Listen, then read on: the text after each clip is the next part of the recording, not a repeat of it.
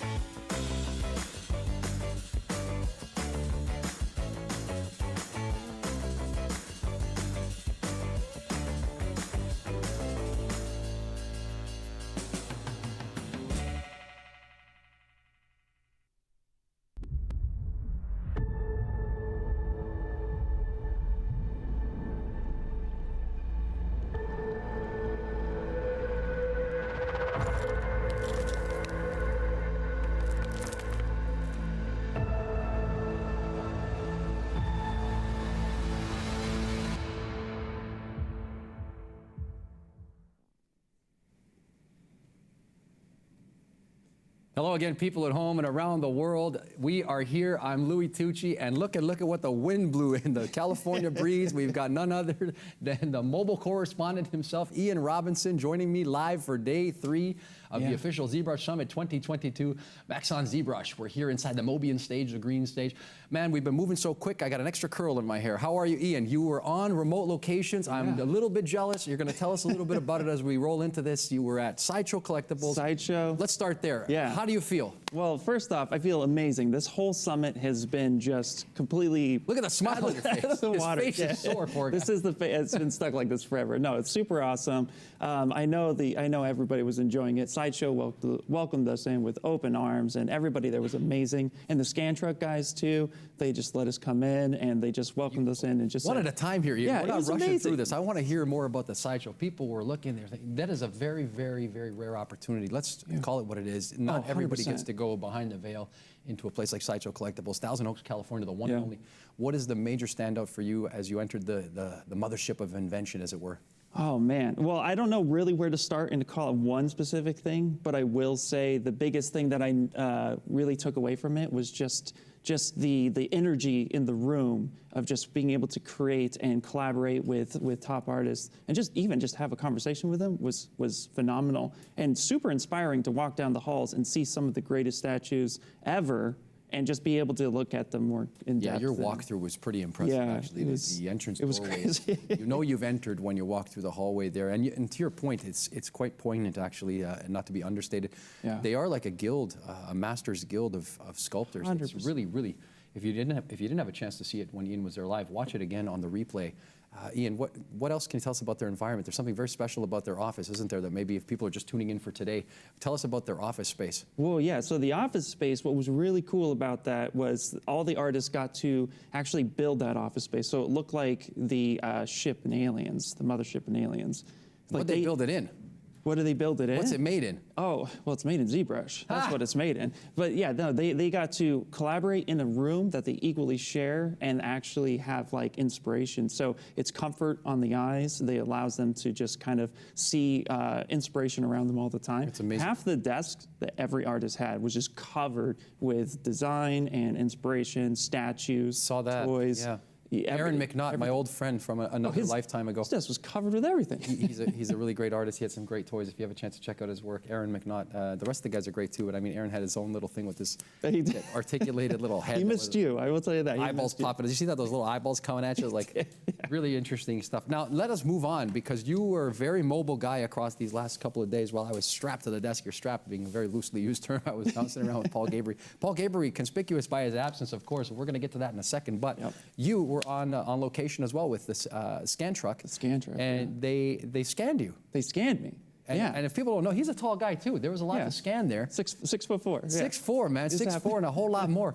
And tell us a little bit about that experience for you. What was that like to go in there and get scanned up like that? Well, what was really cool about that experience is the fact that I have a photography background, and to be able to see photography used in a different setting is super amazing, because while I kind of get the gist of what photogrammetry is, and I have a little bit of experience, just being able to talk to everybody and kind of just see, you know, how they use it and how that technology is growing and coming and just elevating the industry as a whole, and how ZBrush integrates with that. It gives me, like, I want to go play with photogrammetry now, and I want to go see how I can clean up stuff. So yeah, it's really impressive. It introduced me to a new workflow, which I had never really played with before. So definitely curious. So you learned, it's safe to say you learned something new as well. Oh, 100%, yeah. Wow, amazing. And the hits keep on coming here for the ZBrush Summit 2022. Ian Robinson, you're here live with me for the better part. It's going to be a wild ride today. Speaking of on location, we have got some very interesting things going on today, and it's going to start off with, if we get the schedule up there for a second, we're going to start off with some very interesting things happening. We got our own very own Paul Gaboury is going to be on remote location. Oh yeah, the American Fine Art. I should mention that Paul and I switch. Right. This is by design, of course. There was no way that he was going to allow you to get away with all 3 visits, and here we go. I'll say it once. I'll say it again. You did a fantastic job. It's nice to have you back in the studio, though. Thanks, man. And now Paul Gaboury will be on location, American Fine Art Foundry, located in Southern California. the American Fine Art Foundry. This is one of our visits today, but we've got a whole whack of things prepared and ready to go for us. I'd like to see the schedule up on the screen so the people at home know exactly what's about to be forthcoming. Today is the final day of the summit. If you're tuning in for the first time, we missed you on the Sculpt-Off, or during the Sculpt-Off. We missed you on day 1, day 2, but hey, 3's a charm, and here we are, AFA Foundry and Form, from ZBrush to Bronze. Next up, we're going to have the Framestore creatures from Sketch to Screen. I've been saying this all week. My favorite thing to do is make a little quick drawing and turn it into something in ZBrush. Raphael Phillips, Wakanda Forever. He is going to be here talking about all things. You actually saw his work, Ian Robinson, inside of the Sideshow. Yeah, I saw his statue. So you know we're going to ask him about that. If he's We're definitely going to ask him it. about that and many other things. We got Sea Beast, the Netflix hit series, hit film. Sea Beast is great again. And then the last thing that we'll do together, we will all be reunited, and it'll feel so good to wrap it up before we run off into the streets of Hollywood. We're going to have the ZBrush presentation with members of the ZBrush team, which is Ian Robinson himself, our own mobile correspondent, myself, Louis Tucci, and our new on-the-road guy, Paul Gabery, is going to be joining us again later on this afternoon. And then, Ian, the action will come to its penultimate. It'll be the last lap, and we'll wave the white flag before we come down to the checkered one. Yep. We're going to come for the ZBrush Sculpt-Off, announcing the winners. You were working with the judges yesterday behind closed doors in a top-secret location. I say secret location, but that was the top-secret location. John Brown, Joe Mena, and my dear friend Phil Hale did us a service. Absolutely, and the thing is, you know, they're amazing guys. But handing off all the images to them, it was such a feat for them to go through everyone's images, and it was tough. It was tough. I get the sense it was tough for them. So really excited to see what they picked, because honestly, I'm like, no joke.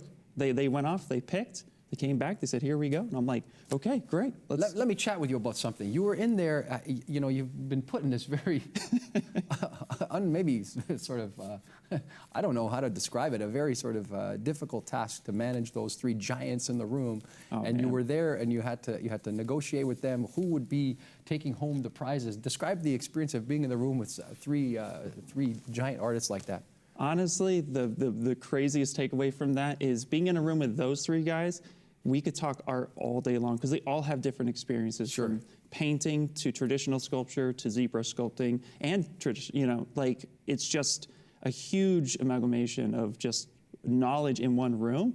Honestly, I was like, okay, I want to pick your guys' brains later if possible about art in general, because it was just amazing. And to hear the back and forth, what they liked, what they didn't like, and just going through the stuff. It was so neat to kind of be a bystander in watching that process. Like a fly on a wall. Dude, it was super awesome. And speaking of which, I think that the overall theme of the ZBrush Summit over the course of the last 3 days has been that transitional idea of traditional and physical sort of construction. And without further ado, I think we're going to talk about that a little more. I'm so glad you're here to do this with me live.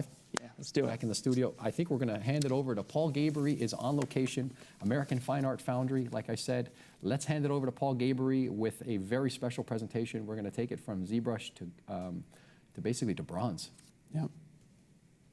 On location.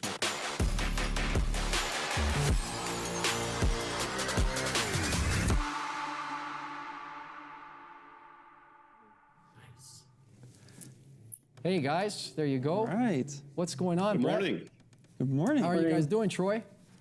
Doing great. How are you guys? Well, we're really good. We know that we've somewhere in there, Paul is hiding in wait, but we're going to talk to you for a couple of moments before we. I know he's off stage managing the situation up there. We're located in sunny Southern California. American Fine Art Foundry is one of America's oldest and most revered and celebrated foundries, having produced some of the finest historical works and sculptural works over the past 40 years. That is not an understatement. Tell us a little bit about what's been going on. Brett, first. How are you doing? Well, we're doing great. I mean, it's been a lot of fun here. The projects that we get involved in are everything from historical projects that would date back to a little-known sculptor by the name of Da Vinci, all the way forward to contemporary works for some of the studios around here.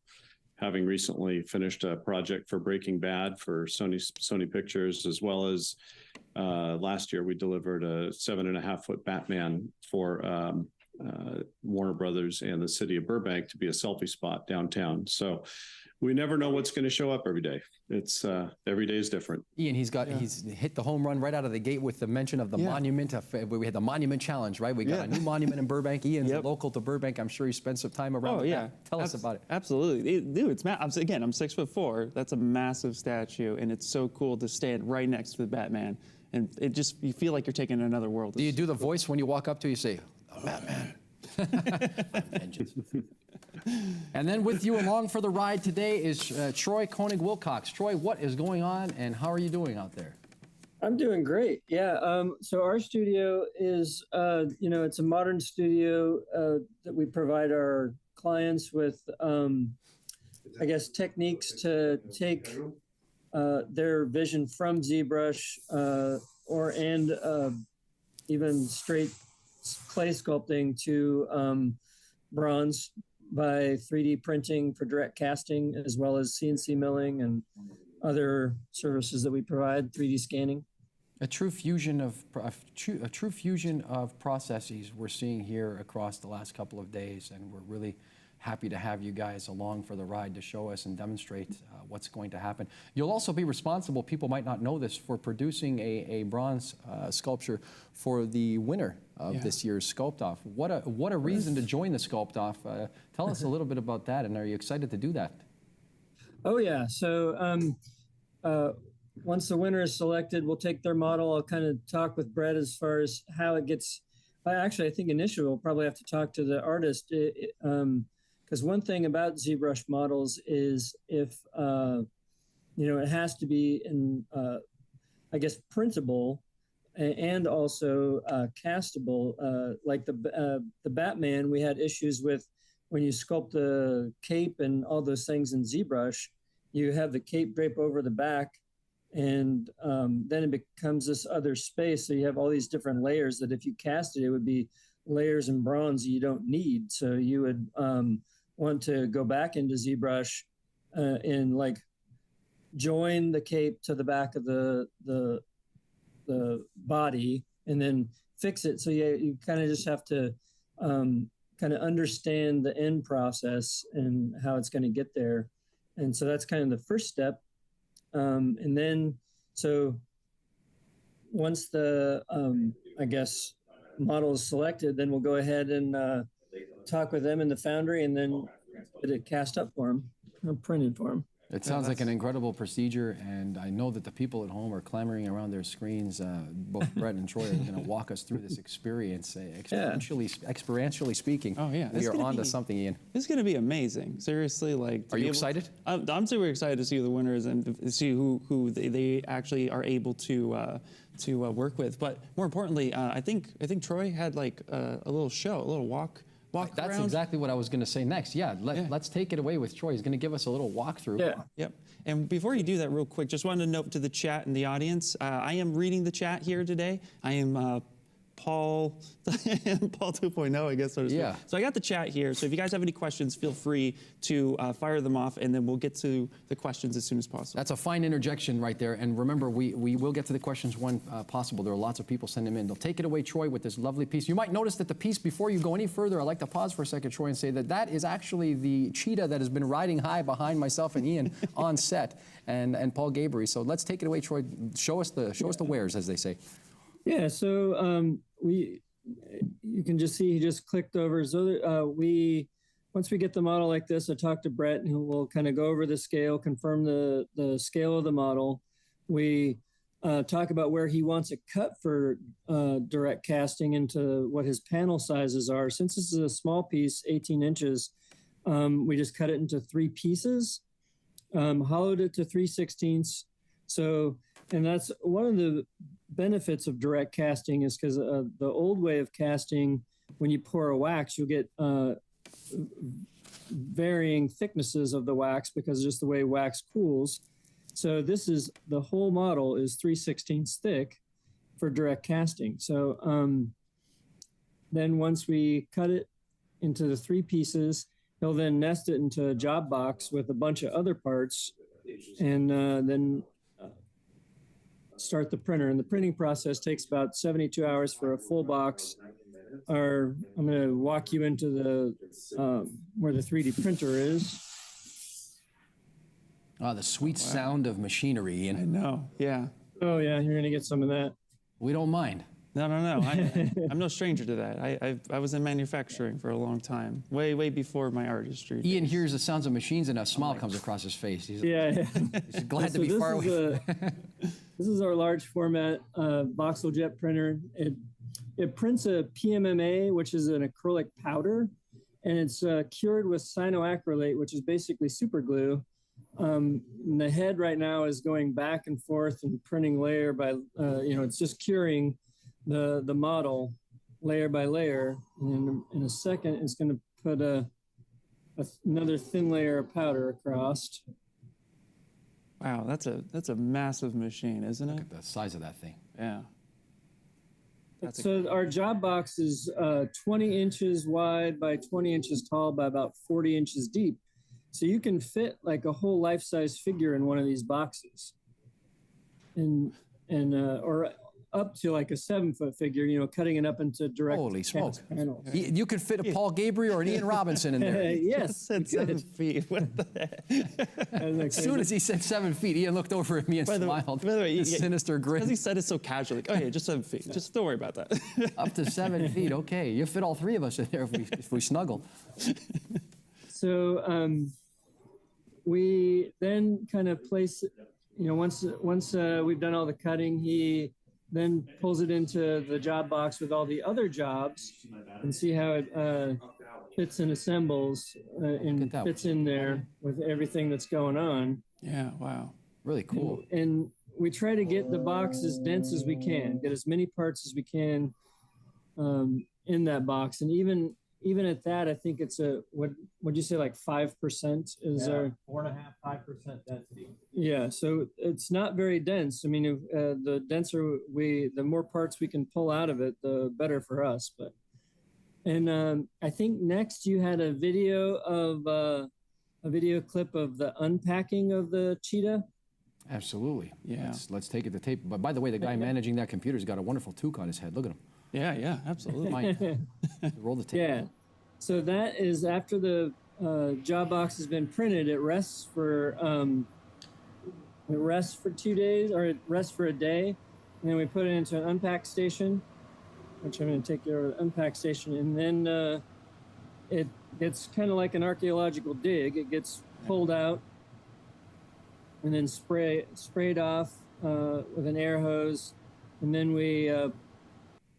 and then I think you can go to the next video of it being dipped. Yeah, let's have a look at the dip. Yeah. Here he is. The dip. Yeah. Look at that. Yeah.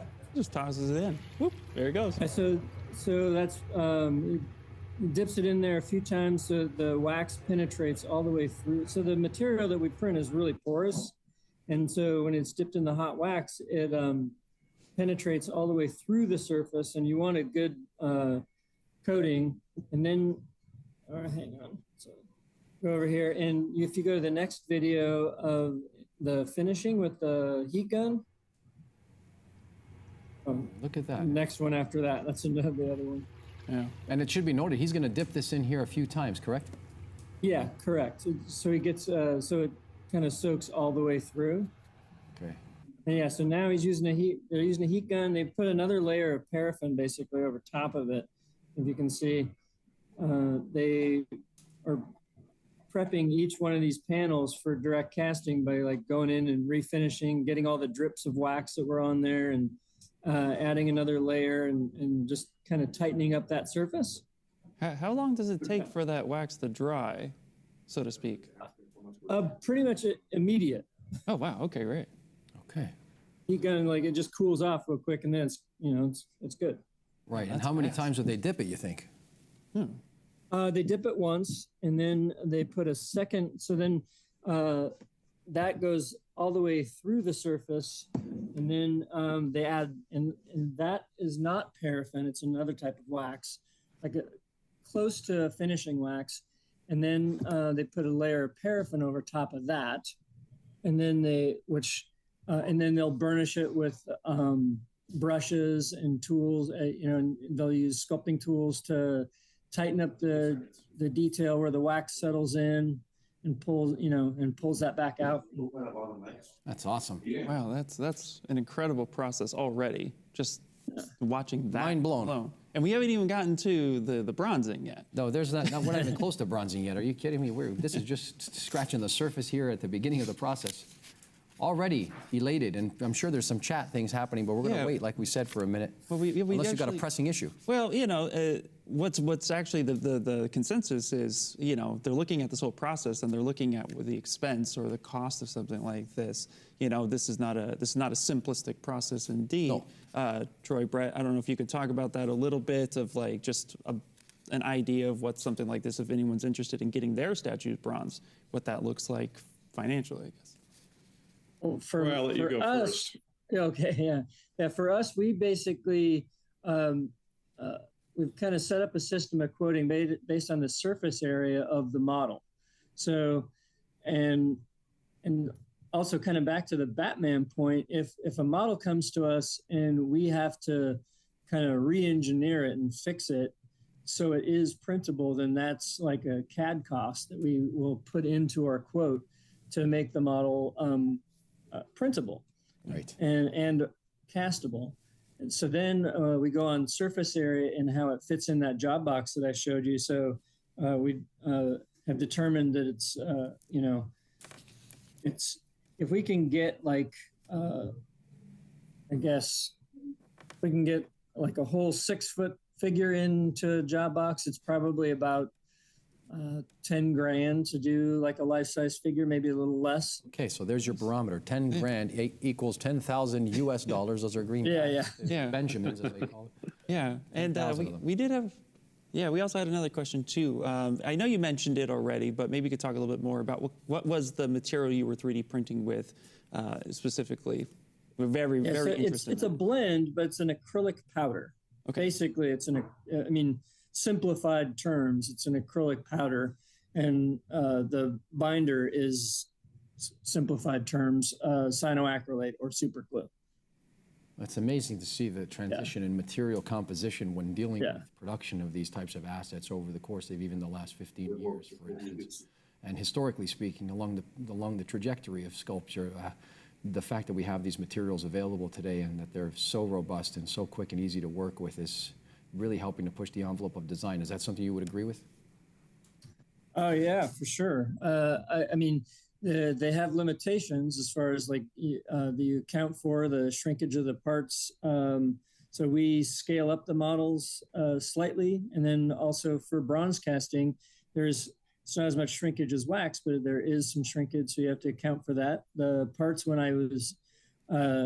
we were dipping it, if we do large panels for monuments, they can, when they get into that wax bath, they can shift. So we'll sometimes reinforce them with like MDF sticks to support the back of the panel so it maintains its shape.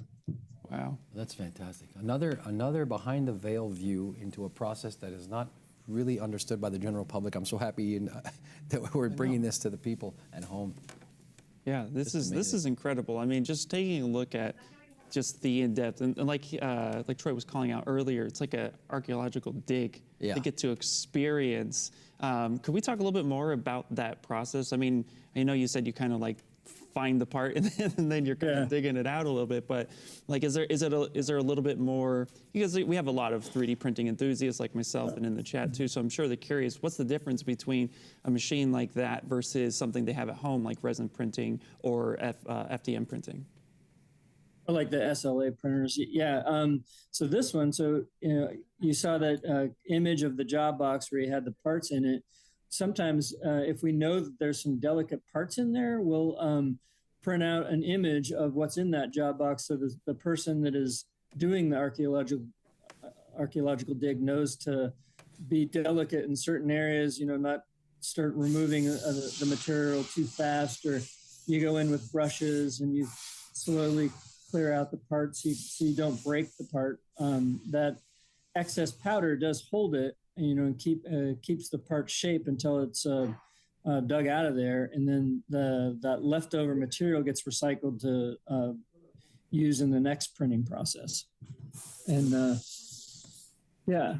And then the other thing I wanted to ask you was about challenges that you might have experienced. Like you said, you would have to add CAD costs to make repairs to things. What are some of the things that people should be aware of and look out for when preparing files to send over to you in advance? What are some things, and go through the list or the gamut of things that people should not be doing? Yeah, I think, I think sometimes dynameshing does help, but I think the main thing is when you create models, at the end, it needs to be one complete model that I can hollow for one, and then elements that lay over other elements, because I will need to make them all one, I guess, what is it? A hollow, an element that a part that I can hollow. So you don't have a lot of, because if you think of like that Batman situation, you think of a cape laying over top of something, that's a whole layer of bronze that's going to be laying over top of a back. The back doesn't really need to be there for bronze. So I think the main thing is that once, if you're creating something for a monument, kind of ask for help or talk to me or talk to Brett on, okay, I'm creating this model. How can I prepare it for the printing process as well as the casting process? Let me take something from what you just said and extrapolate that over to Brett. And then how does that transition happen with you, Brett? How do you sort of communicate with him regarding what he just said? Yeah, so really this whole process of is magic. We're taking a digital file that doesn't exist in 3D form, physical form, and we're turning it into something that's tangible. The thing that we rely on Troy to guide us is what does he need to do to have it hollowed out for printing? And then we have to be in connection with each other, because sometimes what's optimum for him isn't optimum for us. So there's a bit of a collaboration about how do we solve both of our challenges so that we can end up with the best result at the end. And we do need things hollowed out as well. That's one thing we have in common. We need the surfaces to be really clean and tight, because whatever is captured in that print is going to be captured in the bronze. It truly will pick up everything that's there. So we need to make sure that that flows through seamlessly. And then we don't want any trapped areas inside the sculpt. So as an example, on the Batman project, Troy mentioned the back and the cape, but we also had a problem with the tool belt. The tool belt was sculpted in incredible detail all around behind, but it was sandwiched between his backside and the cape, which was never going to be visible to anybody.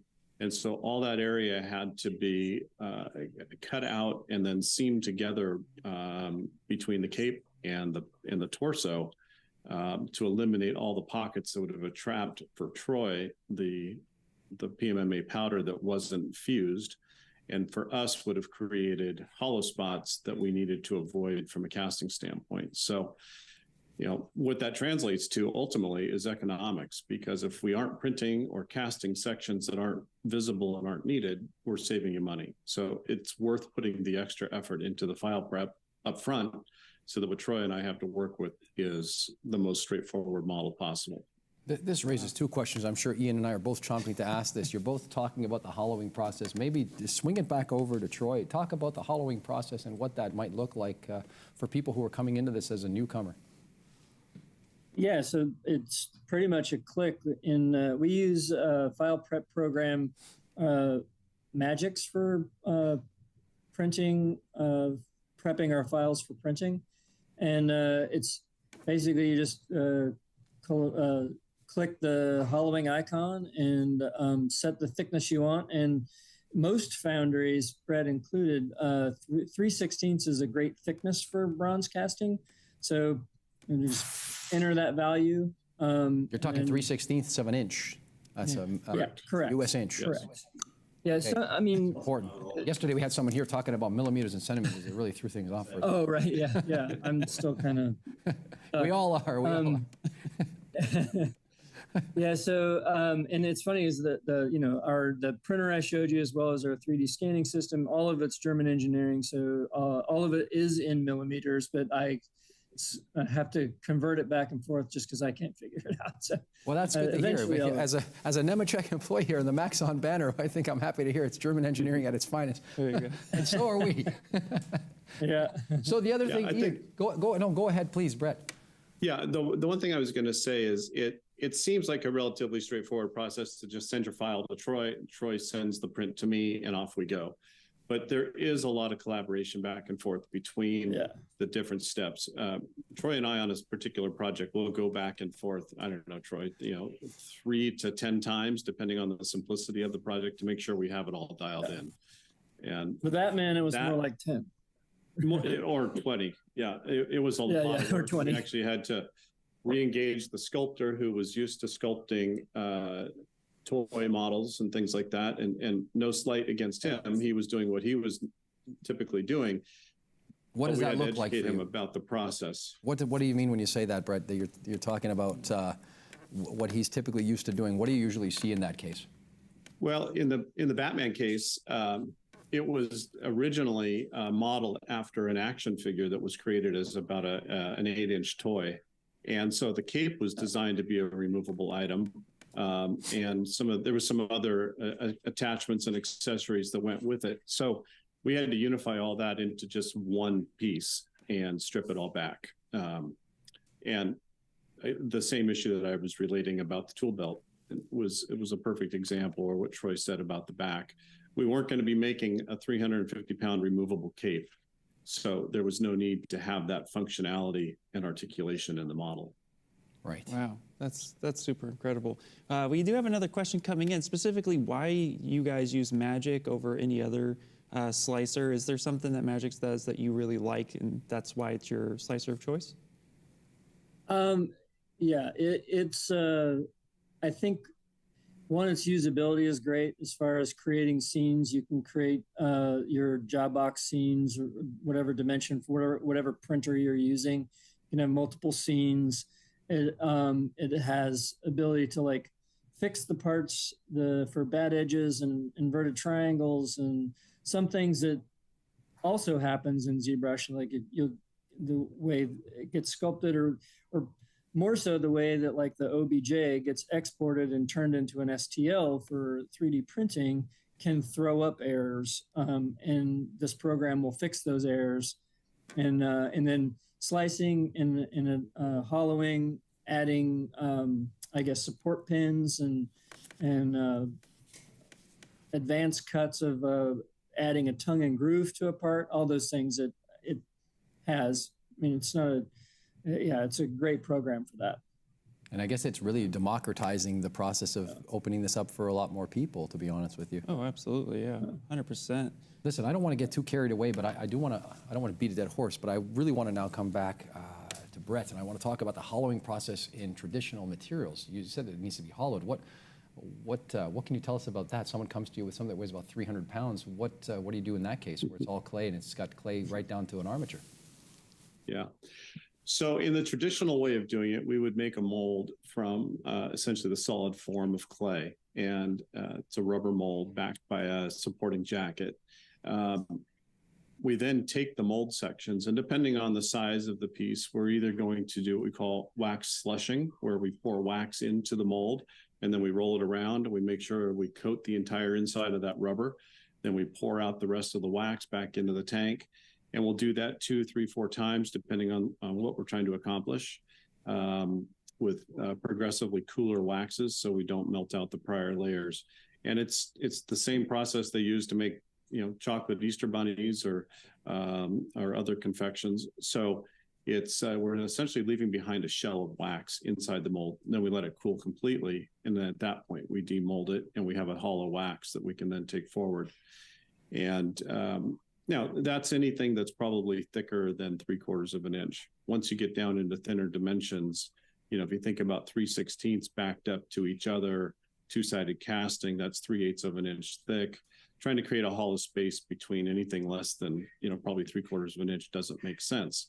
So, for example, on the piece, we're going to be showing the cheetah that was on the backdrop there. And as we take it through the process, the legs and the tail are solid, but the body cavity and the rock are hollow. So that's, some of those judgments have to come into play in terms of how we produce the piece and how we actually do the original mold. Wow, that's just fascinating. Wow. Slushies and chocolates.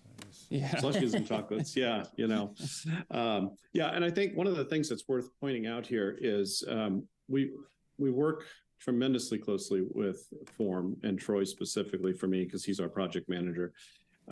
We pioneered this process using a technology that was in the aerospace industry and in the automotive industry, primarily used for engine parts and, pump housings and commercial castings.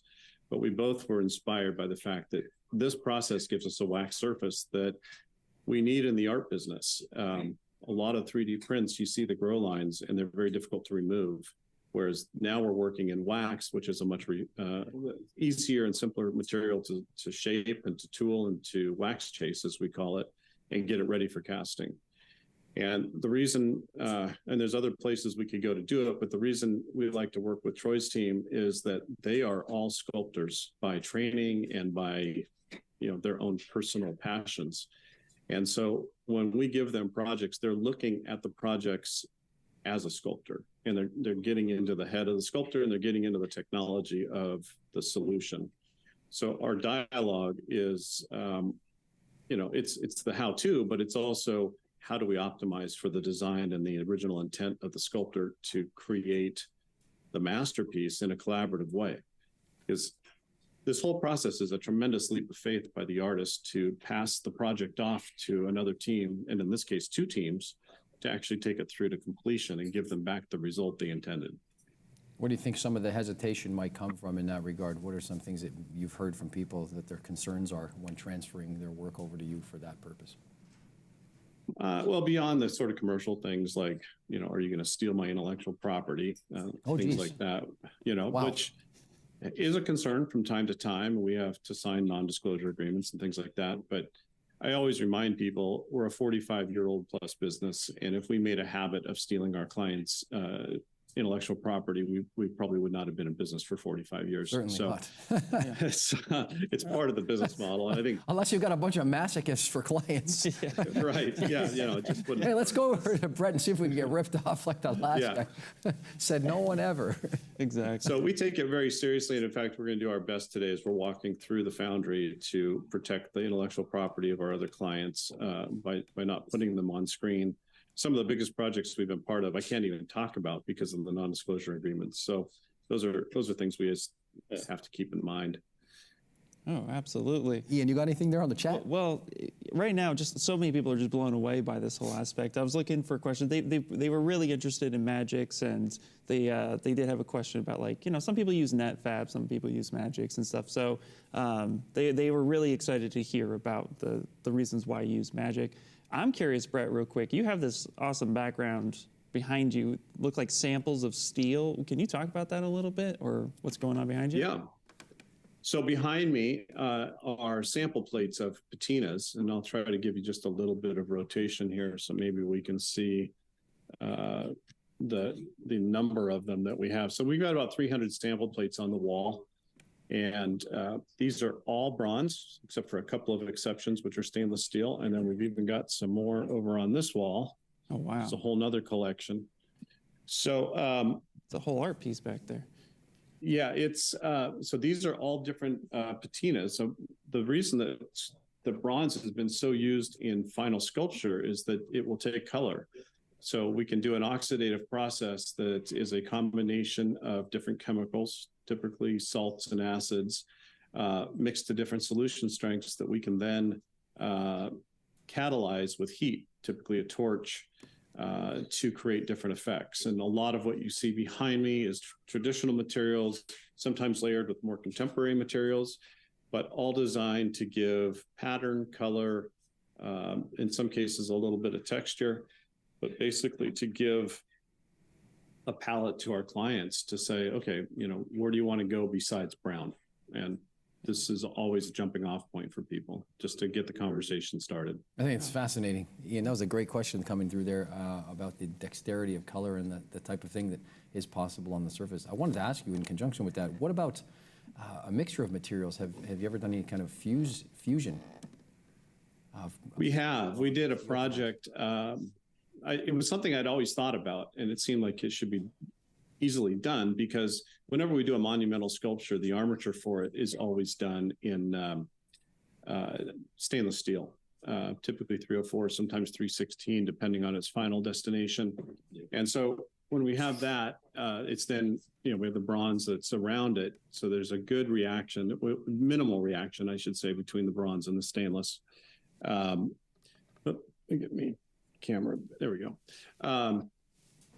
So the client had this idea to do a lion. It was a lion bust, and I believe it was going to a zoo. And she wanted to capture the beauty of the bronze, but she also wanted to give an effect of an older grizzled lion. So what she ended up doing, we helped her. We cut the face out in stainless steel and cast that in stainless, and then we did the mane in bronze. We were able to get a really rich, warm, coppery, orangey, yellowy mane with lots of highlights and things. And then we did the face, and we were able to oxidize that stainless enough to give it a bit of a gray cast, and the gray metal underneath gave it this old grizzled look. It really was a stunning piece. And it was fun to see a way to take two materials not usually shown together and do it that way. Oh, wow. Actually, we had a question coming in. Since you're talking about materials, I'm going to kind of lump in my question with this question. Do you do other materials as well, more specifically gold gliding, if I got the question right? Is there anything you do with that? No. Primarily we're bronze, but we also have a long history of doing stainless steel work as well. And we're one of the only art foundries that cast stainless. And we've been messing around with stainless for probably 40 years. Stainless is a harder material. It takes more heat to melt, and it is therefore more expensive because it just takes a tremendous amount more labor to tool and to polish. We've done a little bit in aluminum, but aluminum has got a lot of its own nuances and problems, so we typically stay away from it. It doesn't finish well, and unless you're planning to do something like an automotive body shop finish on it, it doesn't lend itself really well to a lot of color and effect. There's no such thing as a patina, and you could finish it out, but it's just, we find it more trouble than it's generally worth. We have done a few projects in silver. We're limited to a 6-pound casting in silver. And we did one of the Leonardo da Vinci horse and rider pieces in silver. Oh, wow. Which was about 6 pounds of silver. So not an inexpensive casting. But generally we don't get a lot of call for that. We do every once in a while. And people have asked about gold. I had somebody that wanted to do gold busts of his clients, and we ended up pricing out what that was going to be, and tried to find a vault locally that would take the gold, and nobody wanted to store it locally while we were getting ready to cast 30-pound sculpture. So right, for obvious reasons. it's got other inherent problems. Yeah, that's a security, if I ever heard one, that's a security concern. If I ever 30 pounds of gold, hey, did you hear about the 30 pounds of gold Brett's holding in this facility? Yeah, they got stolen from AFA. Yeah, here comes the man in the black hat. Ian, straddle up, we're riding wild. Yeah. Let me ask you something. Ian rose a great question there. When you talked of the stainless steel, I really would like to know what are some of the applications, and I'm sure other people would like to know as well, what are some of the applications that have been done in stainless steel? Are those more monument-based pieces or installation-based stuff? Like what gets done in stainless steel versus bronze? Most of the time it's figurative, but or it's something that's abstract and contemporary. Stainless steel lends itself to a more techie look, more contemporary look. There's not a lot you can do to colorize it. We can force patina on it in more of the browns and grays and black tones. Takes a lot of heat to get it to change. A lot of times what we do is polish certain areas and then do a matte finish on others through sandblasting. And so you get a contrast of texture on the surface. It works best if the sculptor plans ahead for what section is going to be which, and then we can execute it in the end. And then oftentimes we'll do we'll drizzle in some pigment or wash it into it. Sits down in the crevices and gives some additional contrast. And, just mostly stainless steel ends up being high polished because it gives you a nickel plated look without some of the complications of nickel plating, which can fail down the road in terms of corrosion on the piece. After plating. So we typically just encourage people to go, if you want that look, just go straight to stainless and avoid yourself the headaches down the road. Yeah, and it's probably more weather resistant. I'm going to blow my own sort of local Torontonian horn. I went right to a ahead. high school Yeah. called, I was, my alma mater of one of them is a Harvard Collegiate Institute, is this school that has one of the last remaining war monuments in front of it. It's the Lone Soldier, and it's in Toronto, Canada, where it's cast in bronze, and it's been there for, you know, decades, almost a century at this point. The one thing I did notice when I was visiting was a stainless steel H that is outside, and I was wondering about the complications of being exposed to the elements. I guess there wouldn't really be that much corrosion or erosion in that case, sitting out in the winter, Canadian winter. Is that right? Yeah, stainless steel's got a lot more longevity to it. If you use the right alloys, there's a lot of different alloys of stainless, and art always needs to really be the finest we can get. And even vendor to vendor, it matters. And I've been in a conversation recently with one of the major studios who needs some pieces for Asia, and they're very concerned because they've used 304 stainless steel alloy before, and it ended up rusting, even though it's very low iron or low carbon. They've still had problems from just the ambient moisture in the air. So we're going to go with the highest grade 316 to help avoid those issues on future projects. By the way, that wasn't our project that failed. It was somebody else's. Sure, yeah, no, we are very clear about it. None of his projects failed. And in that case, I guess both Ian and I will come to the same conclusion, and we're looking at each other thinking the same thing. What might be one of the most challenging ones that you've worked on in casting the bronze, or casting in steel, as you're mentioning? What's one that sticks out? Well, the most difficult project I think we've done to date, we did a project for an artist, Bill Mack, who's in Minneapolis, Minnesota. He had a contract with the new Four Seasons Hotel there, and he had a concept to do it's essentially 7 children's blocks that are 3-foot cubed, and they have a letter on each side, and the letters spell out the word imagine, inspired by John Lennon. And he originally brought us the project as a concept, just a sketch, and said, this is what I want to do. We came up with a strategy for it, gave him a price, and then he came back a few days later and said, well, after looking at it, I really want to make sure that it looks like the top cube is falling over, and that all the other cubes are kind of stacked at an angle, and and we can't see the armature on any of it. So that did increase the price, I will admit, but we had to really figure out the engineering, which involved us bringing in a structural engineer and having him come up with a concept to support the load all the way through. The other thing that we were told as we got down into the project was we were only going to have a 14-foot ceiling height to install a 13.5-foot sculpture, and we had to get through a 10-foot door. So there was a lot of things we had to figure out.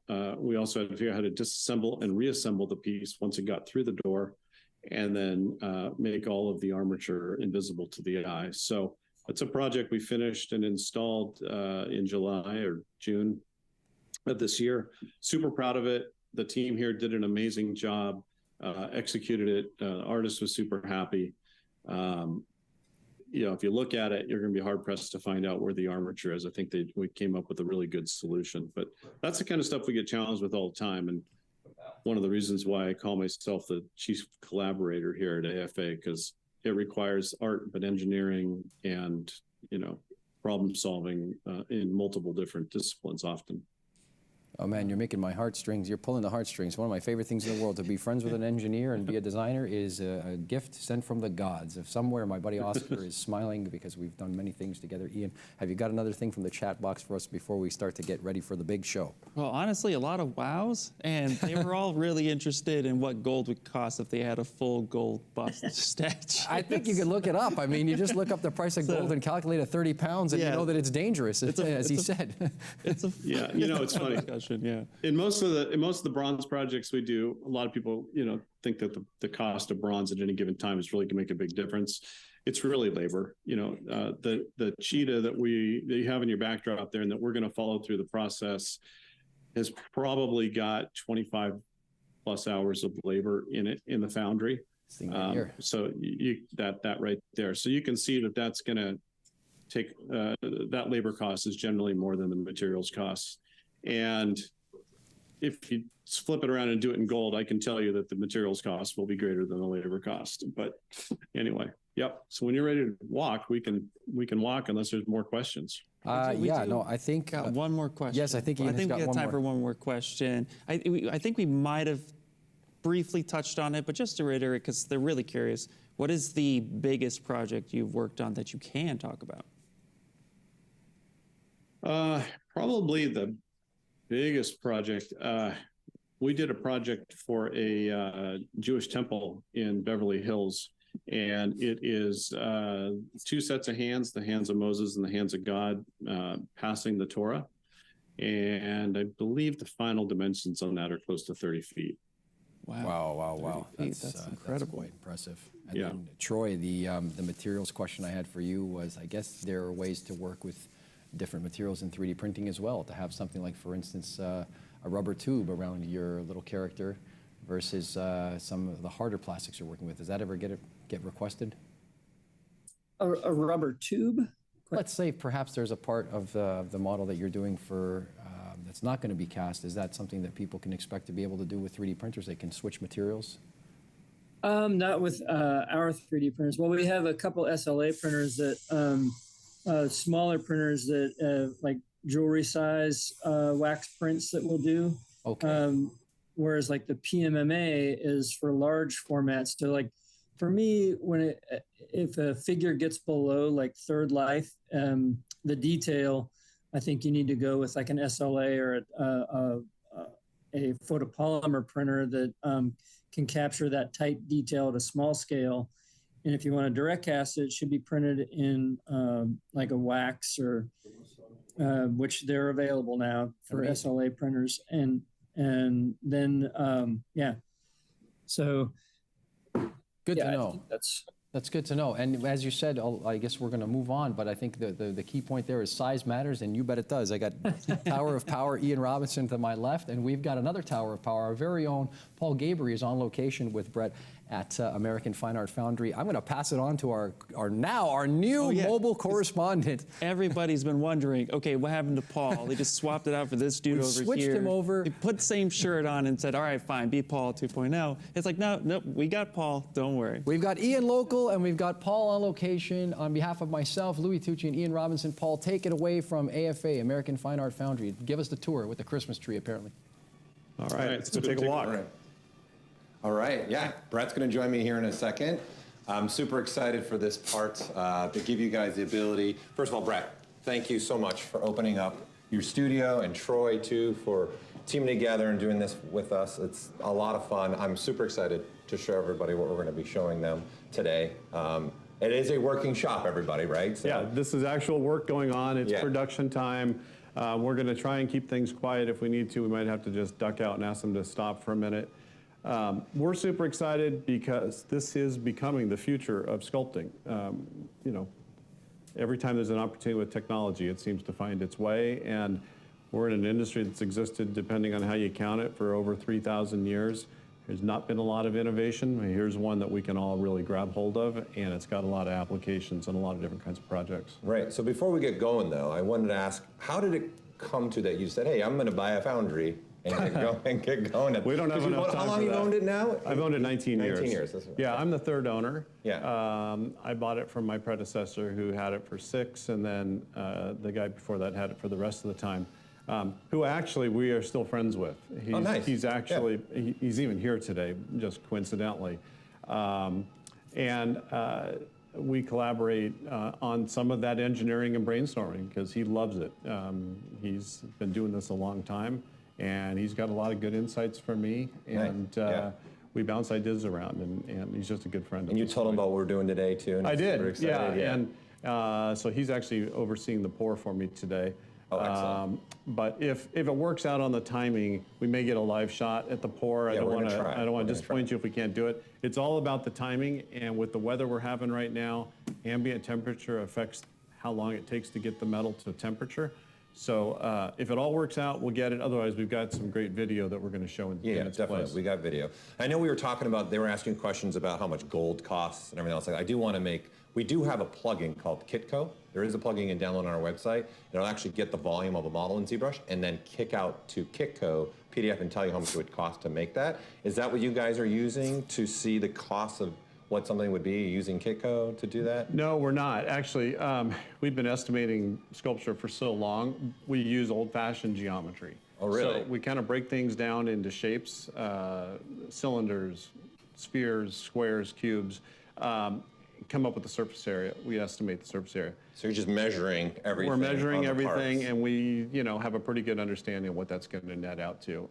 I will say my gut level instinct for that stuff 19 years ago wasn't very good, and I relied heavily on Angel, who's the Foundry manager. But we often each quote something, and then we double check to see if we're coming up about the same, and then rationalize it. Right.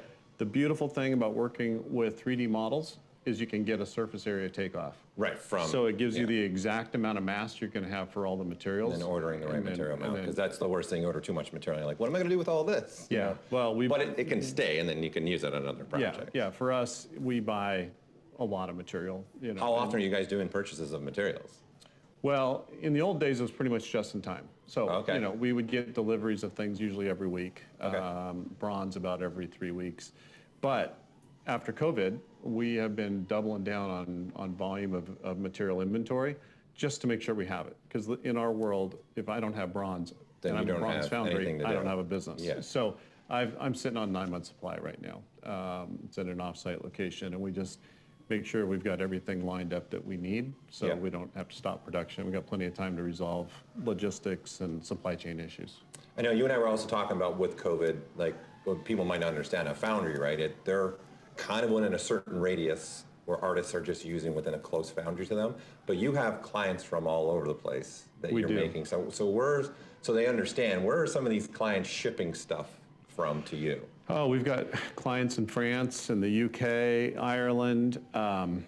We've got a couple in Australia. We've got clients in Hawaii. We've got clients, a couple in Asia. So it's over the really place. all over the world. Wow. And, a lot of times they're sending in a maquette that's going to get enlarged, maybe through Troy, to become a large sculpture. Okay, so they're scanning, right? He's scanning it and then he's making Yeah, it so big. sometimes Troy, like we did a big project. In fact, the very first project that was ever done between Form and us was we had a client, Spar Street, who had a whole collection of new works done in plaster of Paris on Maui. Oh, wow. That were all large pieces that all needed to be prepped and brought over here. And he was asking, how do you create these to get them there safely? And I said, you're never going to ensure that 15 new plaster sculptures are going to arrive here in one piece. Right. So this is really where Troy and I started pioneering this process with his partner, Rob Arps. So we sent Troy over to Hawaii. He got paid hazard pay for that, and he scanned 15 pieces over there. And then we took those data files and we transported those as opposed to the actual sculptures. Right. Then we were able to print them and make molds from those 3D prints. Wow. And then we made waxes out of those. We used the traditional process. Right, I think, Troy, you're still with us, right? Yes, I heard- correct. I did go Yeah, body so what- sculpting while I was there too. There we go. What scanner were you using? Was it obviously just a handheld scanner, or were you doing photogrammetry? I use an ATOS scanner for the fine art Okay, stuff yeah. because of its accuracy.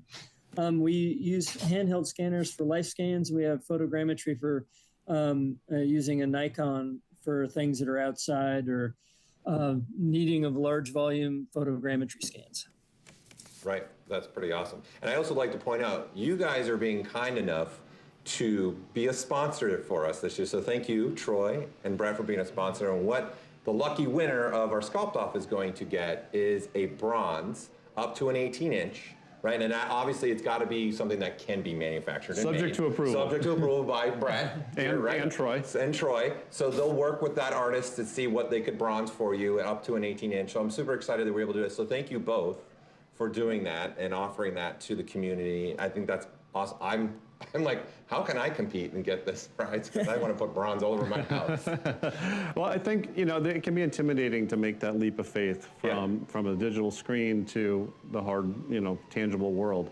And we want to make that easy. We want to show people it's really quite doable once you just get over the learning curve. Right. And there's no better way to do it than go through the learning process. And Troy's great at helping people, and we think we are too. So again, it's a collaboration. We'd be glad to see if we can help anybody get there. Yeah, I know, like Troy, for you, I would say if someone comes to you, obviously you've been working with Brett, figuring this out, hey, if I just want to try and figure this out, I usually tell people just send something off for a 3D print and try just doing some simple molds and casts at your house so you can start getting a little bit of understanding of drafts. Is that something you usually tell people if they come to you? Hey, how would I get into this? No, for sure. It's like, if people are having a hard time committing, sometimes like I'll print if they're worried about what the print's going to look like, I'll just print them a sample of that model, or maybe a small section for them to look at, or, and if they committed to like having something printed small as a model to see what it might look like at the final scale, let's say like 3 feet or 6 feet, you print a small one, it's a lot cheaper. Then you get that print, you take a look at it and say, I want to change these things, or it looks great, let's go with the large model. So. Right. And then go ahead. Yeah, and Troy, just when people think about taking a maquette size and enlarging it for a monument, I know file size and density is going to make a difference, but what's your general recommendation for how much how many times up they can multiply it before they have data loss? I mean, that's kind of interesting, especially if you're talking about ZBrush models, because ZBrush models, like there's areas that will have a high mesh count, and other areas where the artist hasn't, like capes and those things can have a lower density of triangles or quads, and so when you enlarge it, because it's kind of infinite scale in the computer, but when you go to print it out, you just have to make sure that the density is tight enough that you're not going to see a triangle when you print it. And, so I think, and maybe that requires like printing a sample. If you're going to something that's, let's say, like a 50-foot model, you might see those triangles in areas, so you want to make sure that the mesh gets tighter in those areas. Sure. Brett's like a co-host right now. Look at that question. Yeah. I'm in this. Let's do it. And generally, if you think about, if you double the height of a sculpture, you quadruple or so the mass. So that's why something this tall, let's just round numbers, say it's $1,000, but if you go to this tall, it could be $3,000 or $4,000. And it seems like, wow, it's not a whole lot more size. Right. However, the mass, the surface area, everything is going to be more pieces. There's more pieces. There's more everything. So right. And the inverse is also true. When you get real small, now you're trying to do almost jewelry level work, and you're talking about wearing loops, and you're in there with really fine dental tools and things trying to do the work. So then you can have the opposite thing happen, where a really small piece could be more expensive than the next size up. So sometimes, and that's the kind of thing Troy and I can help people figure out too. Yep. They also, for this event, they did a bronze for us, and we're going to be showing you videos as Brett and I walk through the Foundry here. They did Ben Bachar's Cheetah that you've been seeing in the background behind myself and Louis these last couple days. Now it's Louis and Ian. So it's going to start, like we said, with Troy, and then he ships it to here. So we have a video of the unboxing of what happens here once it gets to Brett. So I think that'd probably be a good place to start so people can see how's it get from Troy and then into you here. Right? Yeah. So we'll probably roll that video so people can see, and then we'll talk over top of it too. Yeah, and then just for people who are familiar with the bronze casting process, I'm going to bypass a couple of things that aren't specific to doing what I'm now calling lost print casting. So lost wax is the traditional process, and in that would require us to have a mold. In the lost print, the print is actually taking the place of making the mold and making the wax. We could still make a mold if necessary from this particular print, but we could also direct cast it, and you save yourself the cost of a mold. So this is how the parts come to us. We could probably pause that for a second, and we'll walk back to that back room, or you can show it while we walk, actually. So these are the parts as they come to us, and the parts that are there, Yeah, we're paused, so we'll walk back to that. Okay. room. So where we're going to go now is where we do the gating of the pieces. So, excuse me, guys. Shut up. We're here. We're here. So this is where the gating actually happens. And if you want to go back to that video and finish rolling it, we're going to show the piece as it's being gated. And so this is how it comes in. And I think you're all seeing this live. We go through and the gates go on to allow for the evacuation of the print and the wax that surrounds it. So we lose it. That's the lost part of the lost wax or lost print casting. And so what Kenny has to keep in mind is how do you get everything to flow out, and then you're going to turn that shell over to pour it and fill it with bronze. So we're thinking about the exit of wax and the entry of the bronze. And all that has to be engineered on the fly for unique pieces every time, which is what makes this different than, say, a commercial foundry where they have the opportunity to say, okay, we're going to make 1,000 or 10,000 of these. Let's optimize this with, computational fluid dynamic software, figure out what's going to be the best way to get the wax out, what's the most efficient way to get the best casting, by the way we gate it to get the bronze where we want it to be and to cool properly and all of that. We don't have that luxury. We have to rely entirely on our gut instinct and experience to tell us what's the right way to do that. So looking at this, Kenny's been putting these gates on this, and he's figuring all of that out. The cup at the bottom acts two purposes. One, it's a plug, which hopefully will melt out quickly and then allows the wax to drain out.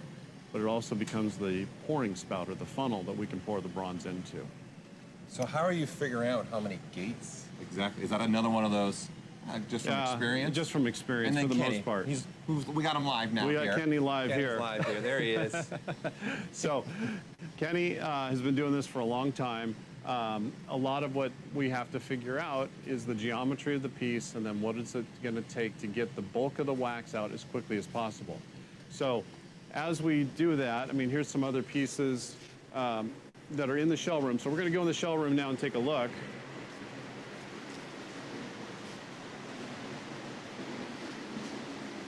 And we can maybe take a pan across the shell room. You'll just see what's going on in here. I apologize for the sound if it's a little wonky, but we keep this room temperature and humidity controlled. And what you're going to see here is there's two slurry tanks, number 1 and a number 2, and then there's a pre-dip. And then we got 3 different levels of grains of sand. So we have a really fine sand, which we call a flour. And then we move into grain sizes, which are a little more coarse. And then we get to the thickest, which is here. So what's the reason for doing the multiple levels of this sand grain? So the process is we're going to capture detail first. So we're going to dip in the slurry, which we've got going on right here. That acts as an adhesive or a binder. Then we're going to dust it up, which you might see here in a minute. You'll certainly see it in the video. Yeah, we got a video to play. Yeah. And so we do a couple of coats of that. That helps us capture the detail that's in that wax. Once the detail is encapsulated, now we're starting to build for strength. So we're going to then continue on. This room, it's about a day. Go ahead and shoot the this. Fun part. The fun part. Play in the sandbox. Yeah, it is playing the sandbox a bit, yeah. So the process is we dip in the colloidal silica, which is a slurry. Then we sand it. Then we set it aside to dry for 24 hours. And then we come back and do that again. So depending on the size of the piece that we're doing, this is 6 to 8, maybe 10 on a really big piece, layers. And so, this room alone can take a week to 10 days just to get a piece through here. So this is what's happening. And then those will go on the shelf and they'll sit. The color yellow is a dye indicator, so as the moisture evaporates out, those go to a more matte color, more of a tan color. And at this point, if you want to roll the video about the cat, you can see the whole process. You can actually see the cat doing its part of the process. Sure. So that's going to be video number 2. Yeah, so we'll play that. So this is doing the whole process from the beginning and what it looks like. Yep. So this is the cheetah, correct? This is we're the looking cheetah. At. And then this is the first dip. This is the first dip. And what's that solution? What is that? This is colloidal silica. So it's a silica and some other minerals suspended. We keep it rotated. There's a propeller shaft in there, which is keeping it constantly mixed. Wow, look at that. So there's the That's front. one dip. That's the front. That's one dip, and then Yeah. 24 hours. Yep, and I On there. abbreviated this for everybody because it's like watching paint dry, but Right. I think I showed 3 or 4 dips here in the video. We Yeah. actually did 6 or 7 on this particular piece. So is there a set number for the dips, or you just? Yeah, again, you're looking at. we're how the piece looking is at the coming size out, of the what it's piece coming and the out as. complexity of the piece and how everything's going to flow.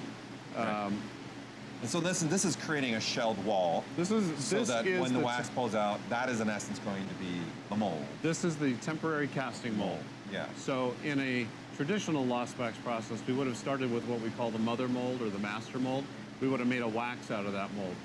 We've bypassed that part of the process, and now we're going straight to this print. Wow. And we're going to make the temporary mold. We're going to burn out the print, and then the remaining shell that's left behind we'll fill with bronze. And what's this dip? This is a different color. This is number 2, which is a heavier, it's also a colloidal silica, but it's got more sand with actually a flour type material as well. And the fun part, It's just playing in the heavier. sandbox. And so now we're just building for strength. And so we want more material to be able to build up on each coat than we did in the beginning. And then that's why you're going with the bigger grain of sand. We go with a bigger grain of sand So and a just thicker creating a slurry stru- so we can build strength faster. And you're just constantly now at this stage, when you get to that thicker grain, you're always dipping in just that barrel. In just that one. So we do 3 to 4 in the first barrel, and then we go to the second barrel for the balance. And this is the seal coat. And so that There it one is. will dry, and then that'll be ready for casting. So That's awesome, right? Perfect place to end. That's so cool to see live. Yeah. So that's For it. sure. And you got to see it live too. Thank you for being here. Sorry to Yep. interrupt. So We'll now- continue on the tour. We're going to walk on through the tour, and we're going to walk this way.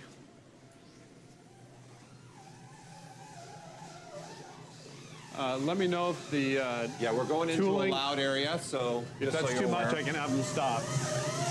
I'm going to be the gatekeeper to the camera here too. Oh, this is the fun part. Here we go. So this is the Foundry area.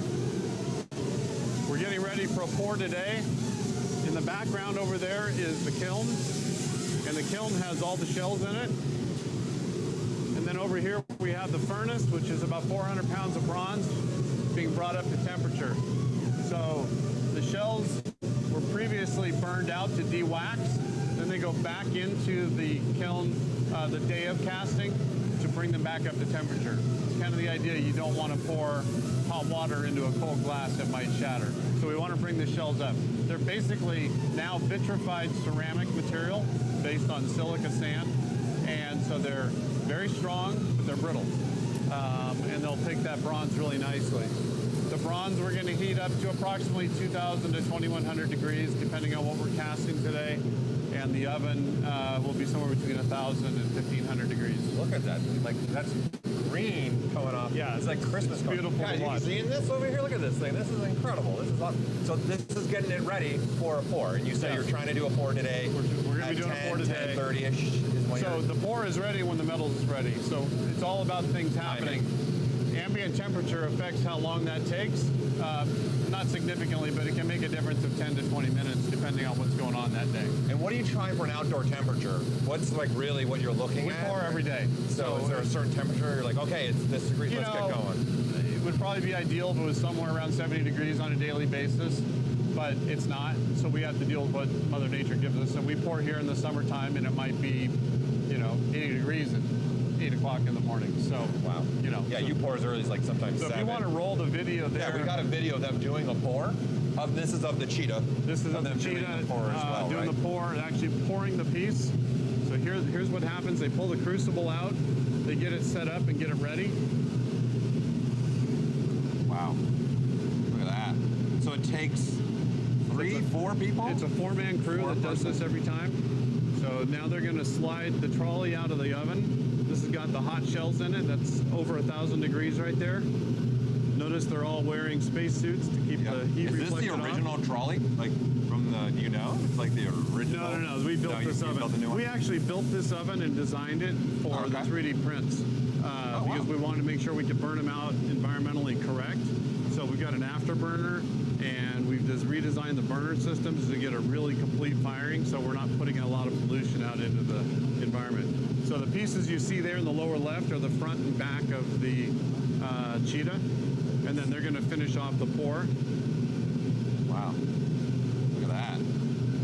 That's incredible. And the gentleman you see there in the plaid shirt is actually the founder of the company originally. Oh, yeah? That's Elliot. All right, we'll pause this right now. We'll give you pause that real quick. Well, we're actually done with that. So now we're going to go and we're going to reveal it. So this is, now that the bronze is cooled, which is probably a couple hours later, we're going to knock it out and we're going to remove that outer shell, which is lost in the process. Right. So, but you want to get a live shot too, you guys can see if you can see this live, so you can see what this space looks like too. You can see obviously the metal getting heated up, the bronze getting heated up over there. And if the timing gods work out for us, we'll come back and shoot the actual pour if it works out for everybody. Yeah, and then they come over here right after the piece. Yeah, so after they're done, and we'll play that part of the video after we get over to this area. So this is where we got a live one here. Here you go. Yeah. So this is where we do a knockout and cleanup. You can go ahead. Say it. Go ahead, you can get in there a little bit closer. So the first thing is to get all the shell material off, and then we cut off the gates. So he's going to be doing all of that. And then we sandblast the piece in the cabinet over to the left there. Did you see it? We're seeing it live. We're lucking out today, getting all this stuff live too. This is great. So in this, I say, and this like, will be this noisy because he's jackhammering. So he's being very careful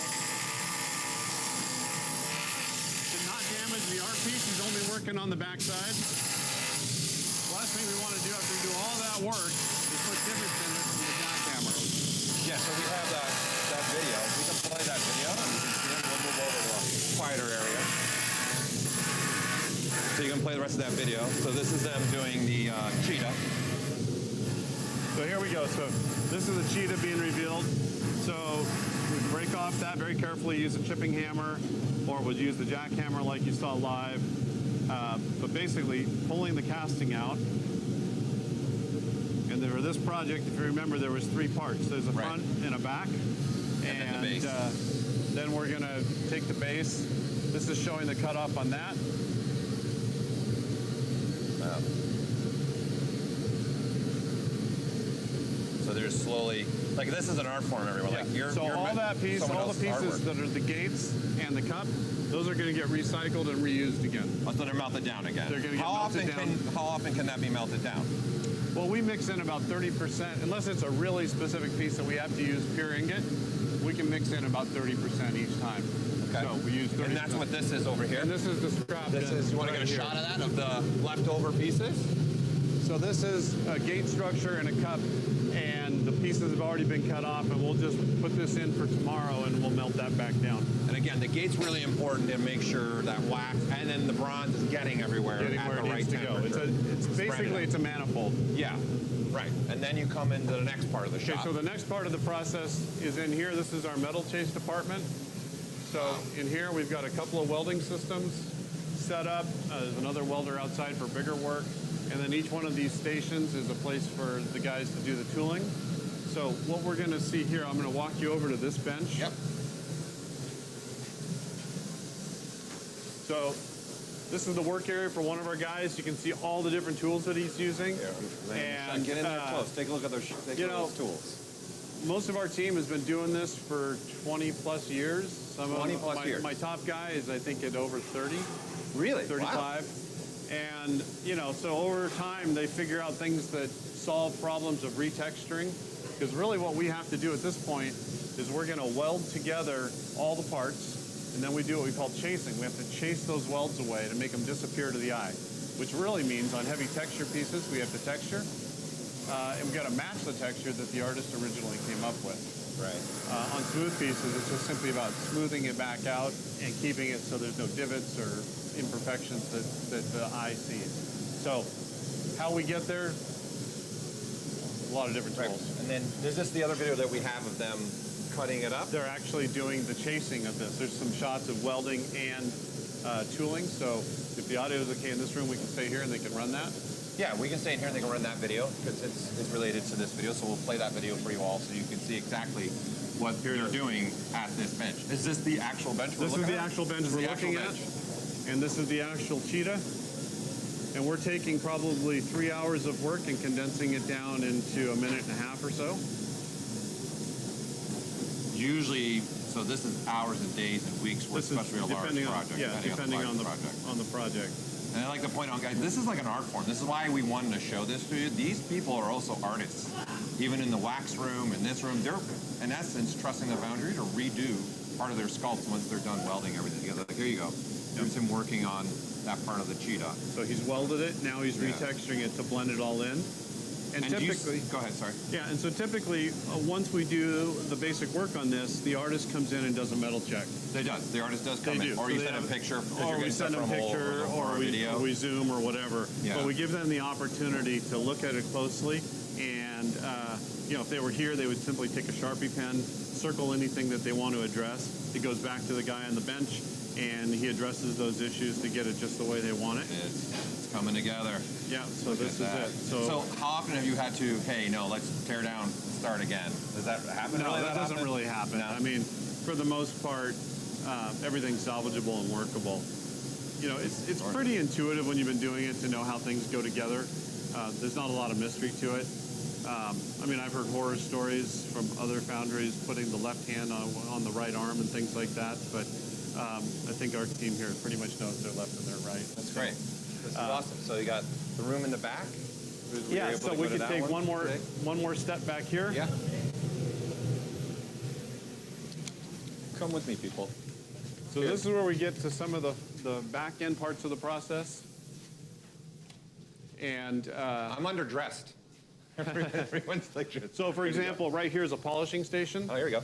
So Eddie's doing polishing on the pieces. So after it's been cast, chased, patinaed, he's going back and putting a polished edge on a certain part.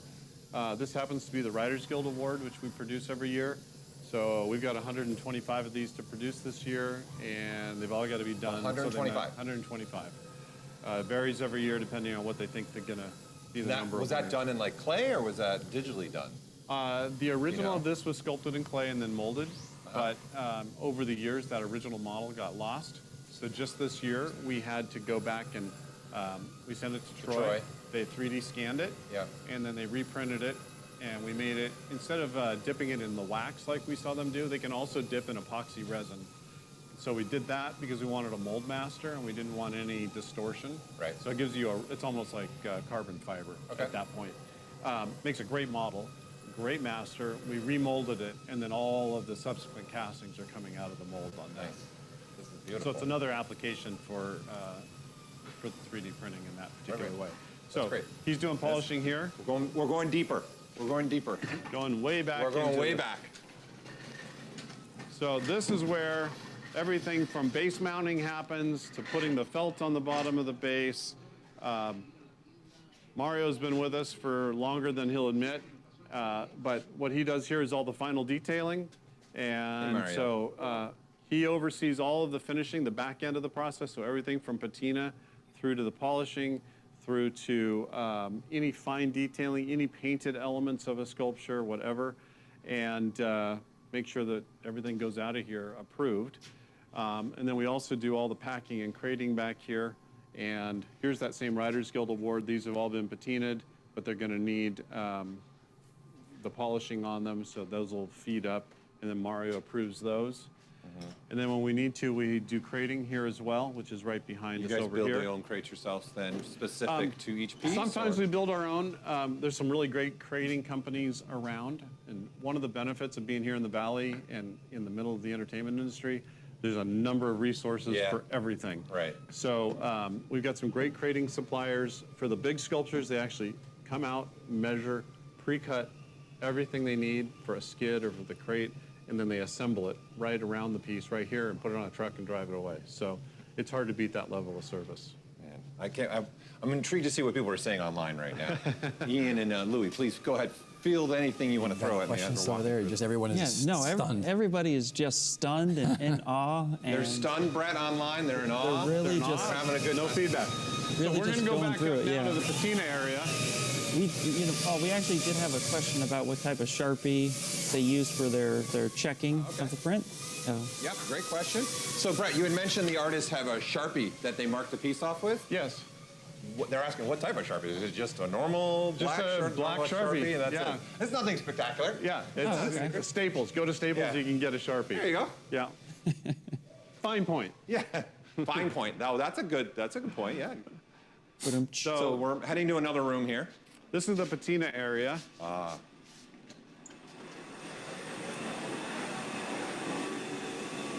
So it's okay to shoot this piece. What Ricardo's doing here is he's doing the patina on this diver. That's awesome. And so he's warming the metal, and then he's going to apply chemical. He's going to reheat it, and that's going to cause an oxidation. Stay there for a minute. Brett, I know we talked how hard it would be to get stuff live. This is just incredible. Your team has been able to do this stuff live. Yeah, it just Thanks worked so out. much. Thank you so much for opening up your shop and allowing this. This is just amazing. So Absolutely this is a incredible. multi-level patina. It's Yeah. very similar to the one we did on the Cheetah. So he's putting down a base coat here. Looks like that's M20 to darken it up first. And then he's going to come back with a lighter color on top after he rubs back some of the dark. So what we're trying to create is contrasting color tones in it and give some warmth and some nuance to it. So we put down a color, we rub some of it off, we put another color on top, we rub some of that off, so we put another color. You know, sometimes we can do 3 or 4 different layers, and that really gives the piece more humanity and more warmth, and it makes it feel like something that's really been made by hand. And then the artist is picking these out immediately, or when do they pick out their patinas that they want? I'm assuming they do it immediate. We always suggest you think about it as you're sculpting it. Okay. Because if you're going to do a complex piece and you want to register different color tones in different areas, it's nice to have a demarcation point sculpted in where that break happens. Other people, you know, just come in and they say, oh, all of a sudden I think I want this green. Right? Because once they see it on the model, they change their mind a little bit. And one of the things we see a lot is that most sculptors think monochromatically because they're working in one material, especially traditional and clay. So they really haven't thought about the color exploration. Right. And then once they see it, those kinds of ideas start to happen for them, and that's why we have so many samples. I've got a project for Ian. He's going to start making some patina materials for ZBrush, so people can just throw it on and at least get a general There you go. gauge. Would love to Ian, talk you're to him about welcome. that. All right, perfect. Thank you, Paul. Thank you, Paul. This is just, we got a video too of the This is cheetah. an art form in Yeah. itself. Right. Ricardo's 100%. been doing this probably at least 30 years. 30 years. So you got like a Not more. So top-notch crew in the here. average tenure in our shop is over 20 years. Wow. So that's, you know, Yeah. that's people that know what they're doing. If you think about it beginning to end, it's about 10 steps in the process. All of those people are specialists. And That's they're why all people- artisans in their own right. Yeah. Because they have to be able to get in the head of the sculptor and reproduce what their original intent was. This is Right. We'll step out and play that video so we're Yeah, not we can play the disrupting finished him anymore. yeah. video of the patina. We'll play that video of the patina so you all can see that. So let's go ahead and play that cheetah patina. So again, we're warming it up. We're applying chemical. Look at that. And you'll notice it changing right before your eyes. That's how quickly the oxidative process happens. Wow, look at that. Wow. It's gorgeous. I'm going to So come over more often. sometimes it's done with a chip brush, sometimes it's done with a spray bottle. So here he is, as I talked about, he's rubbing back that initial coat of patina, and you'll see that it's making a little more luster on certain areas. Yeah. And that'll come through the lighter shades of patina that will go over the top. And this is just a regular scrub brush. It's a Scotch-Brite pad. Scotch-Brite pad. Yeah, Nothing industrial special. Scotch-Brite.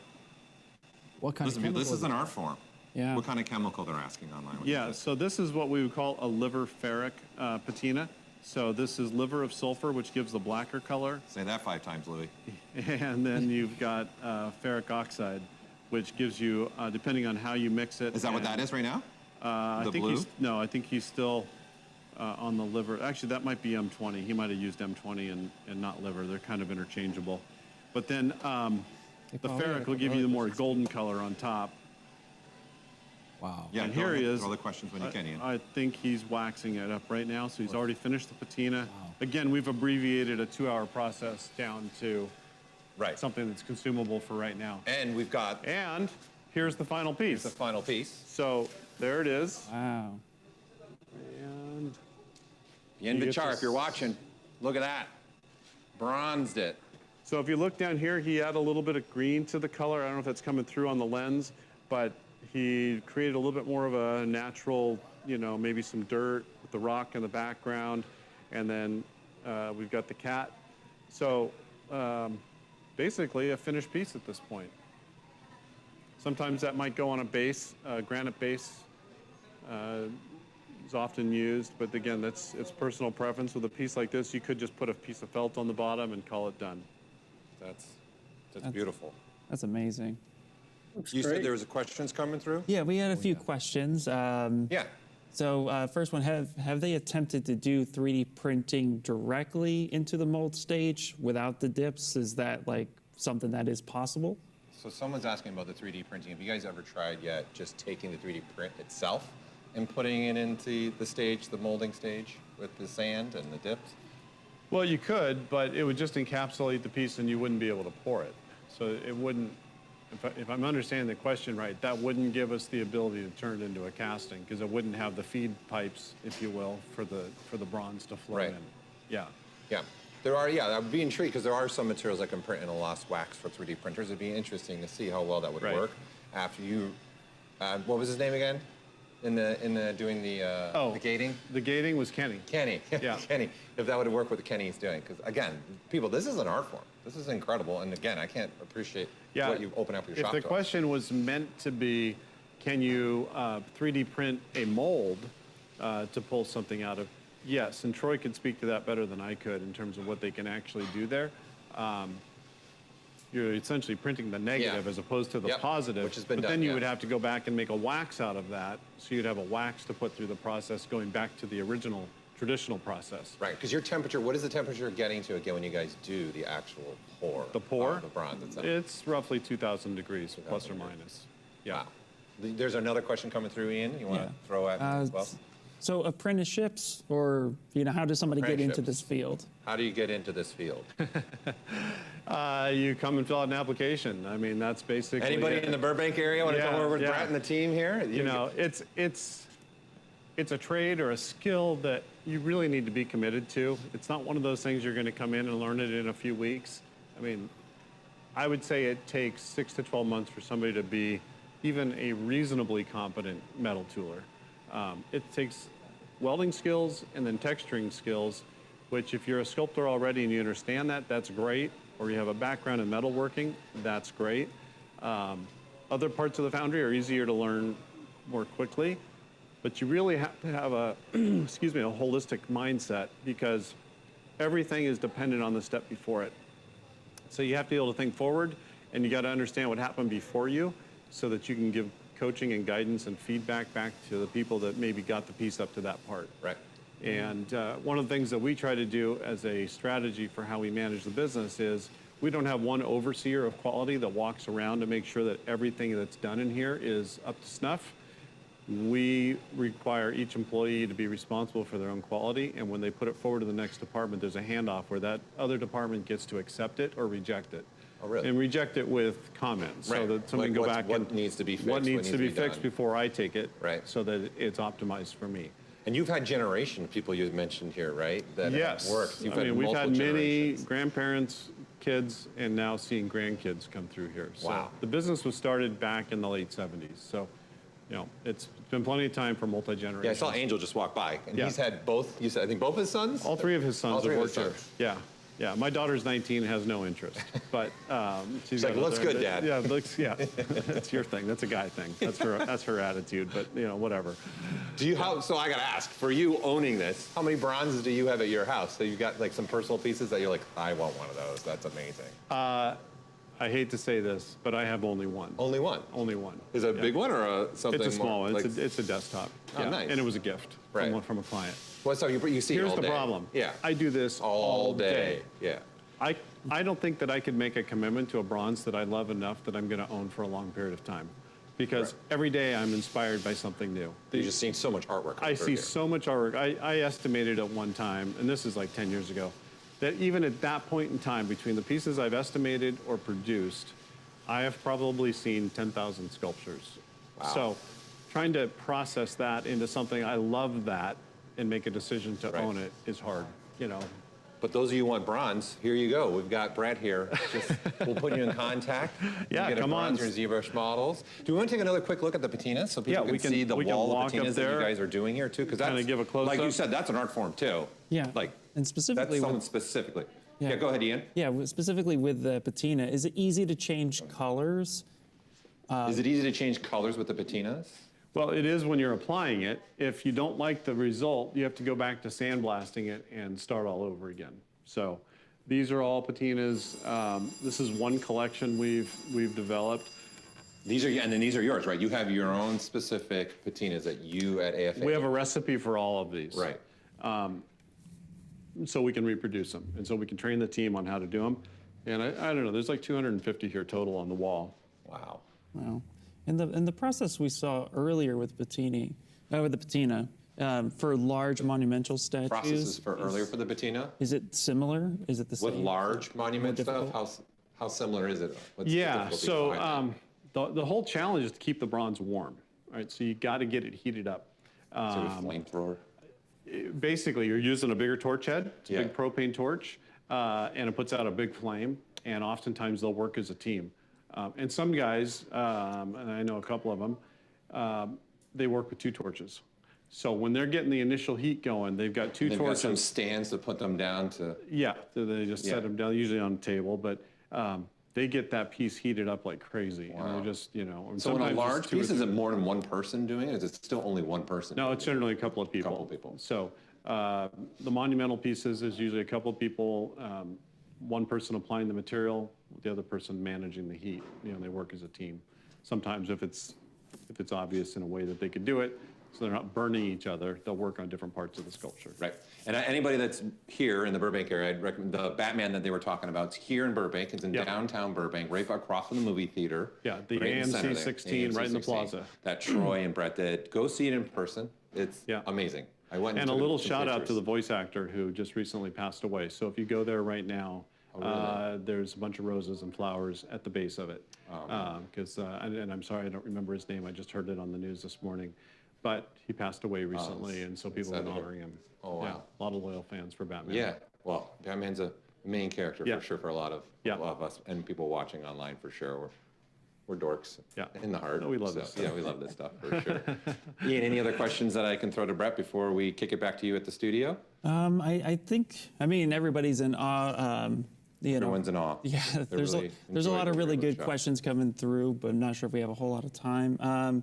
But yeah, more specifically, going back to that 3D printing one, the question was really pertaining like 3D printing with putting on gates and like prepping the whole print. Oh, with you can do the gates. whole thing in 3D printing? Yeah. Well, yeah, we've experimented with that. The problem is the acrylic material burns very slowly. And we actually want to use wax gates so we can get them out of the way, which then allows combustion to happen inside that shell. So we actually need to have two materials.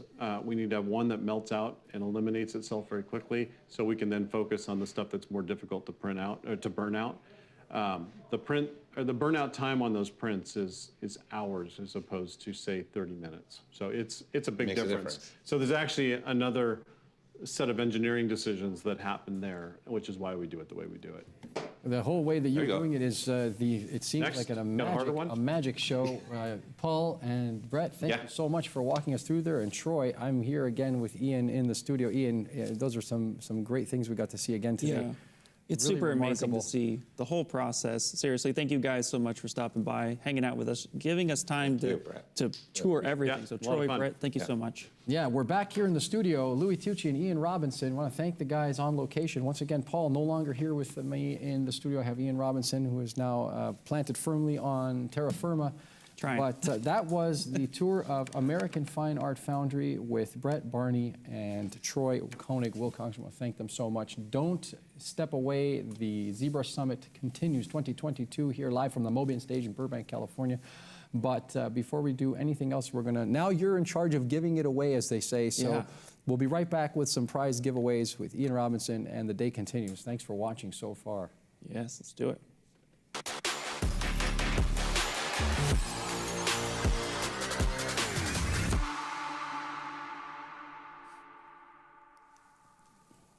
All right, so Welcome back. We're going to do some prizes now. I'm sure everybody in the chat is really, really excited for prizes.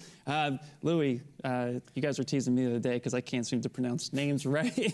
Paul did a pretty butchery job of doing it himself. So I'm going to try my best, please, but go ahead. You can razz me. So let's go ahead and let's give away our first prize, which is a 1-year subscription to the Gnomon Workshop.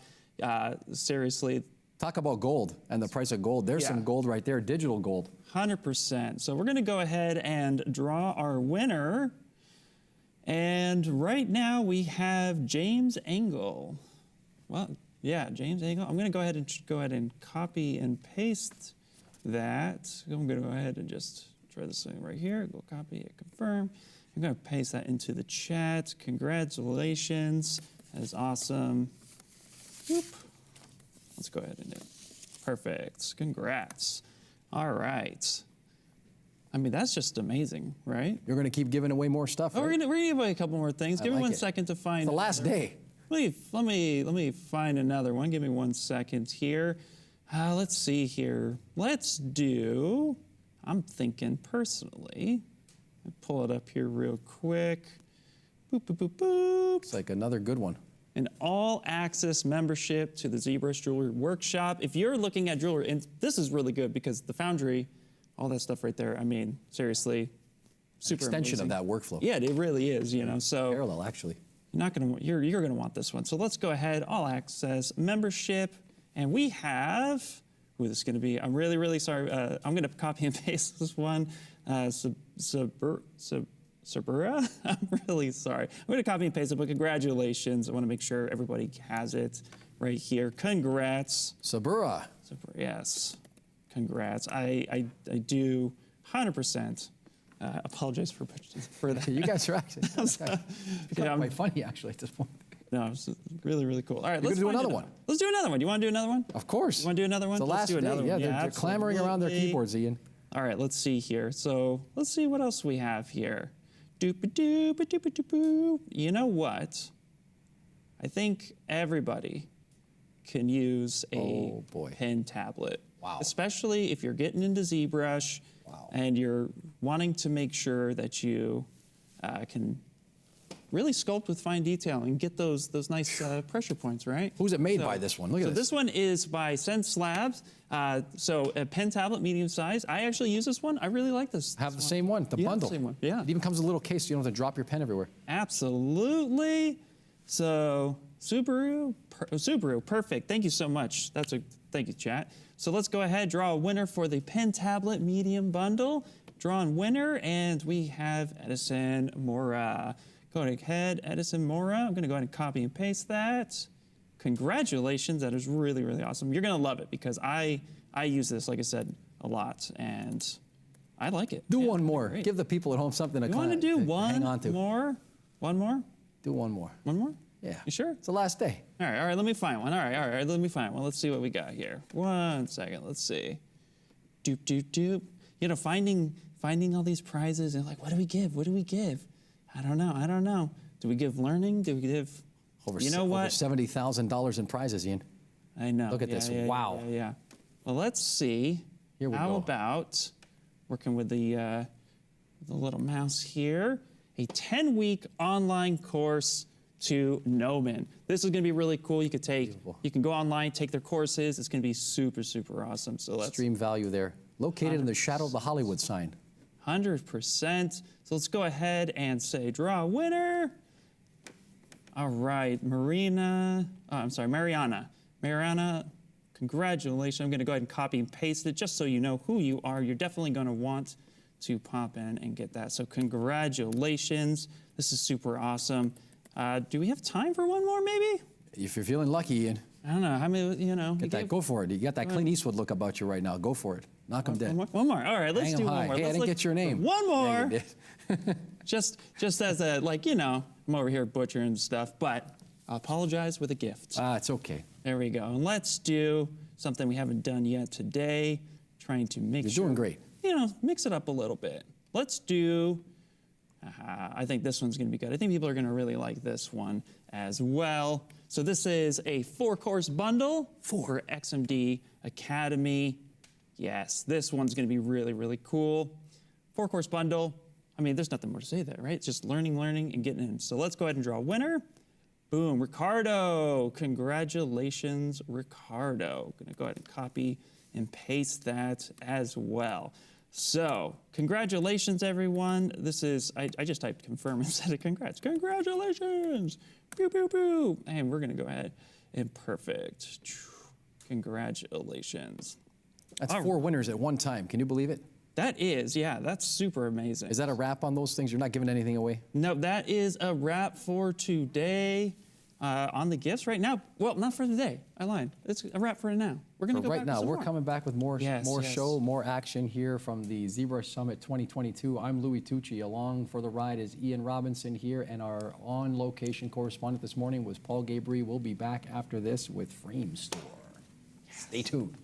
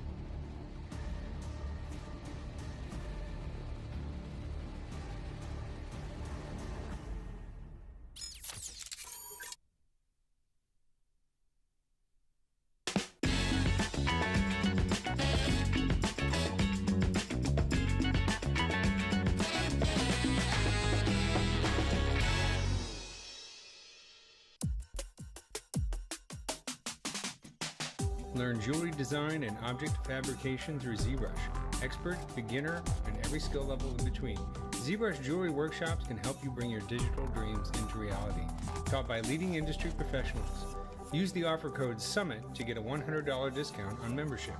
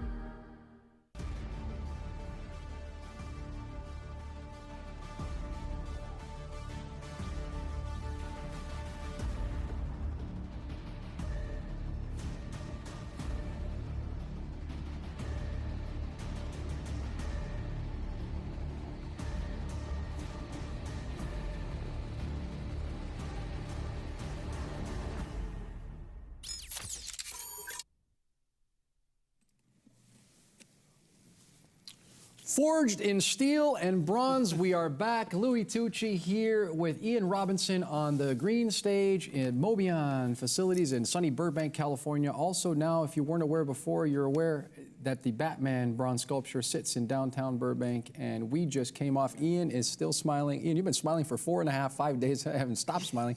What do you think about that AFA, American Fine Art Foundry, and Paul Gabriel's visit there, pouring the hot molten metals? Oh, that was amazing to see. I don't know much about the process, so it was really amazing to just see it all come to life. And I've stood next to that Batman. I mentioned it earlier, but I have stood next to it. Is he taller than you? You're a tall guy, 6'3.5". Well, he's on a little bit of a baby. Yeah, he's a big dude. He's Okay, huge. so what did you learn there? That was exciting, right? Oh yeah, no, absolutely. I do love, and I think the chat can agree with me, that green fire coming straight from the Lord of the Rings styles, like. You know what? There's not. I'm so glad you mentioned that. Actually, there's nothing quite like a little chem fire happening in the outdoors. And in all seriousness, I want to say, Brett did say something very, very important, that they did invest in a jet-powered sort of burn-off situation there to make it so that they have an afterburner, is what I'm saying, and they are burning up those chemicals that are, quite toxic and bad for the environment. So yes, for all of our environmental concerns, the Foundry is doing its best to minimize the footprint. So I'm really happy to have heard that. I probably was in passing, and most people probably didn't realize that, but an afterburner is just for that, to sort of burn off any of those toxic chemicals. Are you having fun? Oh, dude, I'm having so much fun. Are you having fun? I'm always having fun. Perfect. I mean, it's always nice to reprise the role here at the ZBrush Summit as we go live again for day 3, the final day. If you're tuning in now for day 3, you've missed some extraordinary presentations, but don't fret, oh faithful one. We have more ZBrush action to take you into eternity with, and the show continues. Paul Gabriel will be joining us back on set later on today for the ZBrush presentation that Ian, myself, and Paul are going to do. Which, trust me, you guys are going to want to stick around for that. Don't you dare miss it, Gorilla, was the old saying I'm not when I going was to a kid. spoil it, but I'm excited. You better not You're spoil excited. it. You can't say anything So yet. you guys better be excited too, because seriously, it's going to be a lot of fun. Don't be talking about it. Well, I want to, please. There's not a thing you can say about it now that people won't have to keep Okay. the All right, mystique going here. Up next, we're going to be dealing with some folks. They're going to be here from Framestore, again, remoting in on location, and it's the days continue. It's a bittersweet feeling here on day 3 because I know it's about to come to a screeching halt once the candles are burnt out and the curtains have been pulled forward and backwards enough times. We'll have to go back to the main office, but we go armed with the knowledge that the community is stronger than ever. Want to thank our sponsors and everyone involved behind the scenes before we kick it up with the Framestore presentation that's coming up next. But I really want to say thank you to the entire global Maxon team for all the work and hard work they're doing. The Maxon One Suite continues to present and provide people with tools and opportunities to change not only their own lives, but the lives of people around them. And our own ZBrush team, all of the men and women and people who are on our team making ZBrush what it is, who don't get to sit in front of cameras, but I want to thank the entire development team and all the people administratively who make the ZBrush world go round on behalf of myself and Ian Robinson. Ian, are you ready for the next bit of jazz? You've been giving away prizes too. People seem happy in the chat. Oh yeah, everybody's super excited about prizes. I mean, come on. Who's not happy for prizes, right? But we're yes, throwing the kitchen sink at them. That's fair to say. But I am very, very excited for this next presentation. But before we move on to the next presentation, one standout from the AFA, American Fine Art Foundry. What was your one thing that stood out to you as your take home that you were going to be like, wow, that was so cool? Oh man, there's not one thing honestly I can really point out, because that process, having an aerospace background myself, I understand a lot of what that process is like. Again, I don't know much about foundry work and cast and mold, however, but I'm familiar with the hard work that is involved in that. So the takeaway is just the labor of love you have to have for that process to really make it unique and come to life at such a large scale. So the whole thing to you was just a mind-blowing experience, and you're looking forward to trying to get something small made in bronze, not gold, apparently was my takeaway. Well, yeah, because gold is pretty expensive. Right, don't do it in gold. Okay, so enough about that. We're going to now go with our friends from Framestore, and we are going to be right back with them using imagination crafting technology since 1986. We are going to be with them in a moment. Let's roll the tape, and we'll see our friends online in a minute. Let's do it.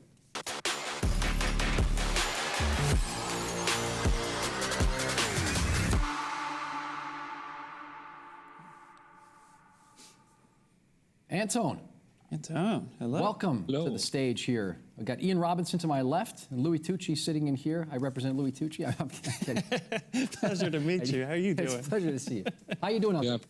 Yeah, all good. Pleasure to meet you guys. I mean, I always dreamed of joining ZBrush Summit, so thank you for having me. We're so elated and happy to have you. You are here on behalf of Framestore, again, founded in '86, the award-winning creative studio.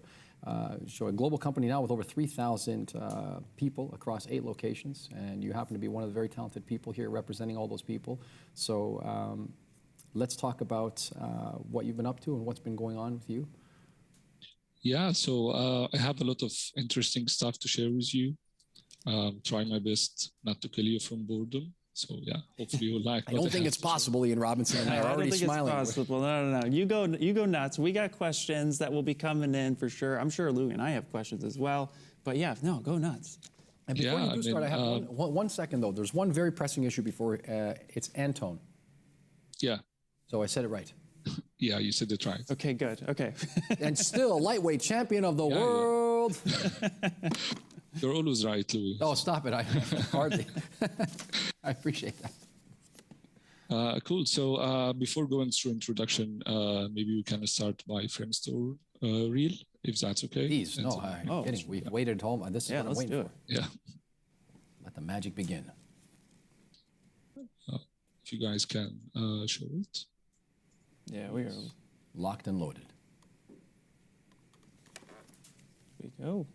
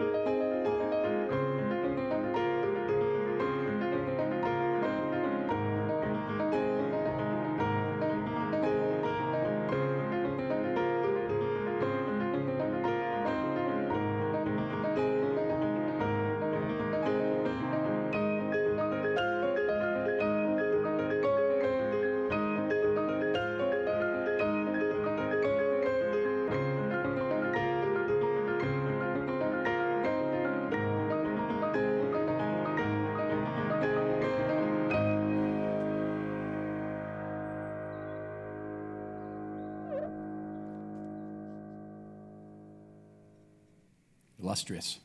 What a wow, that was so impressive too. Like I'm sure, like I recognized half the works, but I had no idea that it was coming from Framestore. So to be able to see that reel, and now we get to put it in perspective for everyone to see, that's super awesome. Did you see the little guy there? My favorite guy. Yeah. Precious. It's mine. little hug he was getting there. No. So yeah, so Anton, please tell us a little bit about yourself and what you do at Framestore, because that reel just, you know, visually is amazing, but we'd love to hear more. Yeah. So my name is Anton. I work as lead facial modeler at Framestore London. I'm pretty sure you guys never heard of me. I'm one of those guys like who work and go to sleep and like start again every day. So like I don't have a lot of presence online. But yeah, I mean, I'll be sharing with you how I use ZBrush in my day-to-day work. I work as a facial modeler, but which means like I mainly handle faces and like face shapes and all of these like interesting stuff, I would say, you know, to bring creatures to life, if I may say that. But I also, part of my job is also like to model some stuff, if ever get like a chance to do that. So before digging in deep, I would like to ask you guys if you got any questions like going through the presentation, please just throw them right away.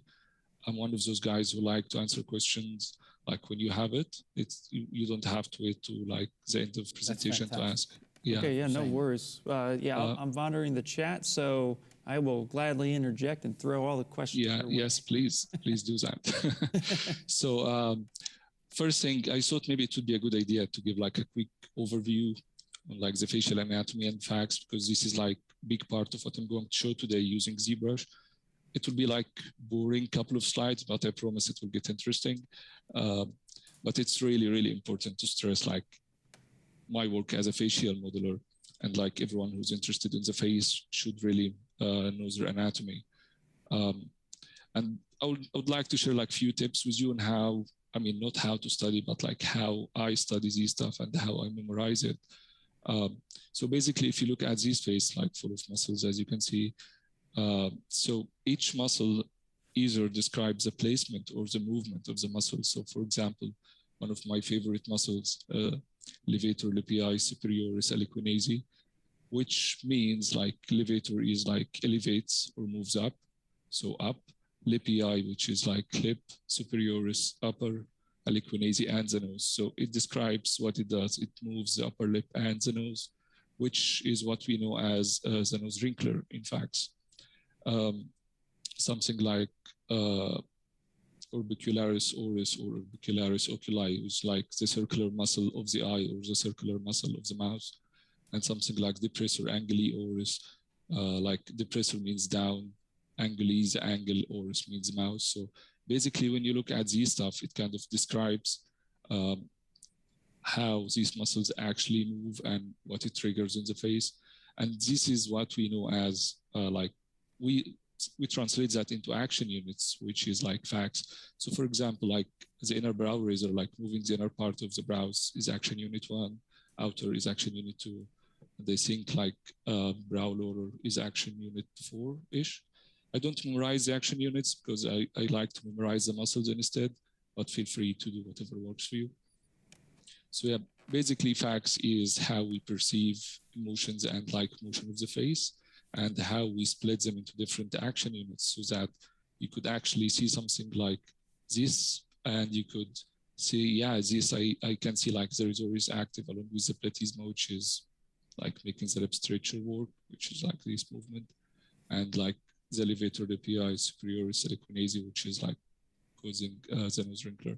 I know I'm talking a lot of gibberish. I hope you're not bored already. No, this is already fantastic. You just keep going and don't change a thing, please. Yeah, and don't worry. They've definitely heard of you, Anton. You are known, so don't worry. They were like, oh no, we love you, let's go. So this is super exciting. Thank you.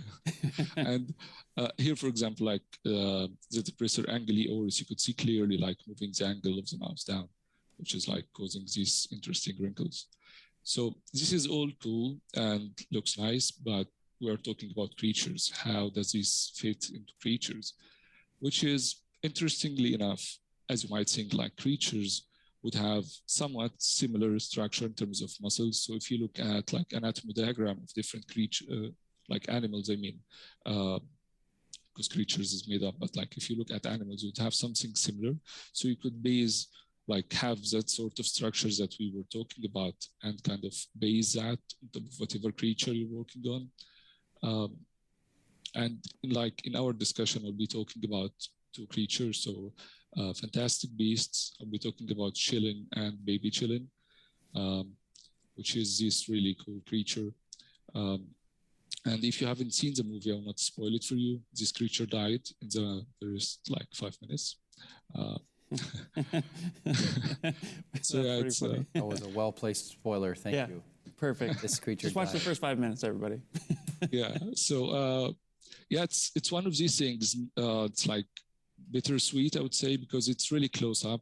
I got to work on it and like these, let's say like delicate movement and like sliding on top of the bones, but it's still like it's a 3-second shot.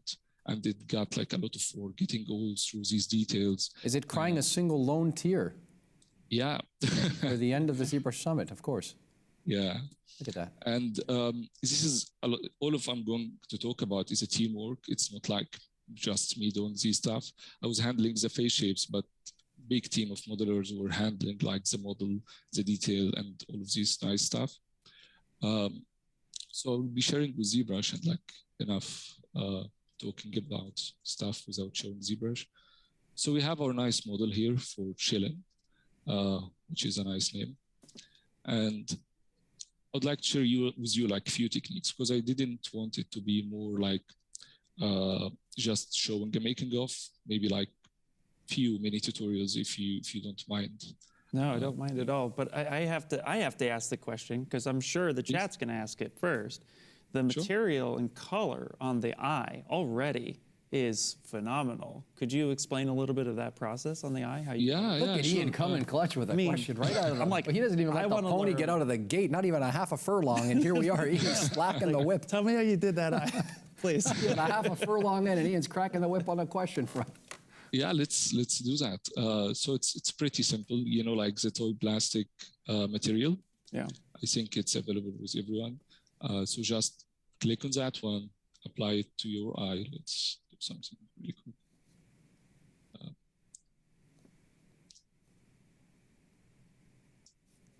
So let's fill it again with white.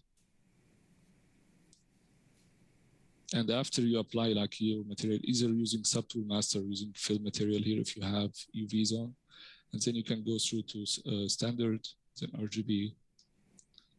And then all you need to do is kind of fake the ambient occlusion that happens when like you have anything just surrounded by different stuff.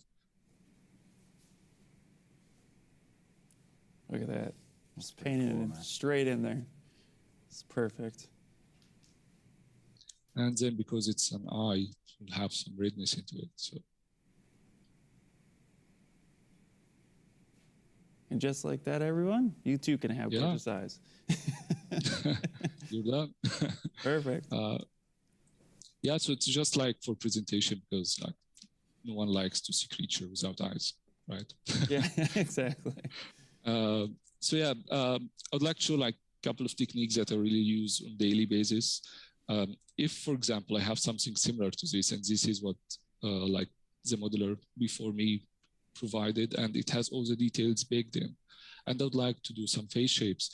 If, say, like, let's create a new layer, and I move like the lips up or do whatever, and then started smoothing, I lose all the details. And if you don't have the details on a separate layer, it's kind of like, what am I gonna do type of situation. So what I like to do is store morph target, and this is my UI, but you can find it here, morph target, store morph target, and you know, just shift, click and release and start like smoothing everything out. Wow. So now I'm losing all the details, but I have that stored in a morph target. So what I can do next is create a new layer and switch. So now I separated like the delta, the difference between having details versus not having them. And this kind of saves you while you're trying to work with anything. And like if for any reason I'd like to do something like that and smooth, I still have like all my details intact here. It's not affecting anything. So it's a nice trick that I always use and I sort of sharing with you. I think most of you might be aware of that, but I'll share something I'm pretty sure not a lot of people know about. So this layer is saved in subdivision level 3. And if I'm working on something and I'm not going to prepare displacement maps for it, I can just go to a lower subdivision, delete higher, and whatever I create here, means the file overall would have lower size, and whatever I create is based on subdivision level 2. But the trick is, we might think that we're losing details of level 3 here, but if I just subdivide and reopen it, it's still there. Yeah. Wow. Yeah, so nice trick, I think. I'm not sure if a lot of people know about it, but I think it saves like huge file sizes. Oh, for sure. Like, and even still, I mean, just, you know, I know a few artists who use this trick as well, but I think it's a really important one because, like you said, file size, and also too, just it's a very non-destructive way, a non-destructive way of working with that. So that's super awesome. Yeah. We did have another question going back to the eyes for just a second. For eyes, do you need to make the iris bigger and leave a sphere on the inside for like humans or animals? Do you do like multiple spheres for eyes? We do, yes, but like this is for rendering and like look dev. But in ZBrush, I like to do something like that just as a presentation of where the eyes are, and like to have some nice looking shaders. But yeah, when rendering and for look dev, we have like 2 different meshes. Cool. Very cool. Yeah, Louis, I'm sure already. It's looking awesome, right? Looks really good. So thank you. So I'm going to share with you how like I was working on like the cheeks, like the cheek razor, which is like moving all of this area inward, like what we saw in the movie. So it has like three layers, which is like in-betweens, two in-betweens, and the final shape. What in-betweens mean is, for those not familiar with the term, if I have like point A and point B, and basically if I have a blend shape, it's just like going from A to B directly. But if I wanted to have more like different reaction in the middle, I start adding in-betweens in here, maybe like C or whatever. And this is like what I'm doing at the moment. I don't want it to start like from the get-go sliding and just pushing the lower eyelid up. I want it to have like more sliding effect on top of the cheekbone and still not affecting the lower eyelid. And then as you progress, it starts to bulge up and move the lower eyelid bit by bit until we actually get like the full movement. Wow. So something like that in ZBrush, what I would usually do, I mean, like I can show you really quick how I do this kind of stuff. So I like, again, storm off target because I'd like to keep the structures that I'm seeing here in terms of bones and whatever we see, and like maybe go to lower subdivision level. And I like to use nudge for this kind of stuff, like with big focal shift, lower intensity, and then start like fading the effect of the cheek razor, which is more like a compression, like because of like the circular orbicularis oculi, you get like some sort of this movement. So at first I just try like to get that movement. I'm doing that really fast because I don't want to bore you guys, but I will take more time. Take your time, to do please. this No, take your time. properly. We're elated to have you. Yeah. Thank you. And you know, like see how it looks like in wireframe, because this is something that I face a lot while talking to others. They think that we are after a nice looking shape, something like, oh, it looks like that, it's a cheek razor, but if it doesn't move like a cheek razor, then it's not a cheek razor. Basically, we are creating shapes that move nicely for animators to start timing them. So like we are in the business of designing shapes, I think. So yeah, now that I moved these shapes and I'd like to start and get like this sliding effect, I'll just, you know, mask the areas where I think the bones are.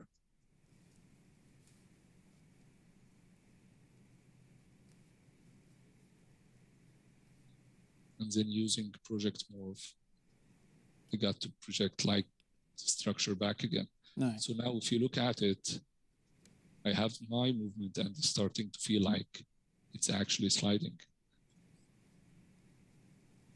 Yeah, that's really, really cool. We do have a question coming in about ZBrush and Dynamesh. I think maybe more specifically, if I understand the question correctly, how you use it. But I'll read the question as such, which is, what is your technique about ZBrush and Dynamesh? When you get a chance, you know, how do you use the two? Yeah, I think when I tend to use that, it will be like very early on when I'm concepting, but after like getting something decent and I like the model and like the forms and I have somewhat decent topology, I think go back to, like for me, I use Maya, but you can use whatever retopology program and start enhancing that. I know a lot of people who use ZModeler, but for me, I like to go to like a different program to do that. And after I'm done, I just don't touch it unless there is something that I really, really need to adjust. Because yeah, as you see, my work is highly dependent on the topology. So if I don't have what I need when I start working, basically I need to keep adjusting until I'm happy with it. And if I adjust it later on, it might destroy like a lot of stuff afterwards. Very nice. Oh, that's really cool. Thank you for sharing that. Yeah, it's okay. And if you then like, if let's say, for example, this is like our final result and I'd like to start adding in-betweens. The way these works are like absolute, so they work on top of each other, something like that. I'll be throwing terms, so feel free to stop me if you want me to explain further. But yeah, absolute like working on top of each other. So If I would like to have something like that, maybe like 0.25 here, storm of target, duplicate, and then switch here. And say like this is starting to move, it's moving the lower eyelid.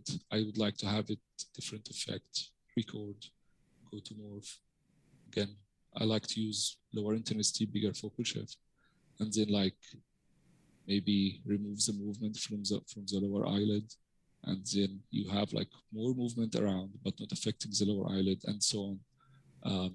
You can use like these ones that we made very early, like the first one, and just keep dividing how you'd like the in-betweens to work.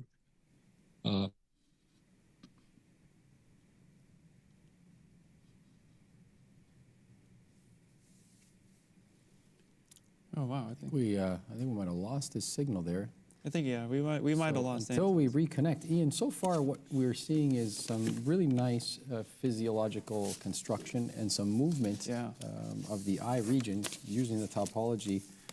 Is there any questions? Are there any questions rather coming through on the feed that that you feel maybe we can address while we're getting him rebooted? Well, I think the thing that's really awesome and kind of important to point out is the fact that he's using layers to create his blend shapes. So he can pretty much create an animation and see how that movement's going to be and how the sculpture itself is affected from those shapes. So anytime that the eye needs to close or open, which, yep, chat's kind of pointed out, I'm obsessed with his eyes. Those eyes are really cool. They got you, man. They made you out here. They did. You had them at go. But it's really nice to know to see how he's using the layer system to help build that. And then on top of that, keep the detail so that he's not destroying all the work he already put into it. Because, you know, a lot of artists here already know it's like when you're sculpting something, it's very static, it's very still. And then you want to be able to manipulate it, but you don't want to lose those details. I think speaking of lossless, it's definitely important to see that and how he's able to keep that process clean and efficient, and yet still preserve and hold up the model at its best. So I think it's amazing. To keep up with what you're saying there as well, he did mention briefly that at some point he doesn't mess with it after he's remeshed it. So I think there's that conclusion that he's coming to, and I think it's good for people to hear that, to say that at some point you make commitments. And we heard that yesterday actually in some of the presentations. You know, there was a point of commitment, and you say, well, that's where you commit to it, and that's now the way it's going to be, and you continue to work for it. That's not to say that it's static and you can't go back and forth, but at some point making a commitment to the asset is going to be necessary. Yeah. So we're waiting for a moment to get him back online. Let's talk a little bit about your take on what we've got coming up for the rest of the day. Up next is going to be Raphael Phillips with his Sideshow. Well, actually, before we get into that, let's go ahead and go to commercials for a second, because it looks like we might have just lost connection with him. We're going to try to bring him back. So let's go to commercials right now. We will be back with more ZBrush stuff. Okay, take it to commercial.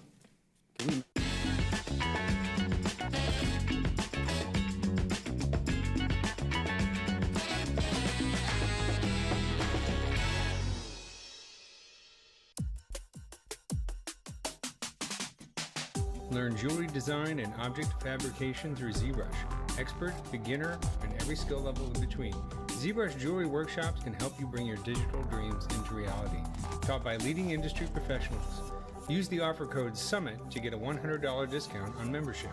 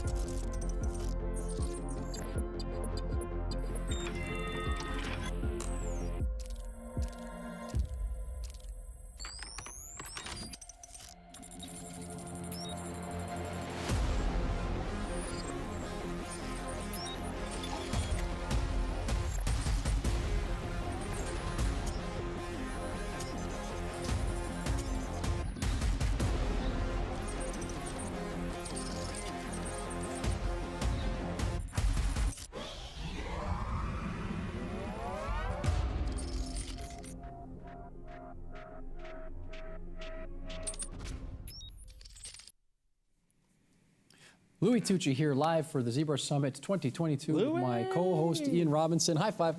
He's here. He's no longer remote. We had a little technical glitch, but we are happy to bring back Anton Magde. And he's here now live from the Queen's Empire, London, England. Take it away, Anton. Sorry for the interruption. Yeah, sorry for what happened. I think, you know what, actually, before we get into this, Ian's got a question that's flying in off the rails here online. So we're going to stop for a second and get you this question there. Yeah, we had a question coming in.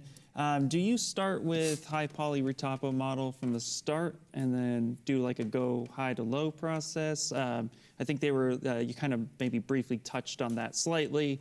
How does that work for you? So what happens is, it's a little bit different in VFX compared to games. So what we do is if I have like a concept sculpt and this is what the client likes and we are happy with it and we need to make it more production friendly. What happens is I start by like creating an initial topology, start playing with the shapes, make sure it's actually handling whatever I want in terms of wrinkles, like jaw open, whatever like this creature is going to do, like in terms of the movie. And then make sure like my topology is handling that and then start subdividing up and like reprojecting all the details and adding more details, you know, to enhance and make it more like to hold more in terms of how close up it will be in the movie. Yeah, and then we extract either like VDMs or displacement maps. Does that answer the question? Yeah, I think so, it does. Yeah. I'm sure we'll have more questions coming in as we keep you on, but continue through what you're doing because it's already... We were digging it before we were conspired against by technology, so take it away again, please, as if we hadn't skipped a beat. It's all you, Anton. Yeah, sorry for that. So yeah, moving on, I'll be talking about baby shillin, which is like the baby of the mother that we just saw. And it's pretty cool and interesting creature. And you could see like some interesting stuff happening with its face. And funny enough, it's actually matching a real thing, which is called dig antelope. You can search for it. I'm not making that up. It's a real name. That's what I thought you said. Yeah. Yeah, actually, the first time I saw it, I thought it wasn't real. Like the way it moves its nose, it's really interesting, to say the least. Yeah. Well, it's cool that you're referencing real life, you know. Yeah, that's the key part right there. Yes, I mean, Ian. I personally preach that all the time, but the fact that I'm seeing it here, you're like, no, there is a real creature that does this movement, and we're replicating that or using that to create the creature and bring it to life. I think that's phenomenal. Yeah, exactly. The resource to heighten that. You see the little ear movement too, just in that you played. Exactly, and that's why I was talking about like very early, like in the slides, about like using the anatomy and like the facial anatomy and making sure that everything has a structure. It's not just like moving the mouse without having any reason for it. And you know, something like that, if you don't have anything like similar to it in reality, what I would do, I would like to like look at it like that, maybe do some poly paint and imagine where the muscles are and start creating some sort of structure for it, so that when it moves, it would make sense. Like, yeah, this would be our upper lip raiser. This would be our nose wrinkler. Like, if this creature has like some sort of nose wrinkler, it would be something similar to this. Sorry to interrupt you. What was the name of that animal again? That oh, stop. Here we go. No. Yeah. Dick. D-I-K. Perfect. No, thank you for spelling, because the chat was curious. They're all trying to research the animal. D-I-K. We won't say it again live. D-I-K. Perfect. If you want me to say it once, I'll say it once. The Dick deer. I'm sorry, Louis. There you go. Ian Robinson. Never a dull moment here with the ZBrush crew. It's really Might have got away with one on this one. Yeah. Yeah, cool. So the other technique that I wanted to show here, and I think it's a pretty old technique, but not a lot of people actually use it as well, which is if I have something like the eyes or like teeth, and I would like to see how it works with the jaw open, for example. So if I go like to my jaw open here, I move the jaw, but I don't see what happens with teeth. So what you can do either go to a different program, but if you are too lazy like me and you don't like to leave ZBrush this early, what you can do is use like the Z timeline, I think it's called. Sorry, I'm bad with names. And you just go like this here, activate this one, add a keyframe. You need to add a keyframe when it's like off. So it starts to open, and then as you progress, add another keyframe with another layer. So now what happens is I have a key for opening the jaw, and I can do the same for the teeth. Look at that. Animating. Yeah, Pretty exactly. Within ZBrush. That is And awesome. then Cool. do something like that. So now I can see the teeth moving with the jaw as one shape. I mean, this is really helpful, and it's not like baking the shape, so I can just start like do whatever here. Just move this or something. And it would still work because it's just activating the layers. It's not activating the shape. Right. And you could go crazy with that. I mean, like, so here, for example, I did that before just to show you and not waste your time, like opening the jaw, like doing different shapes together and like making the eyes move as well. Wow. So you could do like, and you could save it as a ROM and just re-import it to different shapes if they have like the same layers name. So yeah, it's really interesting, and I think the idea of being inside ZBrush and leaving it when you only have to like export everything, this is what I would like to do always, like stay in ZBrush until I'm done with everything. That's amazing. Yeah? Wow, that is super amazing. You know, I know you're continuing on with the presentation. We did have a question. I don't want to skip it, but can you share any tips on, you know, getting to work on these feature films like you've done? Like, you know, how does somebody get into this field? Obviously, you have to be good at sculpting and have anatomy, but if somebody's trying to, you know, reach out and contact, is there any tips you have on what they would need to have under their belts in order to apply for something like this? You mean as a modeler or as a facial modeler? Probably more specifically as a facial modeler.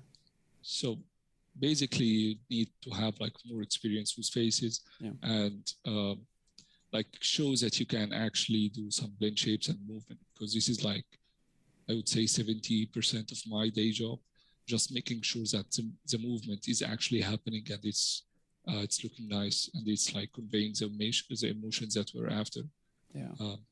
So yeah, just if you are good at sculpting faces, I think you need to take the next step and make sure that you can do some shapes with it. Yeah, awesome. Oh, wait a minute. Go right ahead. Just a second here. I had a hope and a prayer that you were going to present this, and here it is. Wowie wow. If you didn't know, we have to pause for a second because I didn't really give you your just desserts when I introduced you, Anton. You worked on Moon Knight, which is a seminal hit at this point, so I'm going to give you the... Oh yeah, absolutely. Thank you. Give you the Actually, I have to say, this creature on screen, when I watched Moon Knight and this creature popped on. You like this? I love this creature. Look at this I thought guy. it was You're so smiling again. Phenomenal. If smiles were currency, I'd be a rich man today. Go right ahead. I'm Ian gonna give you all the Robinson. smiles I can. Okay, But we're... it's cool. Feel this introduction. I mean, look at this. Wowie wow. Look at that. You know, hippos are actually quite dangerous Yeah. They are. in real life. And they don't do much. I mean, hippos don't talk. So much for structure and like whatever I was talking about. But yeah, this was one of the challenges that we had on this creature. So very early on, our client had like different ideas and we needed to explore like all of them. Is it going to only act, or is it going to be animalistic at some point? So I'm going to share with you something that I don't think anyone else have seen it before. Oh, here we go. Another yeah. exclusive at the ZBrush Summit.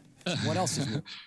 So these were very early tests while I was working with the shapes. And again, I was looking at like the real creature and trying to make sure I have something similar to it. And the animation, we're using it to match like real animation, like more animalistic rather than having it stylized and talking. And interesting, what you see here is all based on shapes. It's not, we don't have anything, I mean, like, I'd like to say all ZBrush.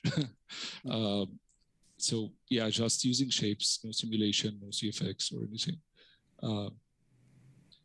And That's amazing because you can you can get a lot with blend shapes then. yeah, you can. Yeah, that's really Say awesome. that again. That's an understatement. Maybe the understatement of the whole session here. That was wild. Show it one more time.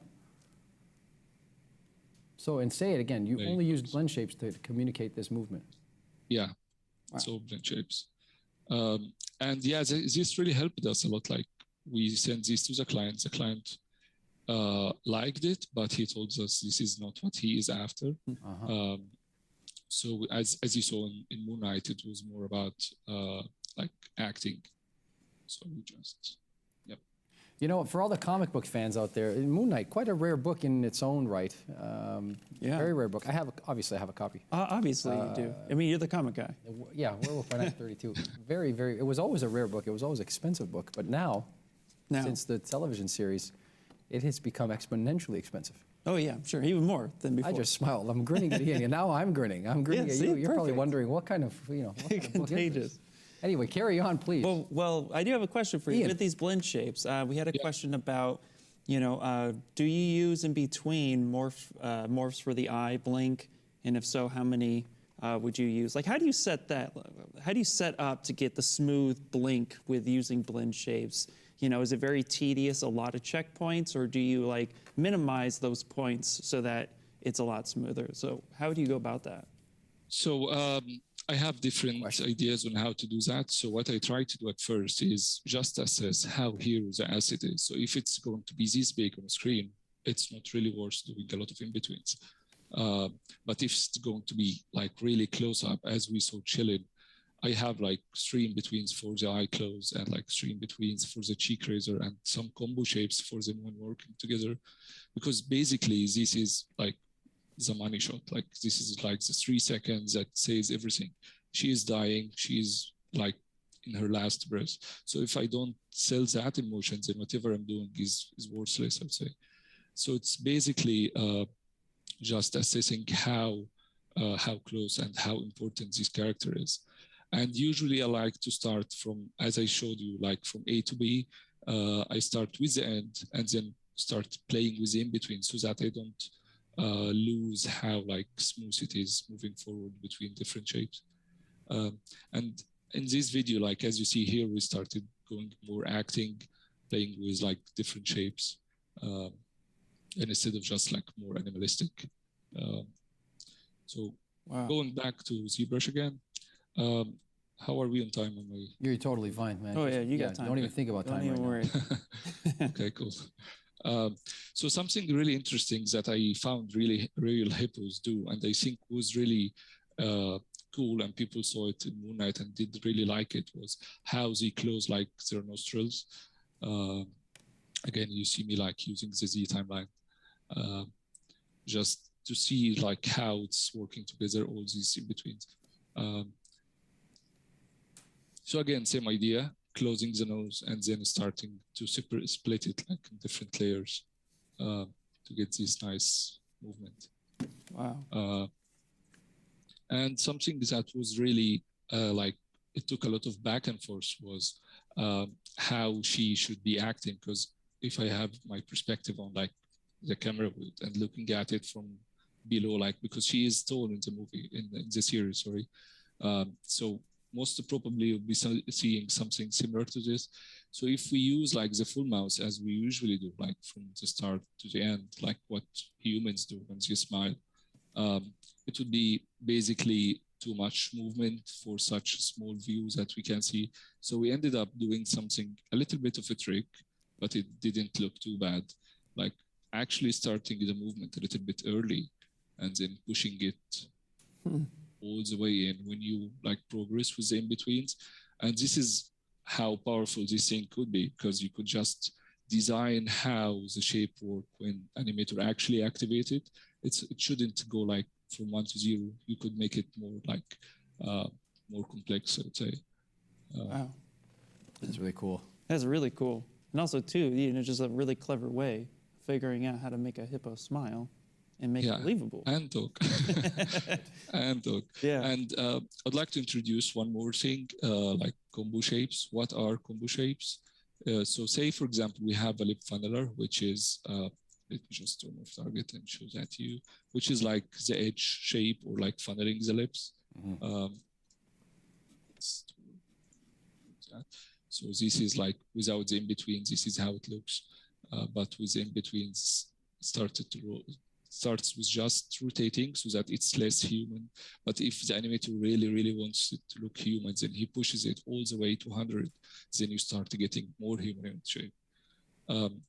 And if you activate the puckerer with it without combo shapes like puckerer, which is like puckering the lips, you get something a little bit weird. And this is where it comes into play, like having combos that fixes all of this together. So let me storm off target with the end result and see how it works going from funneler to like puckerer, which is more like an U shape, or like the reverse going from puckerer to like an U shape. So if it works in both ways, then what we're doing is working and we can continue with it. Am I talking too fast? No. You're getting right to the heart of the issue. The pucker up, because we're about to blow the biggest kiss of all. Here it comes. And one more thing I wanted to show was like the difference. If you remember, I mentioned like in betweens being absolute, and I would like to mention another like logic, which is being relative. So say, for example, if, again, I will be drawing, sorry for that. So say, for example, I have like point A and point C and point D and point E. So all of these are absolute. So what's happening is if I push C up, so from A to C, it will be like that, but then it will go down to D and E, it will be the same. But if they are relative, like A to B, and whatever happening is just pushing this out. So if at any point I change B, all of this will follow somehow. So let me show you what does that mean. So something like the jaw open. So for this creature, it was like huge jaw open because it had to be animalistic and at the same time in the talking range. So I have like a blend shape just to push the neck back. So if you look closely here to the network, to the layers, you will see like this one, the jaw 100% is actually moving from 0 to 1 during this whole like animation. And in between, you could see like jaw 25, which is like 0.25 from the 1, from the 100, 25%. It gets active, then 50s and 75, and then like the full 100 without having this treatment. Does that make sense? So it's just like pushing that curve. So the ones that we were talking about, like 25%, 50% or whatever. And if at any point I decided to like change the full shape, say something like that, everything will follow. You see it like easing down. It's not jumping in. This like easing down effect will not happen if they are all absolute and not relative to it. And these stuff are really easy to do in ZBrush. I mean, let me show you really quick. So, so this here, like the 30% and like the 100% are absolute. So if I'm going to, again, storm off target and remove this one and switch everything into the 100. So the lip corner puller 100 is doing all the work. But then when I go to the 30% and storm off target and then get like 30% of that 100 and switch while they are both active. So what happens now is that this is kind of negating the effect on these sides because this is what it used to do. And now I have it relative, it's not absolute anymore.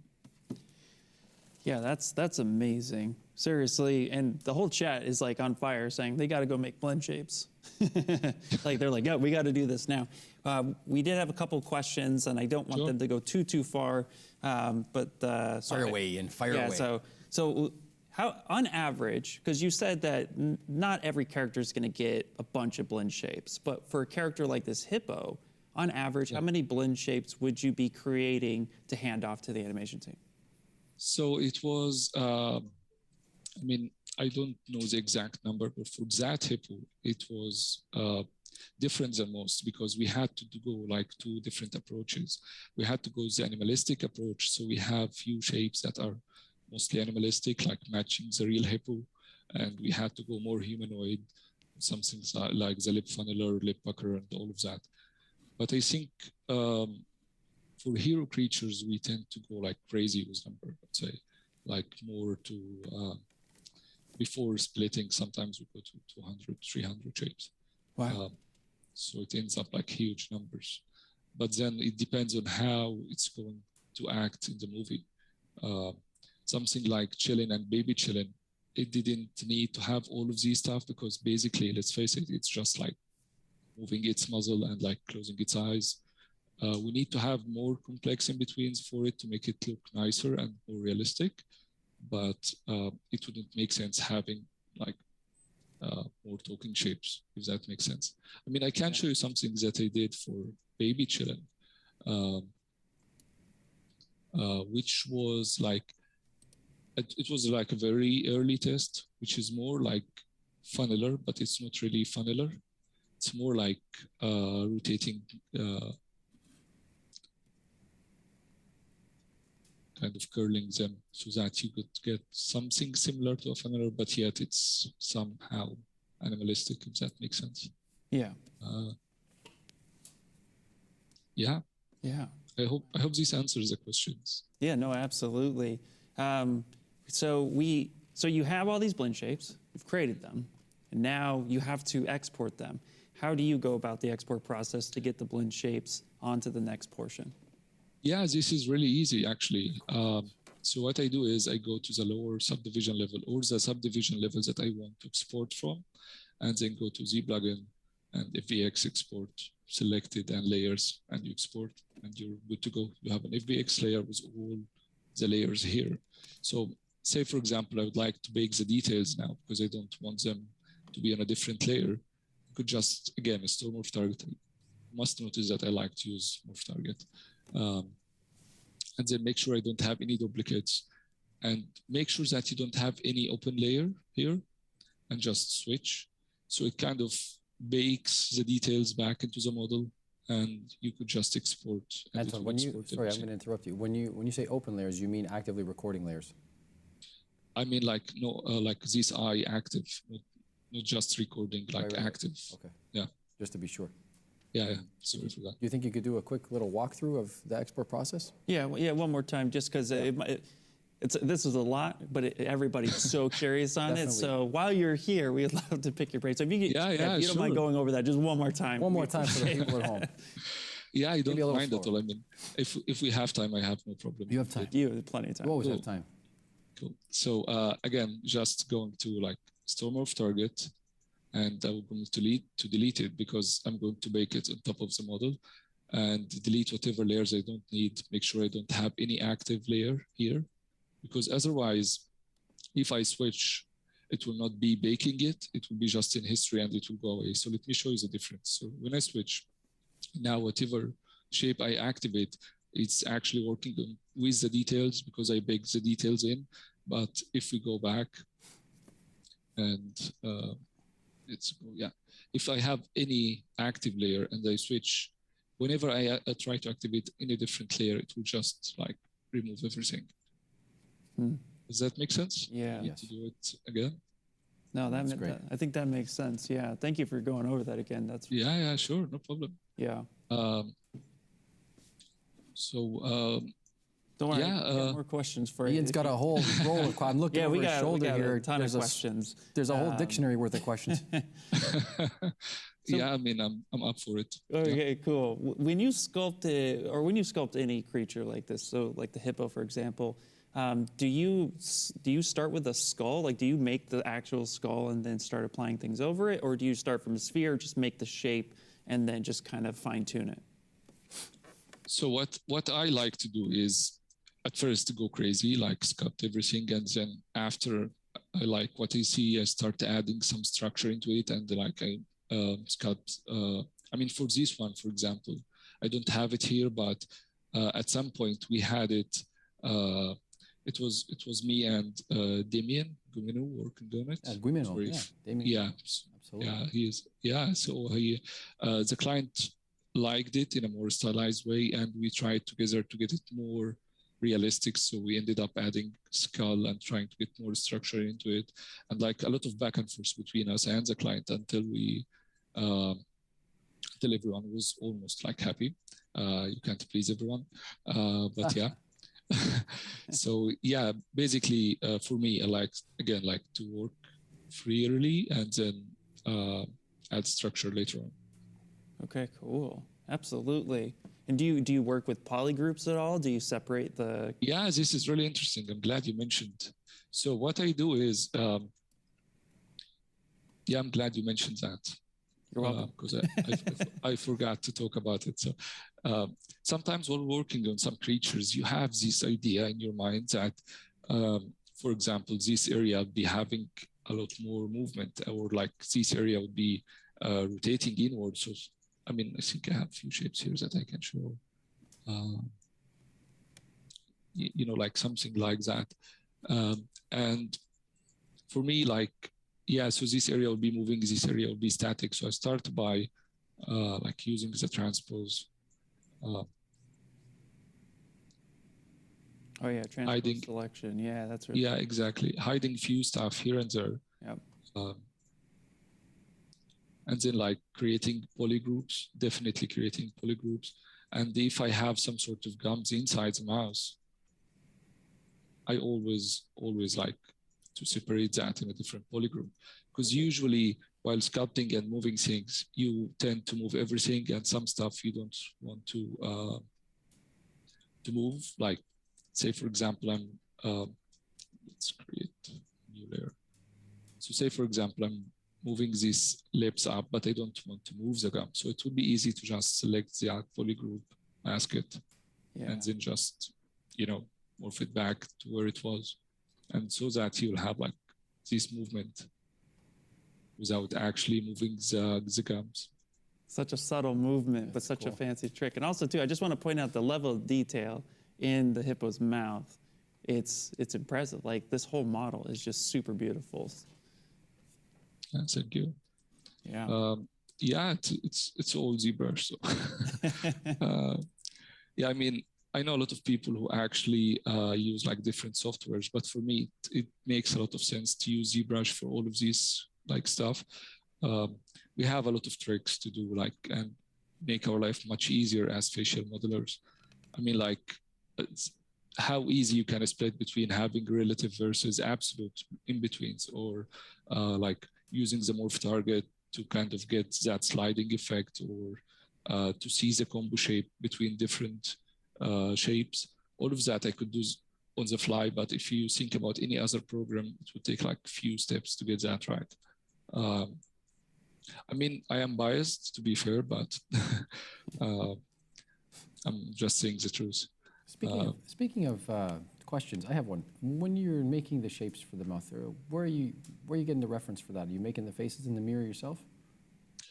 Yeah, I mean, I can show you something. That would be really interesting. Yeah. A mirror. Yeah, it's always like next to me, and I'm looking at it. Sophisticated weapon you just pulled out there. Yeah. Yeah. Yeah, I always have that. And I mean, when I first met my wife, and I mean, after we got married, and then I have like my own room and working, and she just comes through the door and looks at me, and I'm like looking at the mirror and stuff with my face. Like, it's gone crazy. So yeah, it's really interesting to watch facial modelers work, because, you know, at work it becomes even more crazy when you're looking at a mirror and doing that, and your colleagues are looking at you. What is he doing? Right.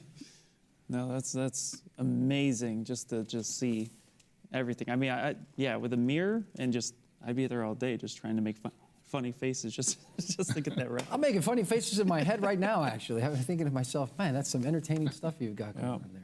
So we've gone over a lot, and the chat's already like, okay, we're gonna have to watch this over and over again. And honestly, yeah, that's gonna be there's some really good stuff. A really great way of gathering all this knowledge. But I have to ask too. So with all the morph targets and the bouncing back and forth you do you ever create any maps here in ZBrush and export those maps out? I do. Yeah, I mean, I do maps. For me, usually if I export just for a different ZBrush session, but something like having some sort of wrinkles for the lip corner puller, say like This is where I want like the wrinkles to appear. Let me show that again. So say like, it's not painting. Sorry, we'll figure it out. It's painted white, sorry.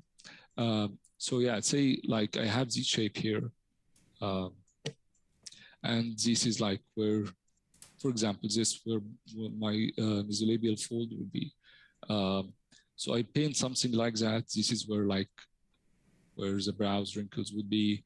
I will have to move this a little bit up in that direction. So I kind of paint a landmark map for myself, just to make sure whatever wrinkles I keep adding make sense later on when everything is working together, and not just like painting few wrinkles here, few wrinkles there. It doesn't make sense, right? I mean, if you look in a mirror and start like smiling, or like crying or doing whatever, the wrinkles tend to appear in the same place. So yeah, this is something I use a lot all the time. It's a good question, actually. Thank you for asking. Oh, absolutely. Yeah. Yeah, this is just phenomenal work. I mean, you know, another question that came in was just how long did it take you to get to this level or this caliber of work? You know, how long have you really been pushing this in this industry? Yeah, this and this. Sorry. I'll make it even more confusing. So, I mean, I don't like to project my experience on others because maybe I'm a slow learner, but I've been doing this every day for almost 8 years now. Yeah. So yeah, I don't think it's easy to learn, but it's not hard. Nothing is hard. Once you set your mind to something and you give like proper practice and give like proper dedication, you can do whatever. You don't have to use like others' experience and project that on yourself. I know I'm faster than others, but I'm not sure. I know for a fact as well I'm not better than others. So it's like how you see yourself and how you keep practicing until you reach what you're after. That's basically it. No, that makes a lot of sense, because I always personally say, I'm sure Louis, you know as well, it's really just about the time and investment that you take, but everybody learns at their own pace. I consider myself a slow learner personally. So, you know, what somebody might be able to whip up in a couple hours sometimes takes me a few extra, but I'm okay with that because we're always after a goal. And it's neat to see these processes, especially with what you're sharing, so that other artists can come in and just learn from this experience. And I think that's the real goal here, is we're all sharing is caring. So it's great. Yeah. Absolutely. Yeah. I actually thought maybe instead of showing you guys like a making of, which is usually the case, so maybe like digging in deeper and showing you more of how I do stuff would be more interesting. Yeah, I hope somebody out there just learned something new. Oh, are you kidding me? That was phenomenal. That was more than phenomenal. It was quite in-depth procedure. The other thing was, if you go back to the hippo for a second. Sure. I had that opened, the widest point of reference. Are you, to what degree are you getting in there and doing like, are you managing like a lot of the sort of transitional modeling as well? Like, or is it just working for you because you've restructured it using maybe remeshing processes? Does that make sense? Can you maybe like say like you said that you had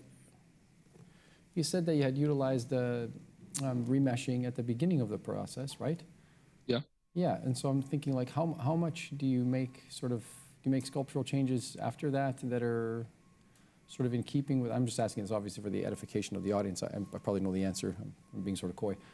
But somebody might take value from this. The opening of the mouth, if you open it to the widest point, right? Are you going to go in there and you're going to make those sculptural changes? You're not just grabbing the thing and moving it and then recording it on the layer, correct? Describe more of that for us. So like usually, the transition in between, you know? Yeah. You spoke a lot about in between. What What I'm trying to get you to talk about is the sculpting process in between. Yeah. And the edits in between. So yeah, usually what we do is once we get like the structure outside, like the actual face kind of locked in, it's never locked, but once it's looking nice and we start like the retopology process, we tend to have like an open mouth shape, which then you could just adjust whatever you have inside. In this case, it was a huge task. And I think Damien did a really good job on that. So yeah, basically this is, I'm not sure if I'm answering your question, but yeah, that's what we do. We just start by concept and then we refine it and then we retypo and then maybe open the jaw and then start working inside, keep adjusting the topology at this stage, because at this stage, we don't have to worry about shapes and anything. It's just to make sure we have like enough to make things work for later on, if that makes sense. Yeah, it does make sense. Yeah, absolutely. What are some of the challenges in that case when you have changes to make on the inside, like you were saying? Well, the challenges happen when the client is too eager to see stuff very early, and you start like working on shapes, working on the model, and then all of a sudden you get like some feedback. It looks too human. We need it to be more hippo. And then you find yourself re-sculpting and going back to ground zero and redoing everything again, which is something we got used to by time, but it's fun. No, really cool. Awesome. I have a question Go for that it, I yeah. think the chat will Please. really like. So the fax system, how does somebody like find the resource for that? Like, is there a good spot for them to go and locate that? Because facial anatomy is obviously really complex, and there's a lot of things, small things happening all at the same time.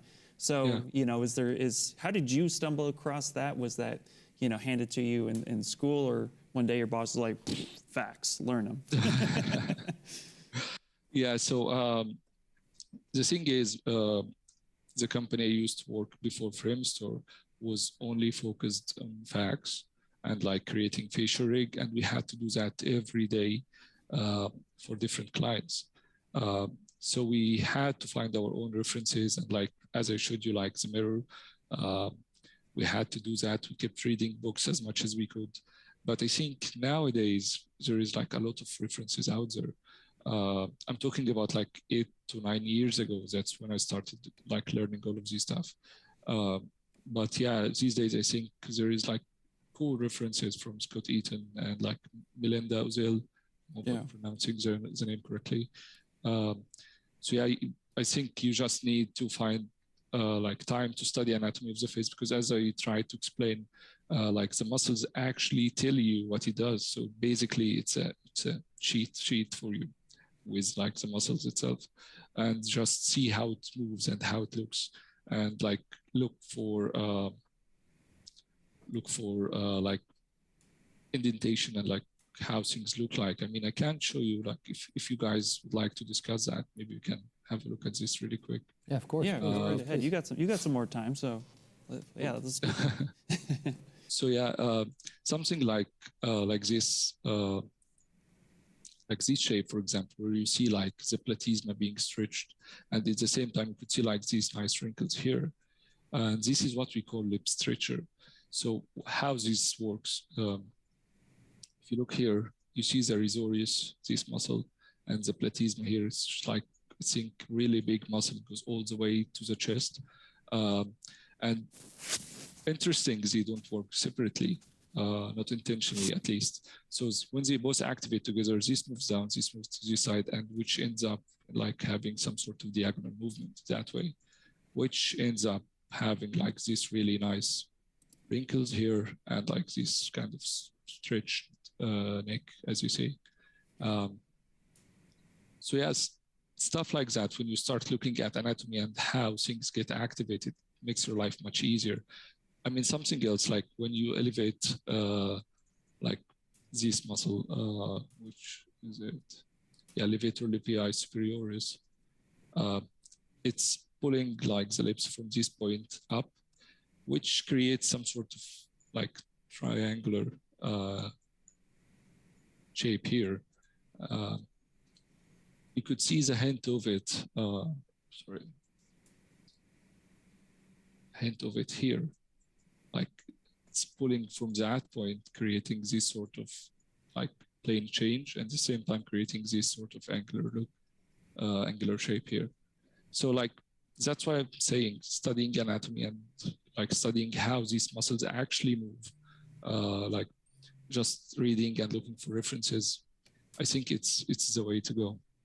Nice. And are all those details that you work, that you sculpt in ZBrush, is that all or is all that sculptural, or do you maybe utilize some displacement maps, normal maps, et cetera, for future to keep those, especially during the animation process. I know you're creating those blend shapes and you're moving them down for the animation team, but in ZBrush, I mean, are those all, would those lines be sculptural for you? Sorry, you mean like the details? Yeah, the details.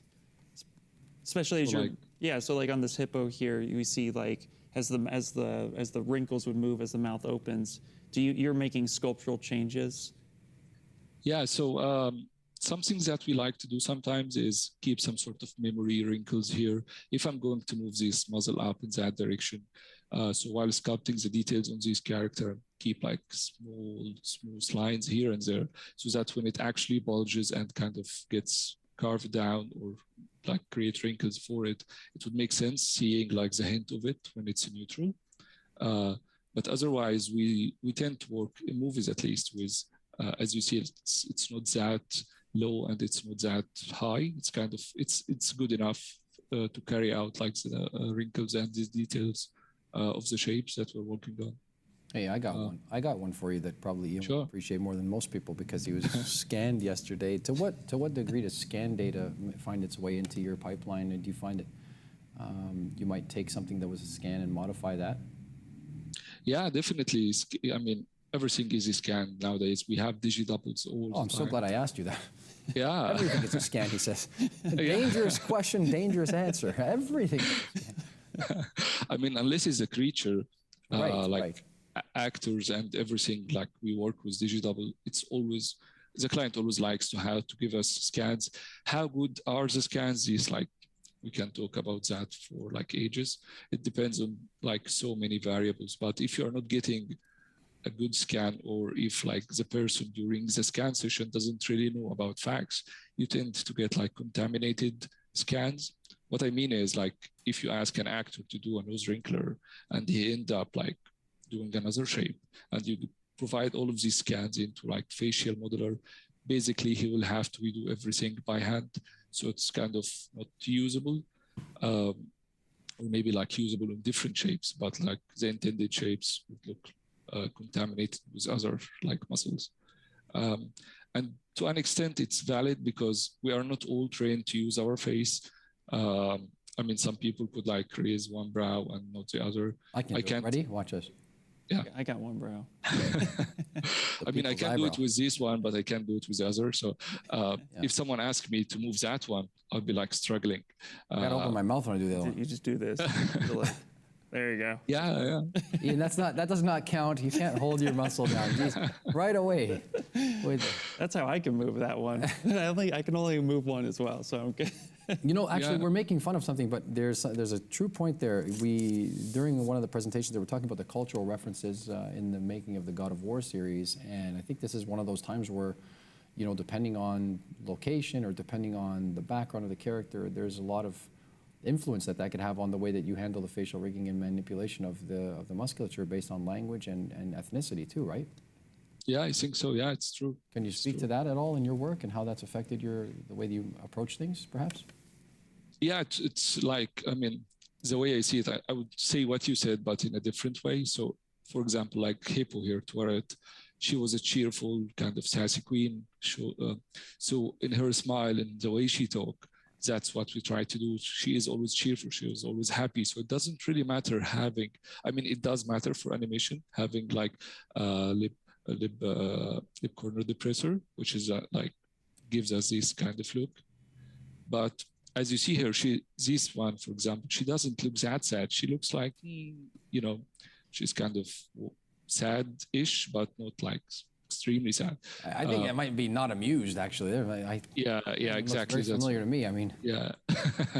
So yeah, that's what I'm trying to say. So this is something that we keep in mind. What the character is actually going to do. Is it a serious character? Do we have to have like a deadly eyes looking like with the brows going angry and making her feel like lethal? Or is she always happy? Even when she's angry, she's not that lethal. So stuff like that, we always take into consideration. So even if I'm providing a good looking shape and still it's giving the wrong vibe, it's not going to be used. So we end up changing it until we're happy and it looks more in character. Nice. Now, Now he's going to the chat. Here he comes. Yeah. Well, so somebody was talking about like, what's your different level of do you keep all the different levels of subdivisions? But I think also too, I would like to add on that, how low do you take a character of this detail? So kind of a two-parter. Do you, when you're working with morph targets and blend shapes, are you keeping the in-between subdivisions? And also, how low do you actually have your lowest subdivision? That's a good one. So we start with a very low resolution because initially you shouldn't worry about wrinkles very early on, just movement. So we can go like a lot lower than this. And we kind of call it like anim resolution, which is more like game res, if you will. Mm-hmm. And then we start going up until we have like the render version, which is more dense, like this one. And what was the other part of the question? How low how low can you go? And also, Isn't that a song? Yeah, how low can you go? So no, I mean, yeah, you're keeping the subdivisions in between, but yeah, how low can you go? It's all about you're just trying to balance the shapes essentially and make sure it's legible. Yeah. I mean, because it's for a movie. I mean, we have some sort of limitation as well, but it's not as games. So we can just, I would not say go crazy, but more crazy than games. Gotcha. Right. Yeah. So not 1 million, but maybe like 100,000. Yeah, maybe. I mean, for this head, it's how low did you go on this one? Well, we're on the topic. I mean, you guys may as well milk that one as much as you can. Here we are. Let's hear it. So this is almost like 130-ish. Yeah. Cool. Yeah, it wasn't too far up. Yeah. Pretty awesome. Robinson with the eagle eye. Yeah, that's really eagle eye Robinson. But then again, this is only for render, so it's not the one that appears in the viewport for animators because it would make things too slow. Oh, thank you for clarifying that. Yeah. We have like different resolutions to work with. I think it would be interesting to sit with you in person and observe how you would be observing us and our movements. Yeah, funny thing is, when I started working this stuff, I used to, like, while commuting, I used to stare at people, and I know it's creepy, but yeah, people tend to do like interesting stuff with their faces when they are not really focused on what they're doing, which is really, really cool. Were you riding the tube in London? Yeah. Yeah, so it's ultra creepy because if you ride the same time as some people and you might see the same person a couple of times in a row, they think that you're stalking them. Oh, here comes the guy with the staring problem again. Little do they know you're making some of the world's favorite IPs come to life. They say, that creeper in the tube this morning was staring at me. They go to their job and say, that weird guy was staring at me again. Well, it's probably a question for both of you, but have you ever done that? Like I've had stared at someone in the subway. Yes. Had those moments where I'm talking to somebody and then I notice something about their facial feature that is happening and it distracts me from the conversation just long enough to get lost. And I'm like, oh my God, I'm gonna have to awkwardly figure out how to ask you to repeat that because I was literally like studying your face. You just started watching. Well, yes, in some cases. I'm not gonna reveal here on a live broadcast who and in what circumstances I might be losing my attention while someone's speaking to me. Well, I guess that's the warning then. If you're talking to me, I might get lost. Be careful when talking to Ian Robinson, whether in person or on location. He's analyzing your facial gestures. There you go. Just kidding. Yeah, I actually went through that, but I mean, my solution to it was just like telling the truth. Hey, I was looking at your face as a reference for something I'm working on. You're saying you've been confronted. Someone to say, "What are you staring at?" Yeah. No, stop it. It was not like in the tube. So I was with one of my friends, and while talking, he so usually you don't, like, when you move the nose wrinkler, you tend to move like the process down as well. So while talking, all of a sudden he just moved this part down, just like that. And I was like, whoa, how did he do that? And I was like, I mean, for like a split second, I just lost focus. And he was looking at me, hey, are you not replying to what I'm saying? What are you saying? Yeah, and you don't want to be like, well, actually, this part right here, could you do that again? Did you come? That's my next question. You know, I'm the guy to ask that question. Did you come clean?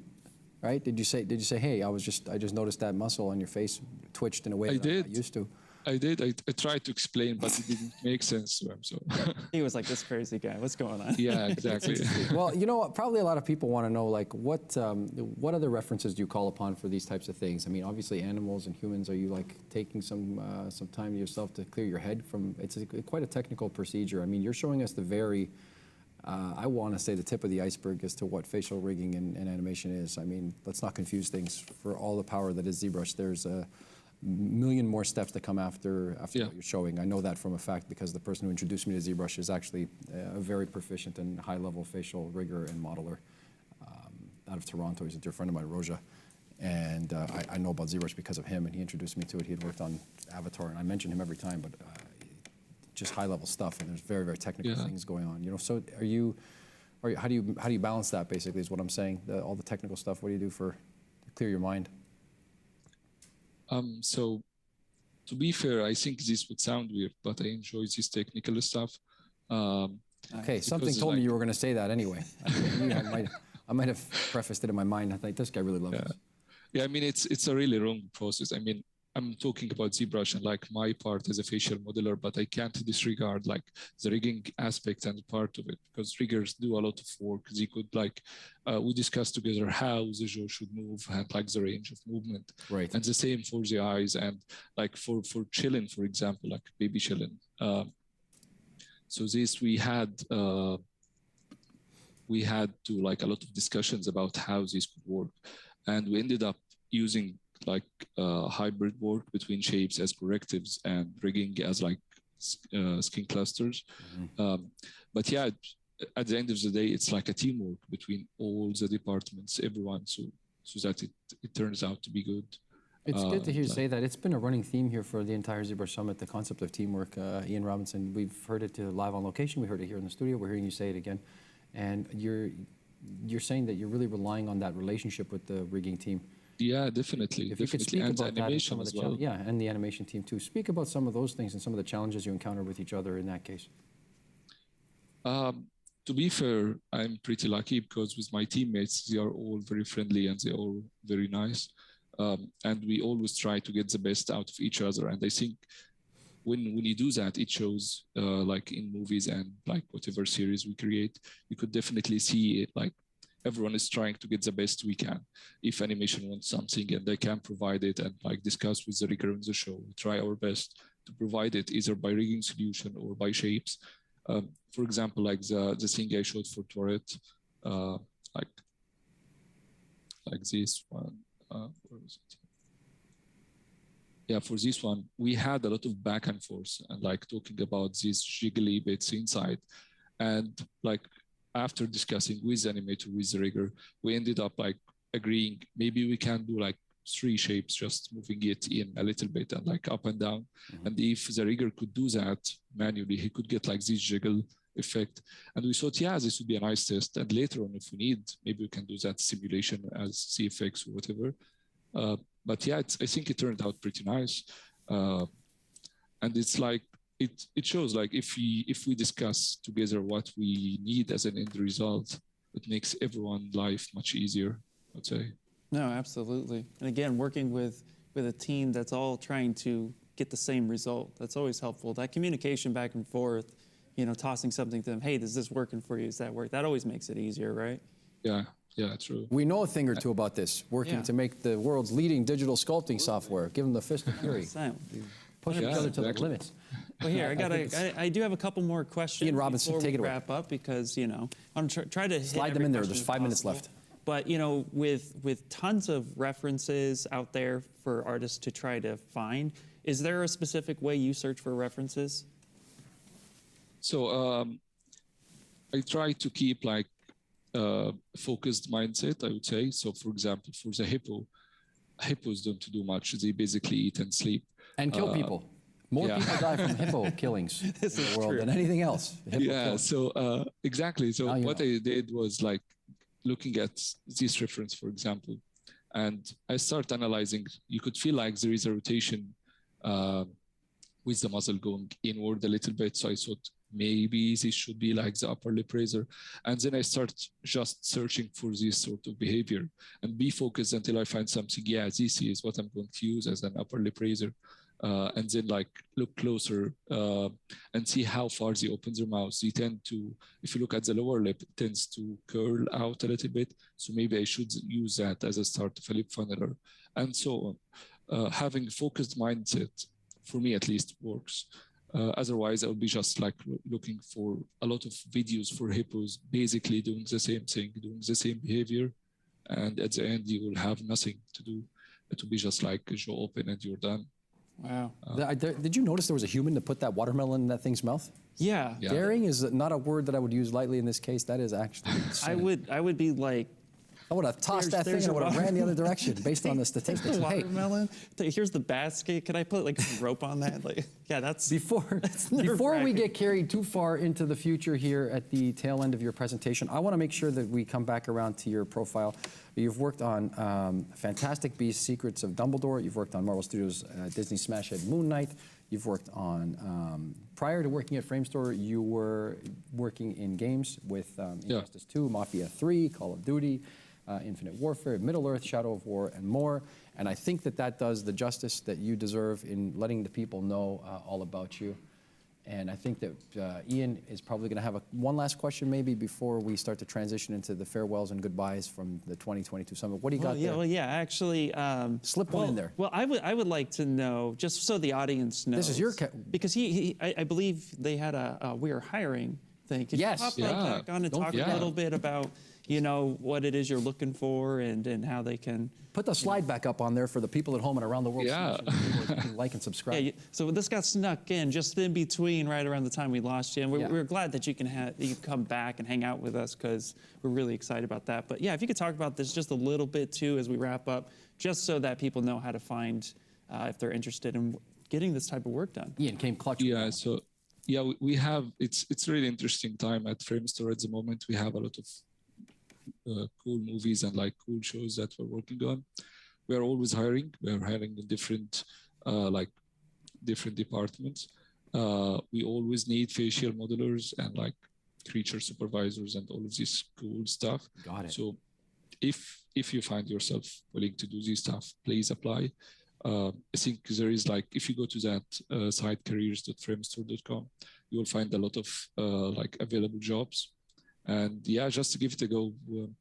I mean, everyone in HR and recruitment is very nice. They will reach out, they will talk to you, they will find something suitable for you, even if you think that you're good enough.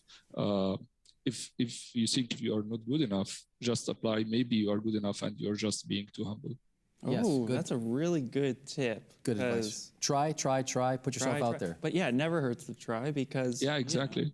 I mean... 8 locations, Ian. There's 8 offices around the globe hiring. They've got 3,000 employees, 8 offices. Yeah, absolutely. Okay. Very cool. The time has come. Ian, tell them goodbye, and then I'll take us off on a big home run swing and carry out through the day. Last words from Ian Robinson. I don't want to, but we do have to. We do have other things we want to do, so we have to say goodbye. But thank you so much for stopping by and going through in detail a lot of how you use ZBrush in your day-to-day work. It's truly impressive and amazing. So again, thank you so much for coming in. Anton, Thanks so kinder much for words could having not have me. been said by myself either. I think Ian is alluding to something that we're going to probably see a lot more people using blend shapes inside of ZBrush to do more incredible things. But we want to thank you on behalf of myself, Louis Tucci, Ian Robinson, and like I said, the entire Maxon team and the ZBrush team here live on the floor working behind the scenes to make this program. Thank you so much for participating today. We're going to run a little reel, and then we're going to come back with some prizes. Yeah. With our very own Ian Robinson. More prizes. And he's not on location, he's here live. So let's take it to the reel, and we'll be back after these. Thanks again. Thank you. Thanks so much.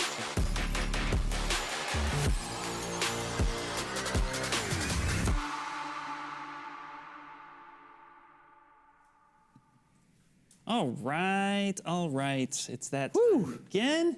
Flexing the facial muscles one muscle at a time, Ian. There he is with that smile. There it is, My there goal it today is to make sure Ian's face stays locked in on that smile until the end. So we have some prizes. So we're going to give away a couple things. And I was looking at one here that I thought would be really, really cool to go through. So give me 1 second as I populate this. But man, what a show that is indeed. You know, it just Buckle up, the ride continues. Truly amazing. So let me see here what we got going on. hopefully everybody is enjoying the show because, I mean, it was just truly wonderful to have so many talented guests come on. Guess what? What's up? After you give away this amazing price, Yeah. we got even more amazing stuff happening. Even more amazing stuff. So on-site animal anatomy ZBrush workshop plus a wolf anatomy model. Where's That's that? what we're giving away. Online? No, it's in the city of Sin, Ian. Take the plunge, roll the dice, brother. There it is. Anyway, so we're going to go ahead and pick a winner chicken dinner. Las Vegas, Nevada is calling. All right, Daniela Parado. Daniela's going to Vegas. Congratulations. I'm going to confirm, and I'm going to put that in the chat for you. Congratulations. That's truly awesome. And now we're gonna do another one. You know what? I want to do three another one. while you're at it. How many? Do three. Do three. Okay, let's find another one. Something. Okay, Paul's not here. He gives away 4 or 5 every time. All right, let me see here for just 1 second as we go through. All right, how about Space Mouse? If anybody really has ever been curious about a space mouse, I know I've been curious about it. I have yet to use a space mouse, and I think I need to figure. We have some friends in some high think we places. need to 3D figure Connection that out. sponsor. Ian. But in the meantime, Space Mouse, I've seen it used in a lot of places, so definitely this is going to be a good one. Let's go ahead and Richard Matthews. Woo! Congratulations, Richard. Good again. Congratulations. Going to put your name into the chat. Congratulations. Boo, boo, boo, boo, boo, boo, boo. That's super awesome. Go ahead. Time to be alive, Ian. Absolutely. Let's do another one. One more. Like Paul, like what? There's like 20 at a time. One more. Let's see. One more. Got that name on the lock though, Richard Matthews. Oh, You didn't mess that one up. let's see.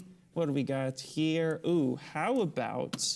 Because I know that stylized characters are super popular. So how about a lifetime membership to Shane Olson's 3D Character Workshop? For those of you who don't know, I actually was a student of Shane's. He's taught me quite a lot, and it was an amazing course. I highly recommend it, so definitely something to do. And we're going to go ahead and Ryan Yazin, if I pronounced that right, Ryan Yazin, congratulations.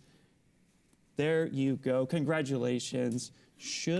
Is there time for one more? I think you can get away with one more. Okay.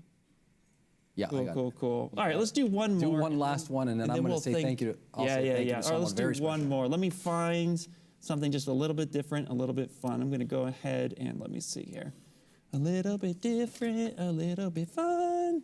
All right, how about the ZBrush End-to-End Creature Workshop by 3D Concept Artist? This one's going to be really, really cool if you're interested in creatures, design. Oh, yeah, this is going to be phenomenal. And the winner is, drum roll.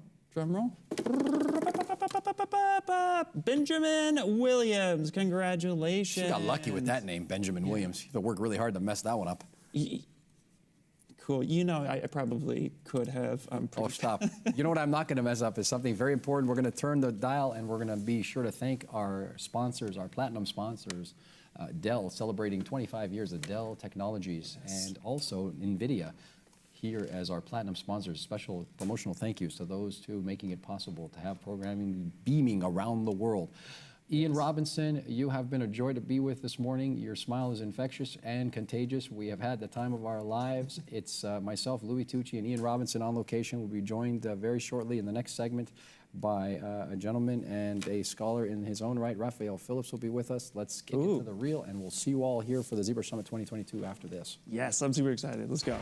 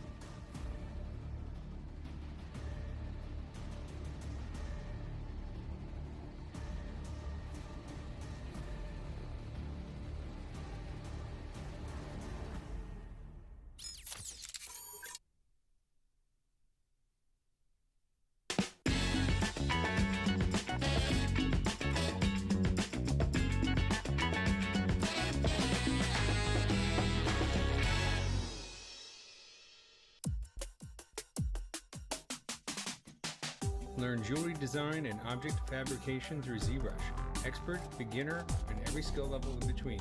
ZBrush Jewelry Workshops can help you bring your digital dreams into reality. Taught by leading industry professionals. Use the offer code SUMMIT to get a $100 discount on membership.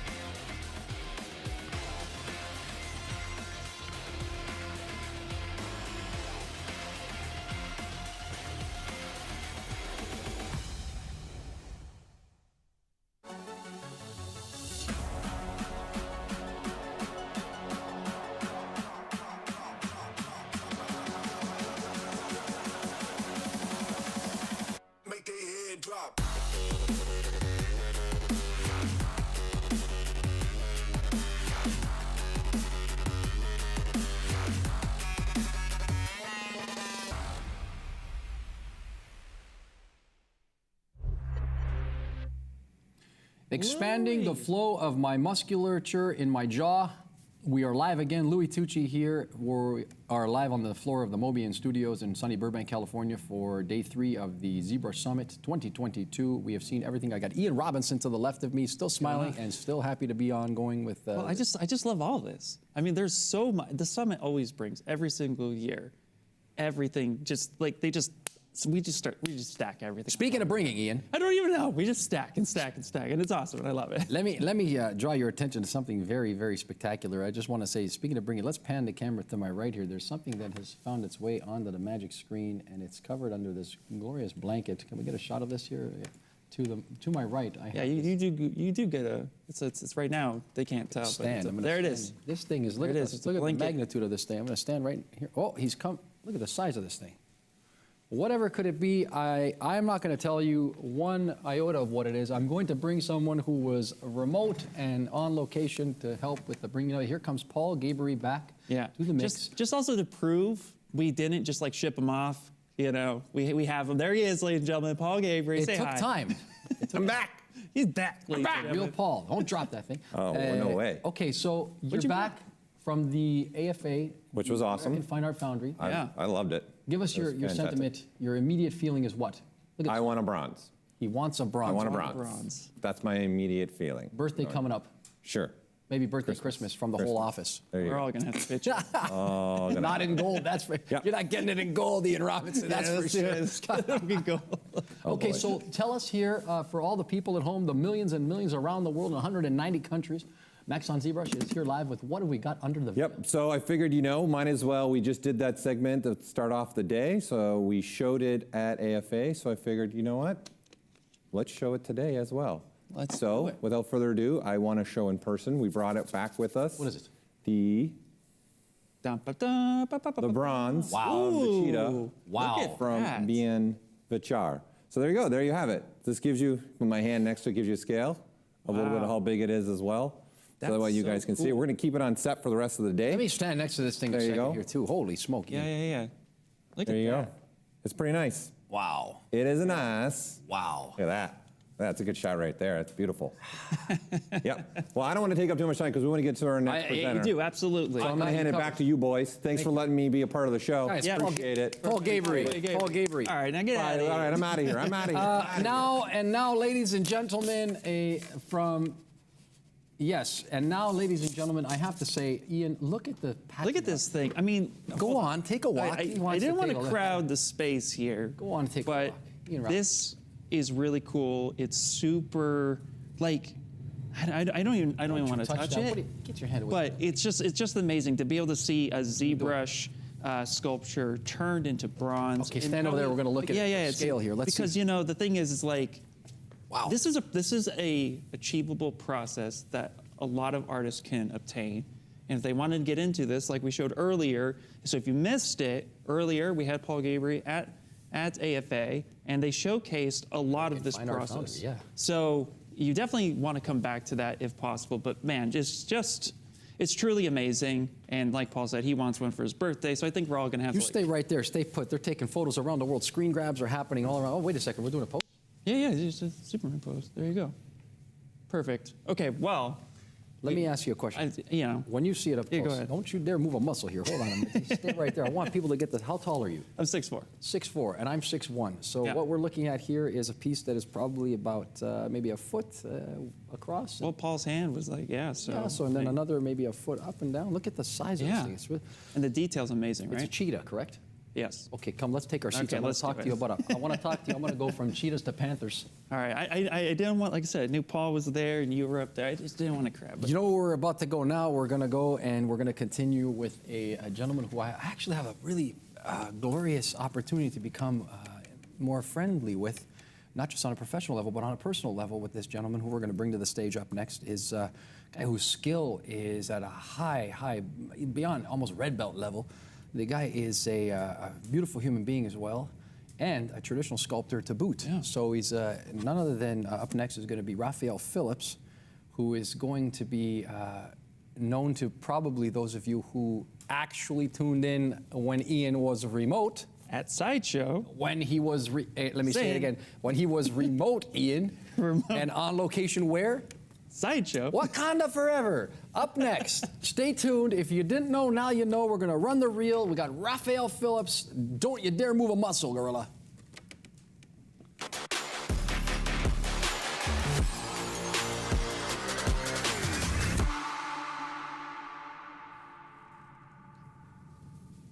Guys, a formal introduction. Ladies and gentlemen, boys and girls, Raphael Phillips on the main stage here for the Maxon ZBrush Summit 2022. Ian Robinson, Raphael Phillips, welcome, my friend and fellow compatriot in all things pizza related.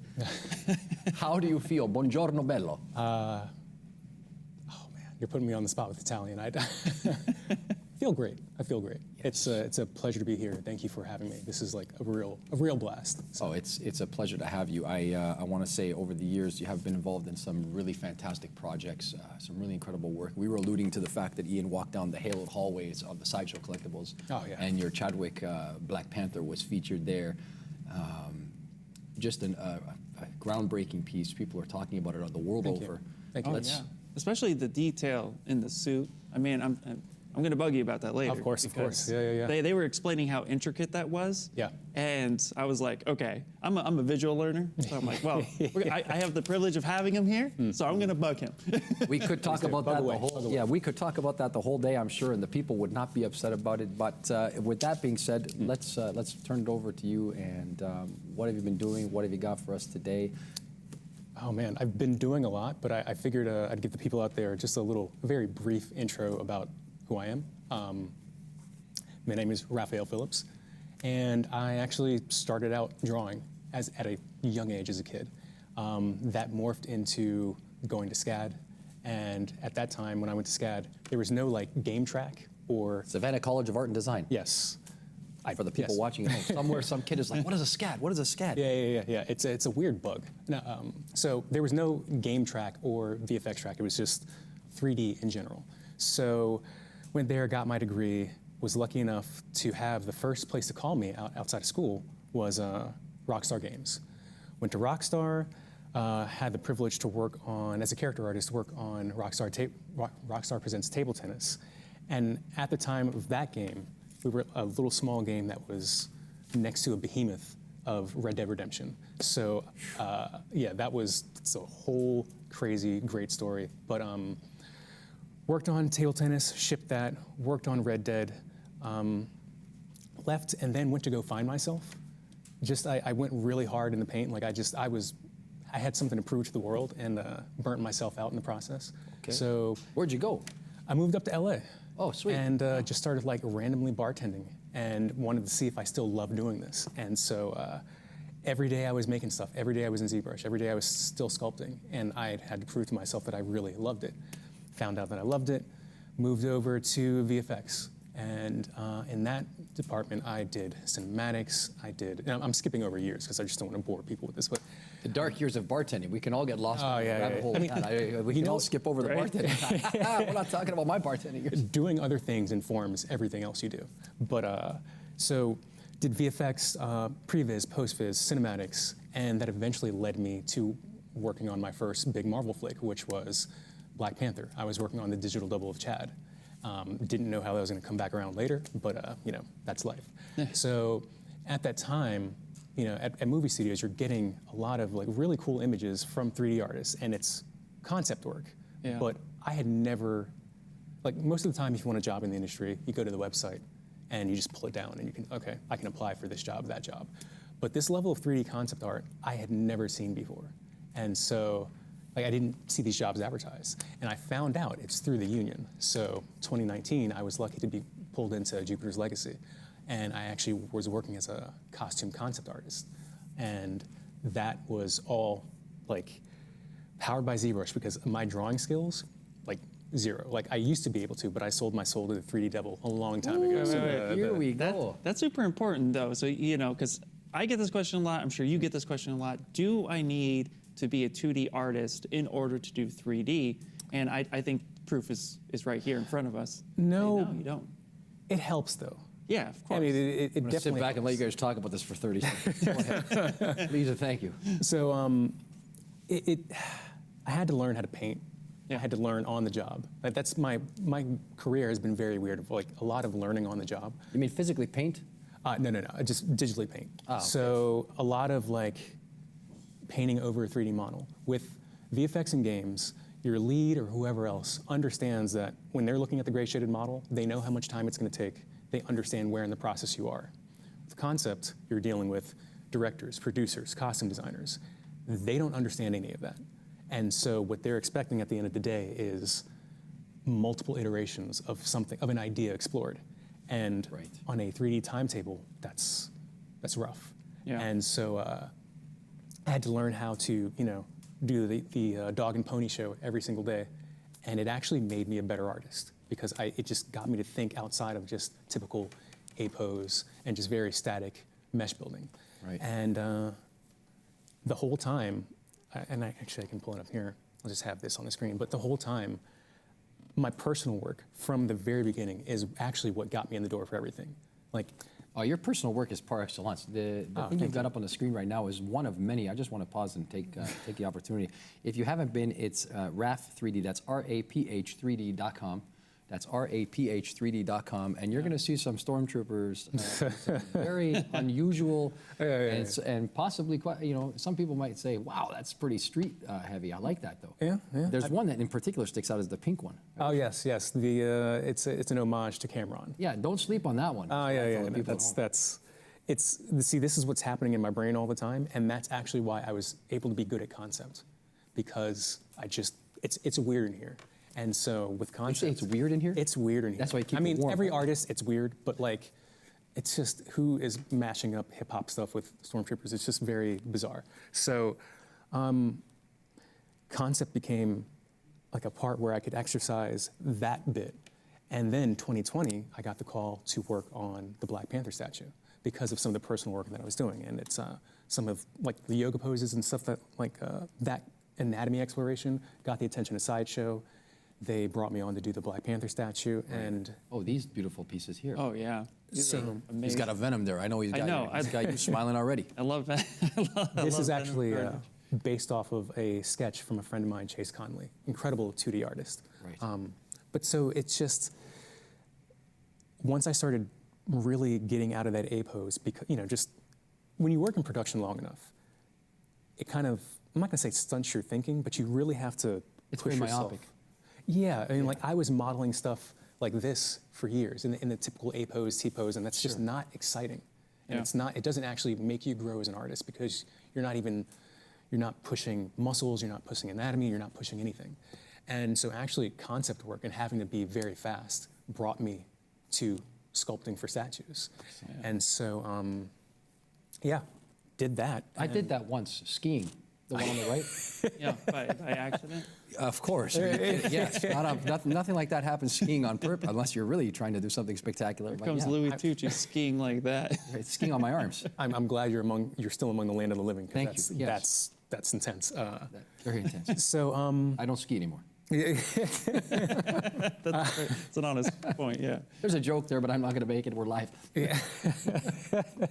So that is basically what my career has been up to this point. And I still do all of these things. I still work in games. I still work in statues. I still concept. Like, it's weird to say this, but the pandemic has actually been very good for me, and that's not taking away from just the crazy times that we all go through. Right. But it's enabled me to have a pot on each stove and not go crazy, because I enjoy doing all these things. Yeah, so. Well, I think Ian and I can agree. We'll give each other a fist of fury here in the middle. We agree that it's a good thing for the universe that you're doing all those pots, you're cooking all those pots at the same time, because the work is phenomenal. Oh, thank you. And we're really happy. The first thing I would ask you is probably about the costuming for Black Panther, and that experience. Maybe if I don't want to derail your presentation, but I think a lot of people are probably wondering, like, oh, did you have contact with the actor and the fittings and those types of things, and what is that like? No. What I did have access to is, so this is just the base pure ref file for the statue, or for the costume itself, and this will play a part much later. But what I did have access to was some set photos, and it's basically just like I don't even know if it was Chad in the outfit. It's just person standing there and they're just doing 360s. And even for the Black Panther movie, these are the same photos that the VFX houses get. Right. And so I had access to that, but the problem with making it one-to-one is that it's not heroic. Like, I mean, if you look at a lot of these costumes, they're shooting it from certain angles. I mean, it's just, we're not superheroes. I mean, other than The Rock. Other than The Rock. Just transferred that name across space and time continuum. I was like, Dwayne Johnson is a superhero. Yeah. Like, there's no bodysuit on him at all. That's No. I mean, there's a handful of people, but it's most of the, couldn't help myself. So most of the time, it's you're looking at a digital double on the screen, and so, like, if I actually had the whole image of this up, you could see, like, even the boots on him were just baggy, and it just wasn't, it didn't feel good. But I used this as a starting point, and I mean, should we just jump in? It's all you. Oh, okay. It's all you now. Yeah, we don't want to derail you. We just all right, sort of warm you up. So get you comfortable. This is I'm starting a little bit later in the process. I mean, obviously, we fleshed out the pose. Even this pose is a little weird because you don't really stand like that.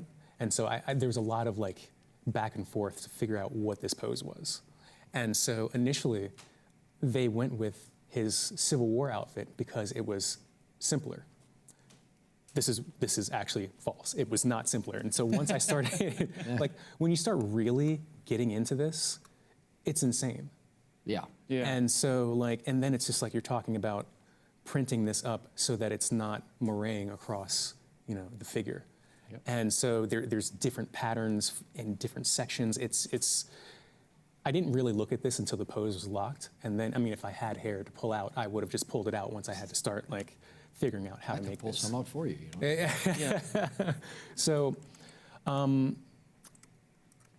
in order to start figuring this out, and we're just kind of starting from, like, the midpoint here. Everything is already locked, and I mean, there are changes that are coming. This is not his final face for the sculpt. I had to figure out what the outfit was. Now, if I'm modeling this for VFX, I only really have to model half the outfit because it's, again, the A pose. But with this, you have to lock the pose first. Right.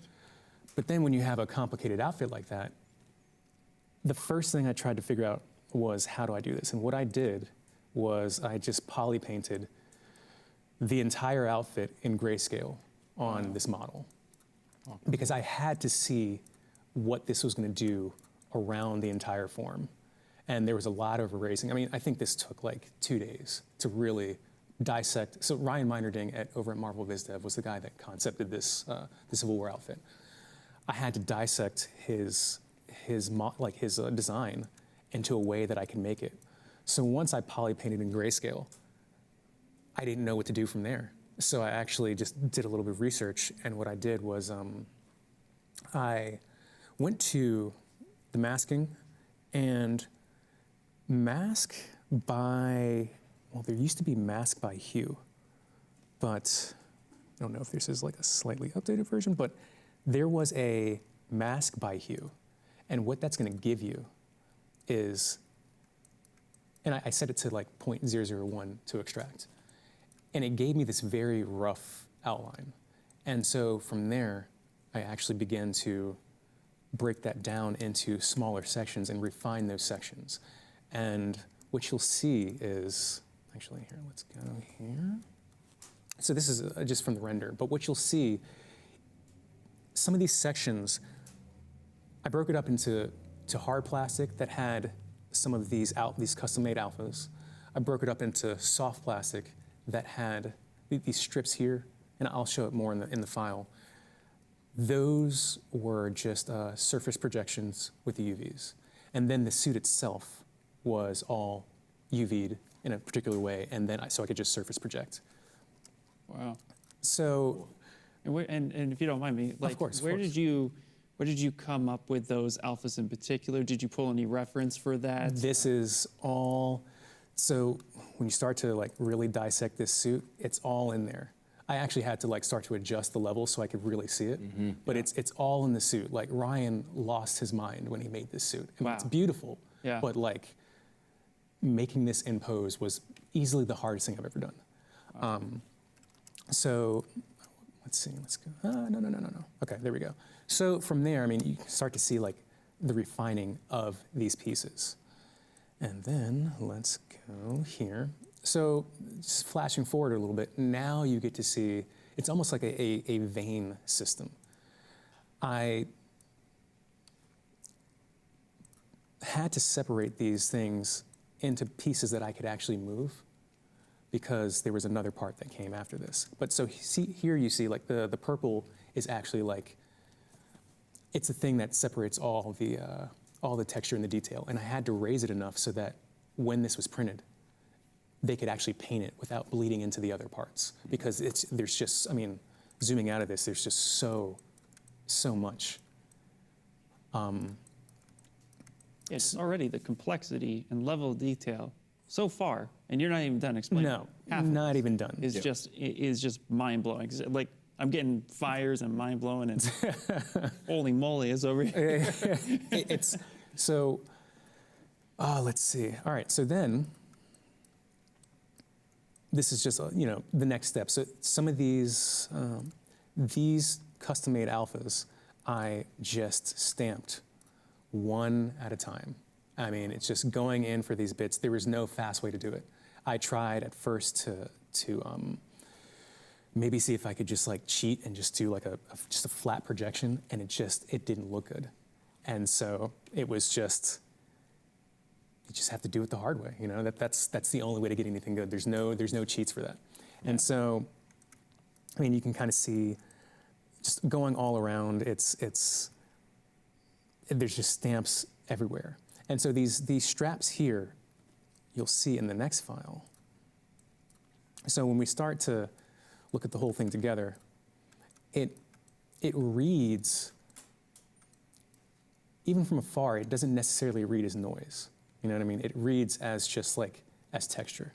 And so one thing that Anthony Messis and I had to do was we had to play with, obviously this is wrong. It just looks too big, but we weren't sure how fine we could make that the smallest grain on the base of the suit, because at the time when I was making this, there wasn't a printer capable of printing that up. Physically making it. And so these are just two examples of a much larger detail. But when I actually finished it, a new printer had come out, and so Anthony, this was just like a test of sending this back and forth to just see what grain we could actually get away with. And luckily, the new printer could print, this fine grain on the suit. And so for this, I can actually show you. Let me go back here. Wow. Just to kind of give you an idea, this is essentially creating a VFX asset without the properties of having the RGB channel to hide different textures in. Like typically, like the suit grain would just be like a tileable texture in a different channel, but you can't do that with a statue because there's no VFX nodes. Right. It's a VFX model without the benefits of having like good shaders. So I can just show you here. I had to lay out all the UVs so that when I did the surface projection in ZBrush, it gave me this detail across the board. And now obviously they're seaming, but I tried to cheat it as best as I could with where some of the suit was just like divided up by the veins. And let's see, so the next bit was that undersuit. As I started looking more into the reference, I saw that Ryan Meinerding, once again, lost his mind by changing the texture in the undersuit in certain patterns. So what I had to do, this red kind of represents like when I was projecting onto the surface, I actually masked out the red so that it wouldn't project on that.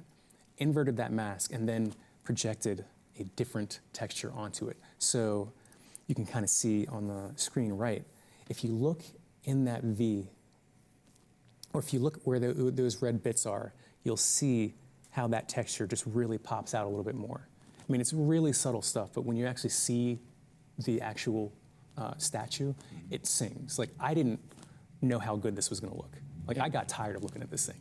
But when I saw it, I'm sure you did. Yeah, actually, we had a question coming in about how much details actually disappeared.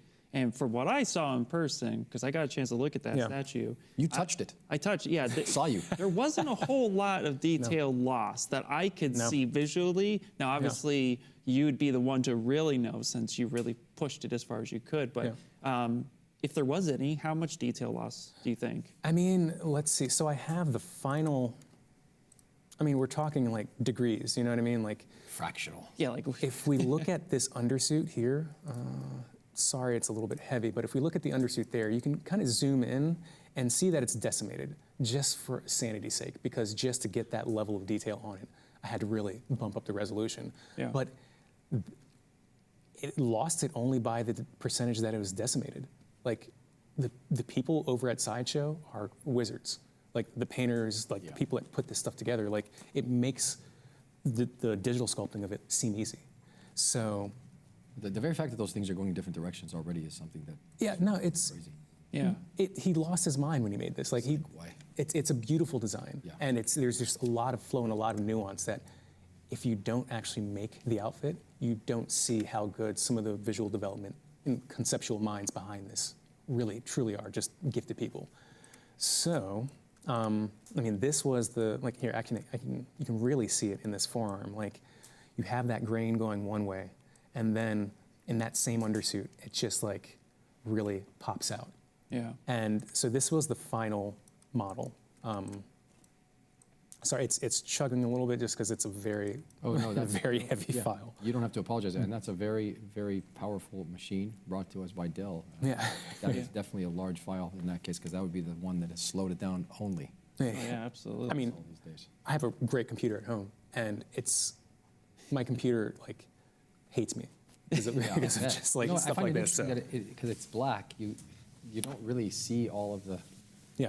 You really have to kind of look at it closely to see it, you know. And because it's damn near 2 feet tall, you can really, like I was shocked. Like I'd never worked on something like you work on a movie, and it's writ large on a big screen, but it's just seconds. You know what I mean? Like the point is not to be too flashy, or else you fail to the VFX. Yeah. But this is just all flash. And so you can really just, I mean, the art director, JP Mavinga, he told me, he's like, with these pieces, when you make them, it's something that you don't understand the depth until you're sitting there and walking around. And when I turned in the final piece, he said, Raph, this is like, you should feel very proud of this, because this is something that with each view, you're going to get a new thing from it, just because there is so much detail and nuance. Yeah, and so, absolutely. Yeah. Wow. I mean, the level of detail, again, everybody in the chat is just blown away. I'm blown away by it for sure. Oh. It's just amazing to see, the patience too invested in this model in order to get that level of detail. Because like you said, I kind of want to go back over that a bit. You couldn't find an easy way because of how complex the design itself was. Yeah. Right. And sometimes you just kind of need to say, okay, I need to do this by hand. Yeah. What's your take on that? I mean, just to go in a little bit more. Well, so when I started on this was February 2020. So, I mean, the world shut down the next month. So I kind of just lost a sense of time. Like, work for everybody just got really weird in general, because yes, it did. It was, I mean, we all lived through it, we all know. And so burying my head in this was a way of coping with everything. So it wasn't really, it was difficult, but it didn't seem, if I was not doing this in the pandemic, it would have seemed much harder. Yeah. And so there just was no shortcut, and there was just like, okay, well, I don't know how to do this. Let me figure it out, because outside is burning and nobody can find toilet paper.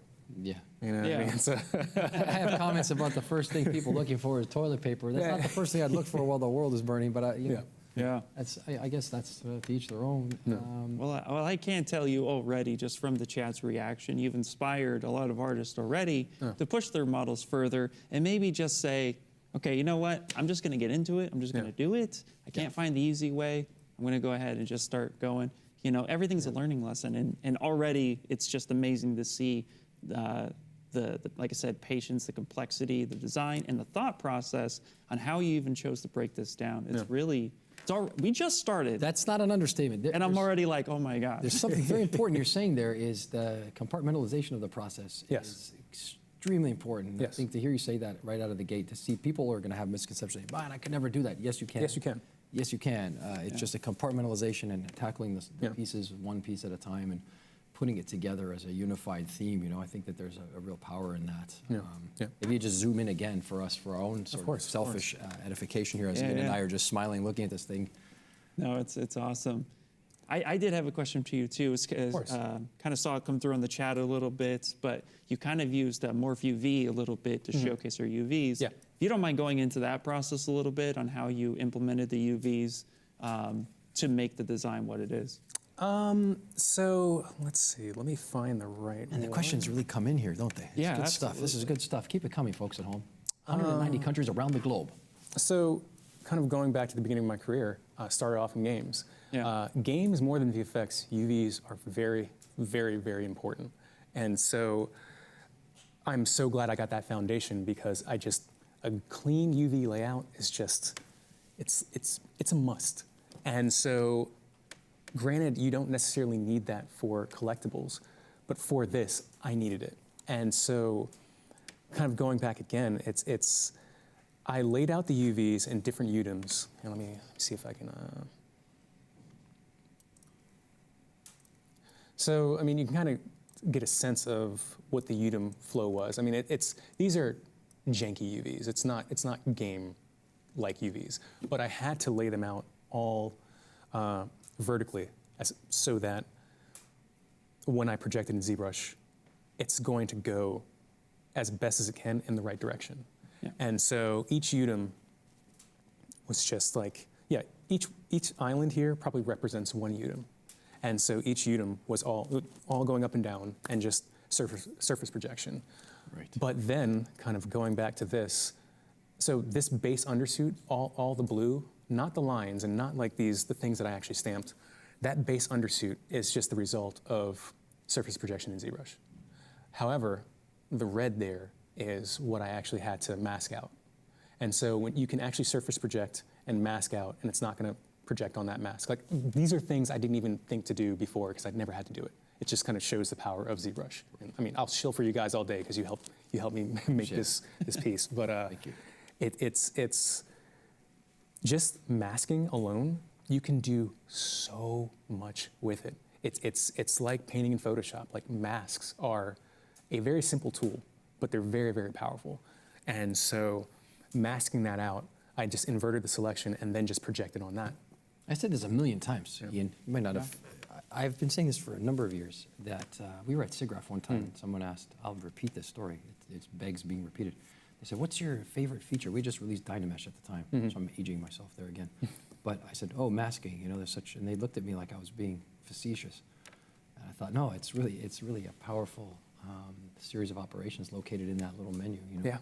And this is just the proof in the pudding now. Fast forward to 2022 to see this finished product wouldn't be possible without that functionality. Not at all. The way that functionality works. Well, too. would it be possible? Yeah, but sure, it'd take possible. a lot longer. Not in the time frame, not in the expedient fashion with which we know it's to work. I think we could all agree, like major thumbs up in that case where that palette is concerned. So, I mean, I'm not like, I think I'm fairly worldly, but I'm not really that intelligent when it comes to using software. Like, there are people that are, oh, I do this, and then I do this, and then I just like hook the shader up and blah, blah, blah. Like, that's not me. So I just use all the basics to the highest ability. Like, there's no you can say that again. You use the basics to the highest ability that time. Wow. What an understatement. That's the understatement of the entire ZBrush Summit. Oh, 100%, yeah. Got another question for you. Of course. How do you deal with the struggle of the shapes as the suit deforms, as the body deforms, especially in the early stage when you're posing? Are there little tricks or techniques you fall on that you could share with the audience that might help them, kind of push their asymmetrical sculpting to the next level? Reference and acting it out. I like that. When I was in school, all the animators were sitting in the same rooms, all the models, because it's just one big computer lab. Sure. And you would see the really good animators get up and act a scene out. Like, it kind of goes to, the same methodology can be applied to sculpting something in pose. Even if you can't do it beginning to do it, you get to see like where the muscle is tensing. So you can kind of think about, like, you can feel it on yourself. And so then you can think about, like, I want to emphasize that part. Reference, shoot reference of yourself, find reference online. Like, I would share I would have brought the pure ref file of the actual thing that I use for anatomy, but there's just a lot of nudity, and I just. No, that's But it's got a family show here. Yeah, you know what I mean. Like it's just broadcasting around the globe. Yeah. There's just a lot of male bodies, but it's just like you had to see everything so you could just understand how it flows. So it's referencing, acting it out yourself, shooting reference of yourself, understanding the pose to a degree. Like the yoga stuff came from me just actually loving to do yoga. You know what I mean? And it's I can't do some of the stuff that I was sculpting, but it's just. Keep it loose, keep it fast. Like, everything I do now starts out with a sphere and a cube. Like, just like kind of make a quick puppet and then just go from there. Oh, that's really great to hear that simplicity at the core of it. Yeah, I'm very simple. There's no like tips and tricks. I'm sorry. I wish I had them. Probably for my own sake. I think that's good to hear, especially, again, they see the caliber of work that you're putting out, and to hear you come on and say, how the process was for you, and how you even had to find solutions for problems that necessarily, isn't something you can just quickly search, how do I do such and such? You kind of had to push through and preserve that approach for it. So it was really cool to see. It was really cool to see just already, even like you said, you was like, I think you're being humble with these simple tools, but seriously, there's a lot going on here, and it's truly amazing for you to share this. Yeah, it is, totally. It's my pleasure. That's a good point, and it's a bit of an inward journey that you're speaking about, like you're talking about just trying to understand the volumes and the forms and then working to meet the requirements of the design, but that pragmatic approach that you demonstrated, that is a tip of the highest magnitude, I think we would agree, right? Like, not getting lost in the complexity of it and just really looking at it from the most simple. I think there's a maturity of design in mind there at work, which is not a simple thing at all. It speaks to your experience. I think maybe now looking from where we are on the roost, say, it's just this simple process. We get guilty of that too in the development of the software, perhaps. In some ways you think like, they're just these simple little features, but they're really not. In some cases they're quite exponentially life-changing and workflow-oriented wise, they have long-lasting impacts and effects. Something as simple as even a modification into the masking palette can have exponential changes in people's workflows and drastically change the way that we see. Oh yeah, absolutely. Seeing it here in the chat. In the Mask chat, is goat, masking, love masking. You know what I mean? Everybody. No, it's great. Because from that algorithmic process of masking, you get extractions. Yes. And then from that algorithmic process of extractions, you have the concept of a Z-remesher, which is, I would sort of stake my reputation on that's the process in the way that it's maybe come to life. And they are in that operationally in that order. They've been at least in that order, so to speak. If you look at the trajectory of the software, you see that as it's a very natural flow of the tools in response to the artists. And to hear you say that today is the highest sort of, I think we can all speak freely about that and say it's a high compliment to our team and to the way that the software is being used in and of itself. But, and also, this brings me to something very important. The skills that you're demonstrating are, I met you, I'm going to divulge. Oh, of course, I met you very serendipitously, I'm so grateful to all the cosmic orders that have brought you to me, through David Simon's sculpture workshop in Van Nuys, California. If you don't know who David Simon is, check him out. He's a teacher extraordinaire, sculptor extraordinaire. He's a truly wonderful guy, and yes, I think for the kind of people to be in the room that were in the room during that particular workshop is a statement to his greatness as well. Well, let's talk about the sort of the trajectory of your work in the traditional space. You are actively sculpting in the traditional space. I won't say much more. I'll let you talk about it. So I think it was around 2016. I saw David was offering this program in Rome for the summer, Sculpt 2 weeks in Rome, and it's something that was always on my radar, but I just never really pursued it. Right. And then after the world opened back up, I'm just like, I'm doing everything, man. I all these things that I wanted to do, like just let's go for it, because You never know. Why not? And so 2021, I think it's been a little over a year, I just started taking his classes regularly. It's basically every 2 months. And His classes, David. Right. I mean, it's just going to be something I do until I can't. I love it that much.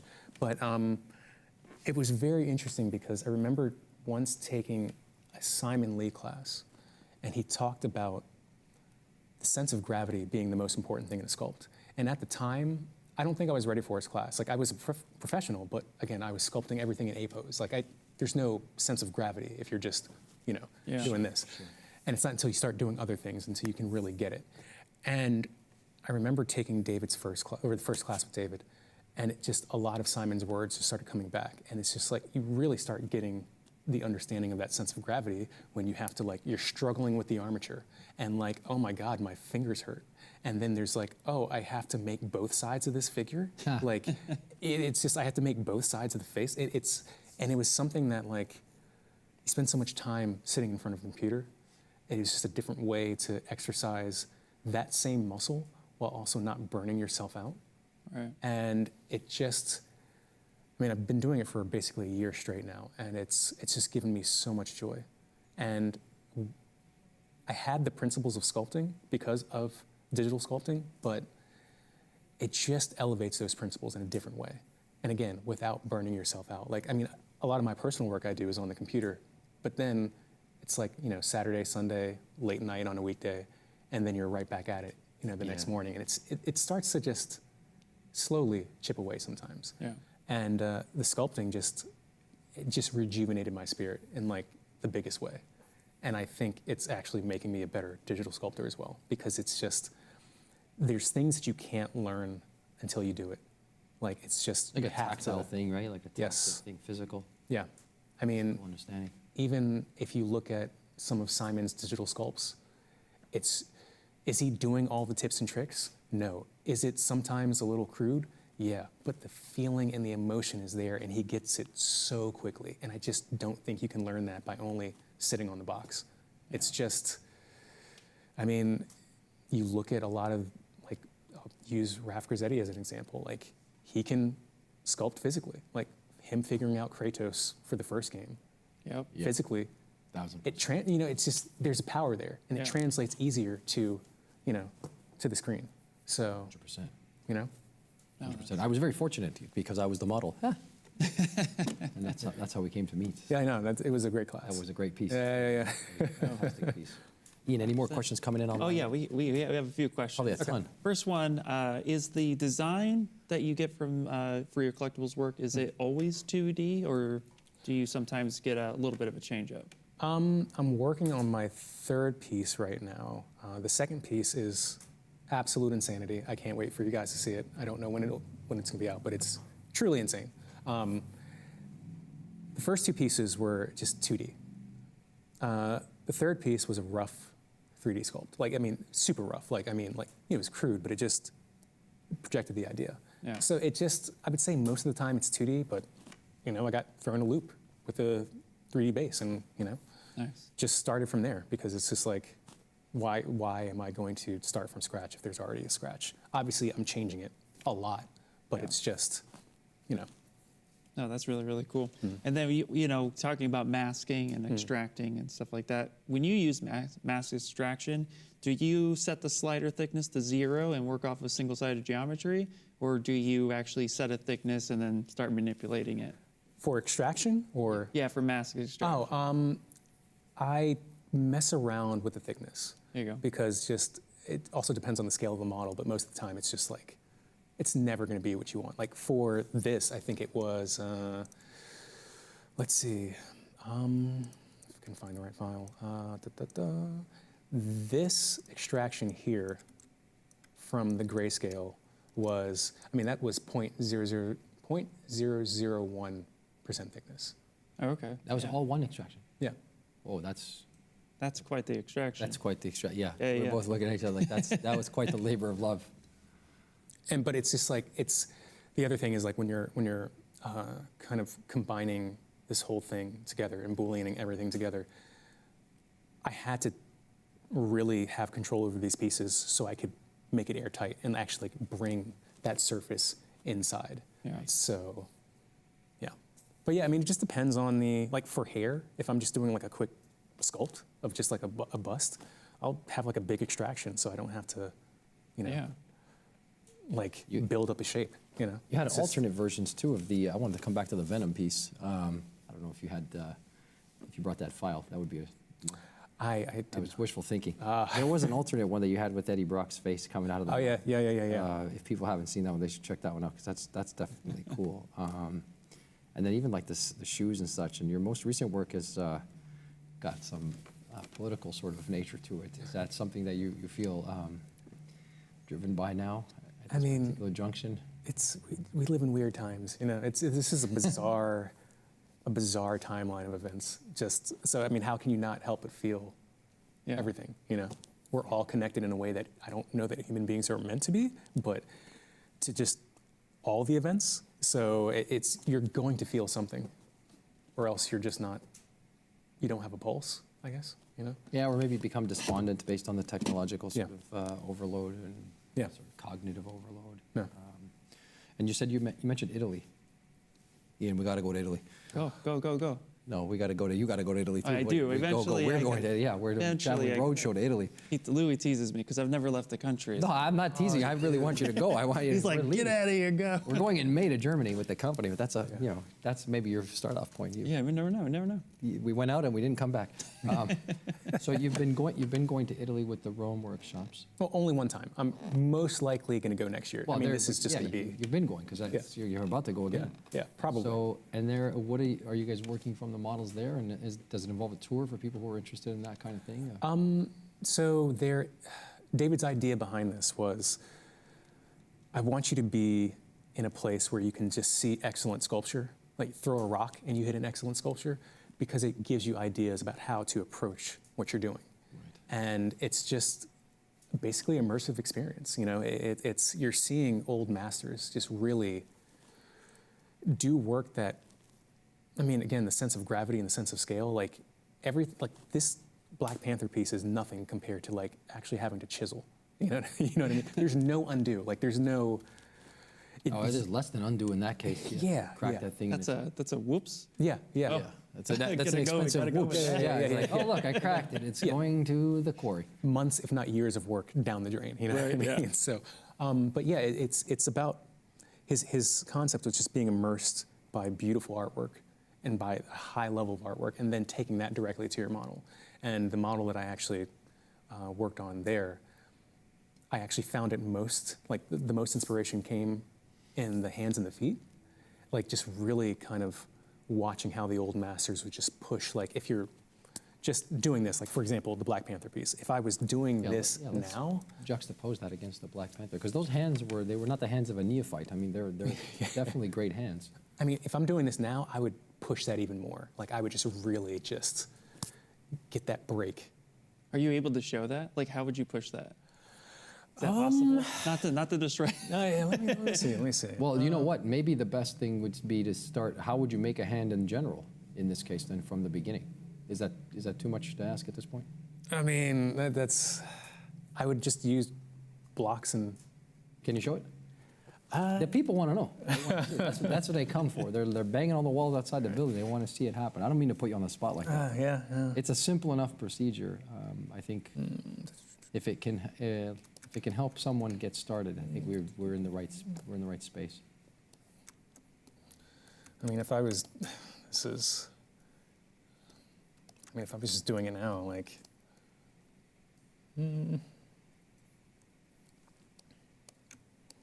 So you're literally starting with just a basic primitive and then adding other primitives. Just getting started like that. And is there a reason that you decided to start like that, or is it just something that you? Is that how you started off in ZBrush, just getting? No, like that, or? I used to like build from. I mean, I'm a little old school, like box modeling. Yeah, and like I just had a base that I would work from. Okay. And I once had a concept artist who was kind of like a mentor. He basically was just like, you're limiting yourself. And I was thinking about things in terms of production time. You know what I mean? And it's not until I actually started doing it this way that, you know, I understood on a different degree of what he meant. Like, if you're starting from a base already, you're limiting what that thing could be. When you're starting from primitives or just like a basic shape or like Z-spheres or whatever, Right. there's no limit. Yeah, that's my So go-to. You know, that's, Z-sphere. I mean, this is going to be super crude. Like, Oh, no, I please. promise you I can sculpt. This was not meant to put you on the spot. No, But I mean, please, I would thank just you. like, you know, So that's simply do something like this, and then maybe even just like, okay. But what I do appreciate about this, so first off, thank you so much for even just showcasing this. Of course, of course. Because I mean, I talk about it all the time because my mentor talks about it all the time, but the valley of the suck, the starting point is never pretty. It's always Yes. something Yes. that is rough. And then as you work it out, you know, you're slowly refining and building and refining Yep. until you get to something that you're liking. Yep. And then you can step back and be like, all right, where do I go from here? So it's nice to know that we all start from the same spot. Yeah, and I think from a brand and brand management standpoint, my intention in making you do this is just to show people a varied way to use the software to manipulate and manage their projects. I think Yeah. that it's not the first thing people think about. It's like taking a bunch of cubes or rectangles and putting them together to make the base of what would become the Black Panther's hand. When people see the finished product, you know, if you pause for a second and just go to the hand that you have up there on the Black Panther, they're not, you know, a lot of people are not sort of versed enough to see that and think like, oh, that could have started from just a simple construction. There's like that. I mean, the spelling of the myth that it's all complex from the beginning is like the most important thing. No, it's for me, like when I almost think I was destined to be a sculptor in a sense because You feel that you were. not destiny is a weird concept, but just like I started out drawing, but blocking in on 2D, like on a piece of paper, was always very hard. Like I just couldn't. It would feel wrong. Yeah. And I would watch people do it successfully, and that's the best 2D artists do that. Like I mean, you'll see their blocking, and it's beautiful. I always struggled with that, and somehow in 3D it just makes sense for me. Right. Maybe that's just like a lifetime of playing video games, you know? But like, it just finally clicked. And so like this hand, everything started out from just primitives. I mean, I even just see some of my, I've been privileged to know a lot of fantastic artists and just like, this guy, Mariano Steiner, he's a phenomenal sculptor. He's a pretty good guy. Yeah, he's a great guy. He's the best. Pretty good. Like great personality, great human being, and fantastic artist. But like watching him time lapse from Z-spheres, it's the same principle.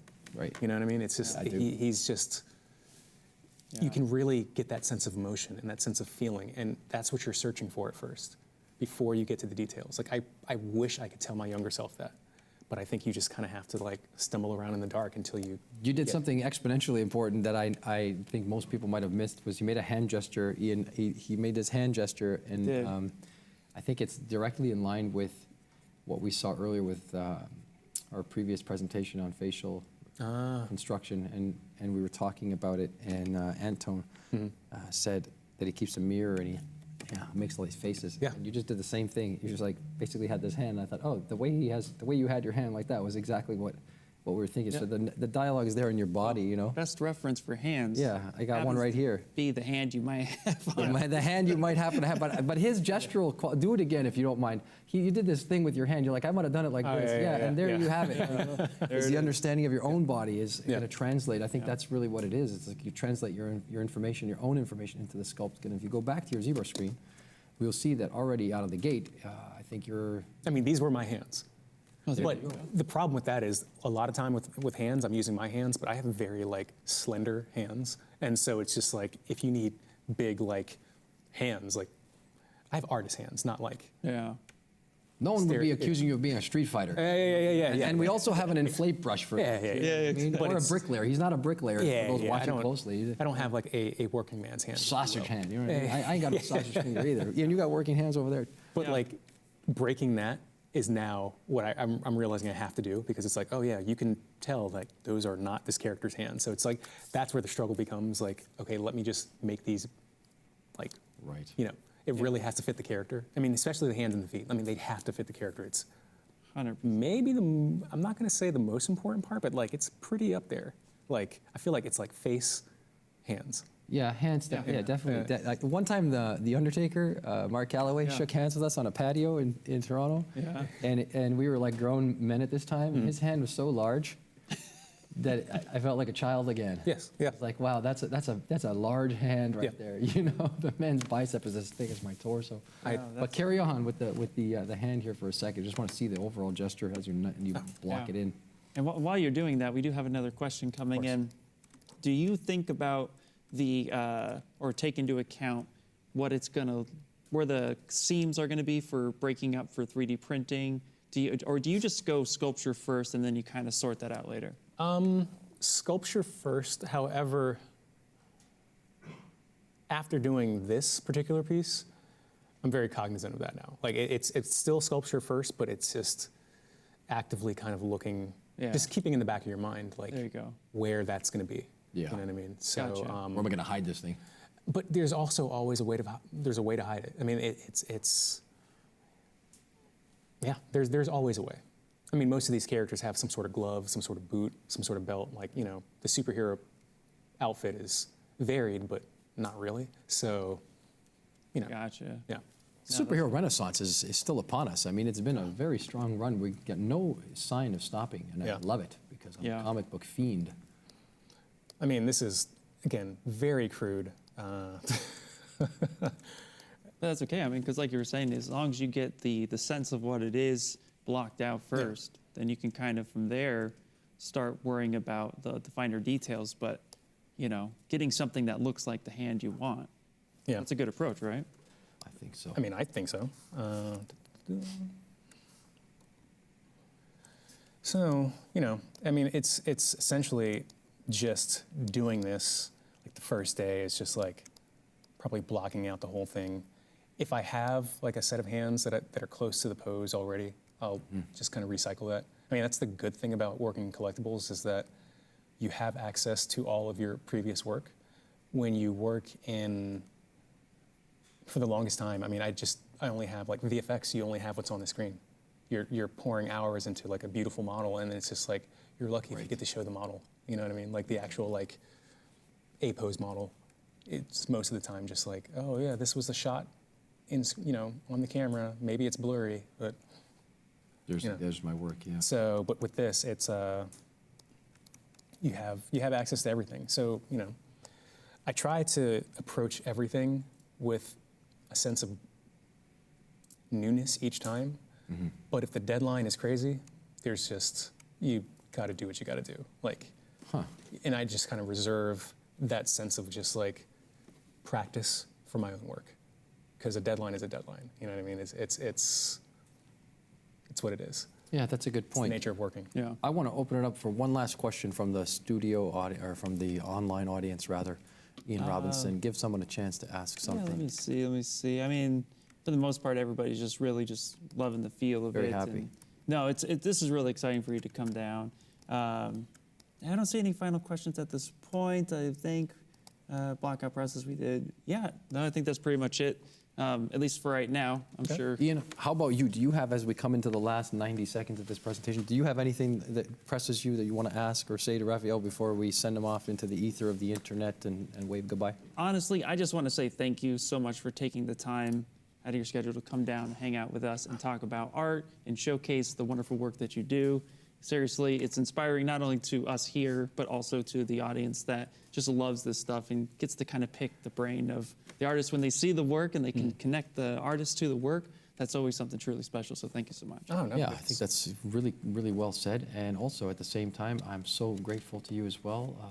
On behalf of everyone, thanks for your time and thanks for your contributions, continued contributions to the lexicon that is ZBrush, and your continued, the actual lesson here, I think, is that you have a commitment to self-growth and to personal improvement. And I think that if people are watching around the world, yes, you're at a level, artistically speaking, where people are happy to see that, and you still are someone who promotes the concept of being a lifetime learner, which is something I can get behind, and I applaud you for it. I look forward to being in studio with you again, in a shorter time than it's been since I last saw you. Yeah. So on behalf of myself, Louis Tucci, and Ian Robinson, we're here for the ZBrush Summit. This has been Raphael Phillips, who is an artist of high magnitude. We're very grateful for your time. And we thank you for being a part of the ZBrush Summit 2022. We're going to come back with more action after this. Ian's going to be giving away some stuff, but sit tight, people at home. That's the end of another great segment here, the ZBrush 2022 Summit. And we'll be back with Ian to give away some prizes. Thanks for watching.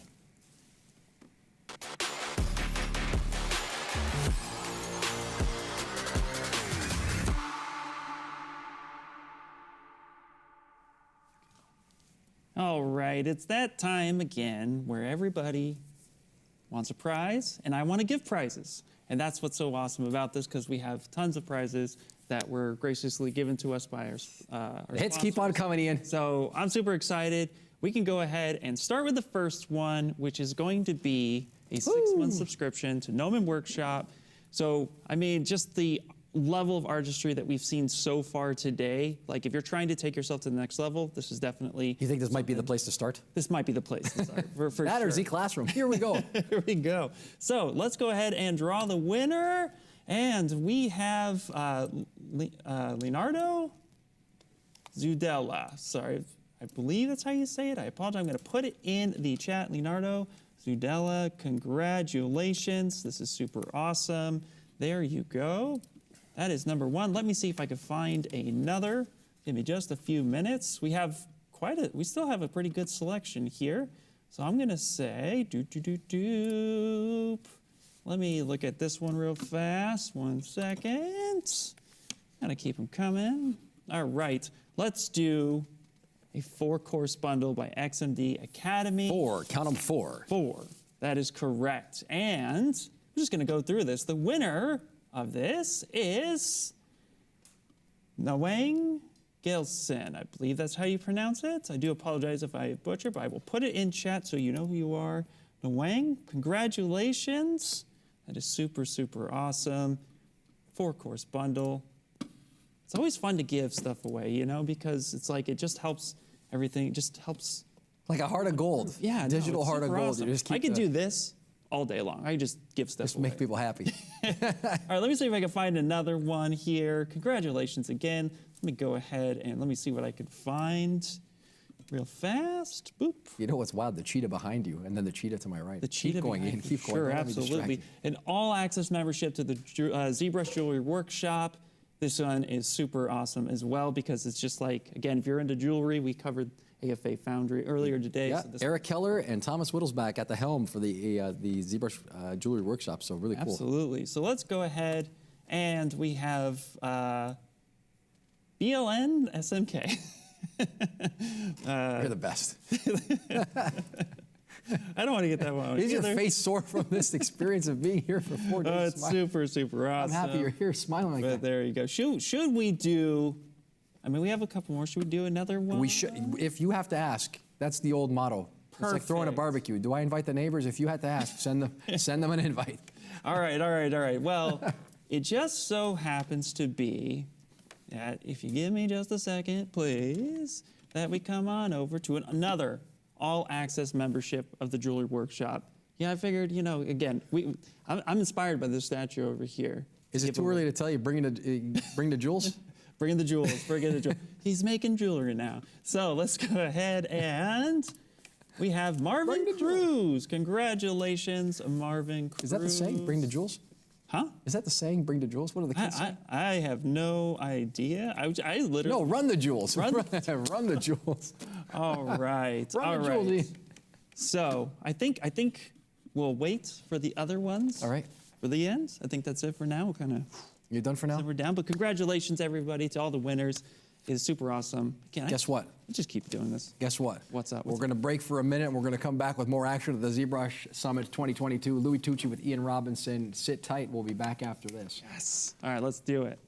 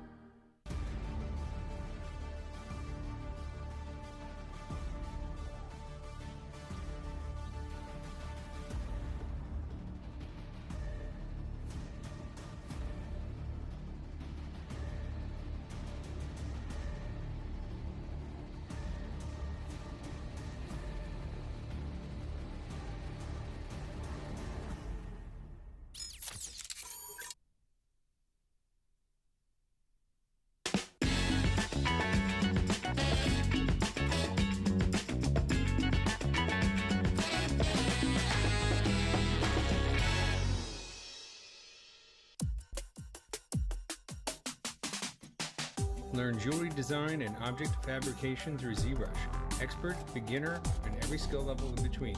ZBrush Jewelry Workshops can help you bring your digital dreams into reality. Taught by leading industry professionals. Use the offer code SUMMIT to get a $100 discount on membership.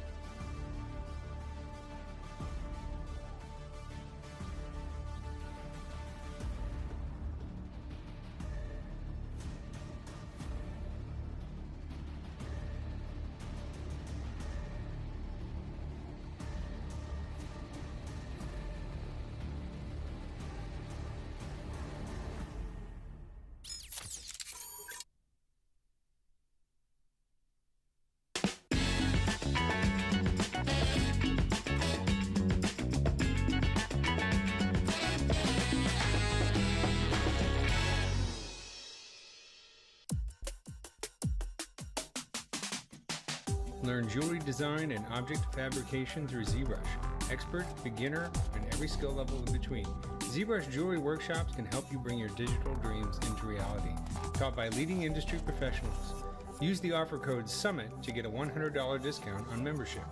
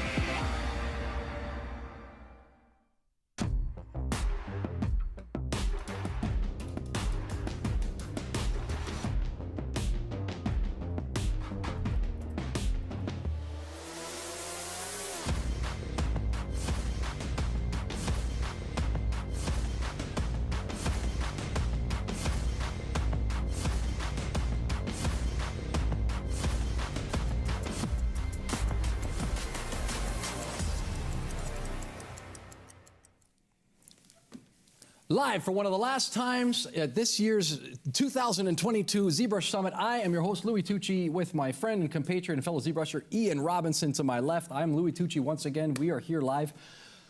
The moment is upon us, Ian. Yeah, it is. We've come to the last official presentation. We've got Sea Beast, Netflix hit film. What a joy. Oh, yeah. I feel terrible for those creatures. They're hunting them down. But today we're going to get behind the veil. It's for our entertainment. So we're the last presentation. Wow. We had, what do you think? Dude, amazing. Well, let's have it. I mean, come on.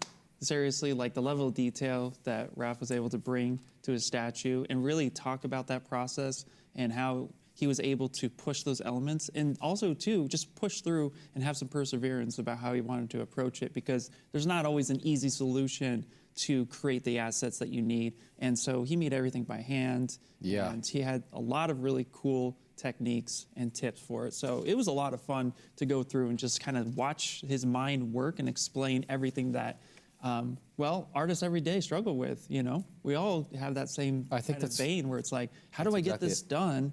And he was able to kind of break that down. And I'm sure so many people like myself just love to watch other artists come in and explain that, because it helps us get through that process. So, you know, I told him on the way out, I said, most importantly was the idea of overcoming this concept that things need to look good from the beginning, as we were alluding to. But the real issue there was that he started the demonstration of a hand with just some cubes.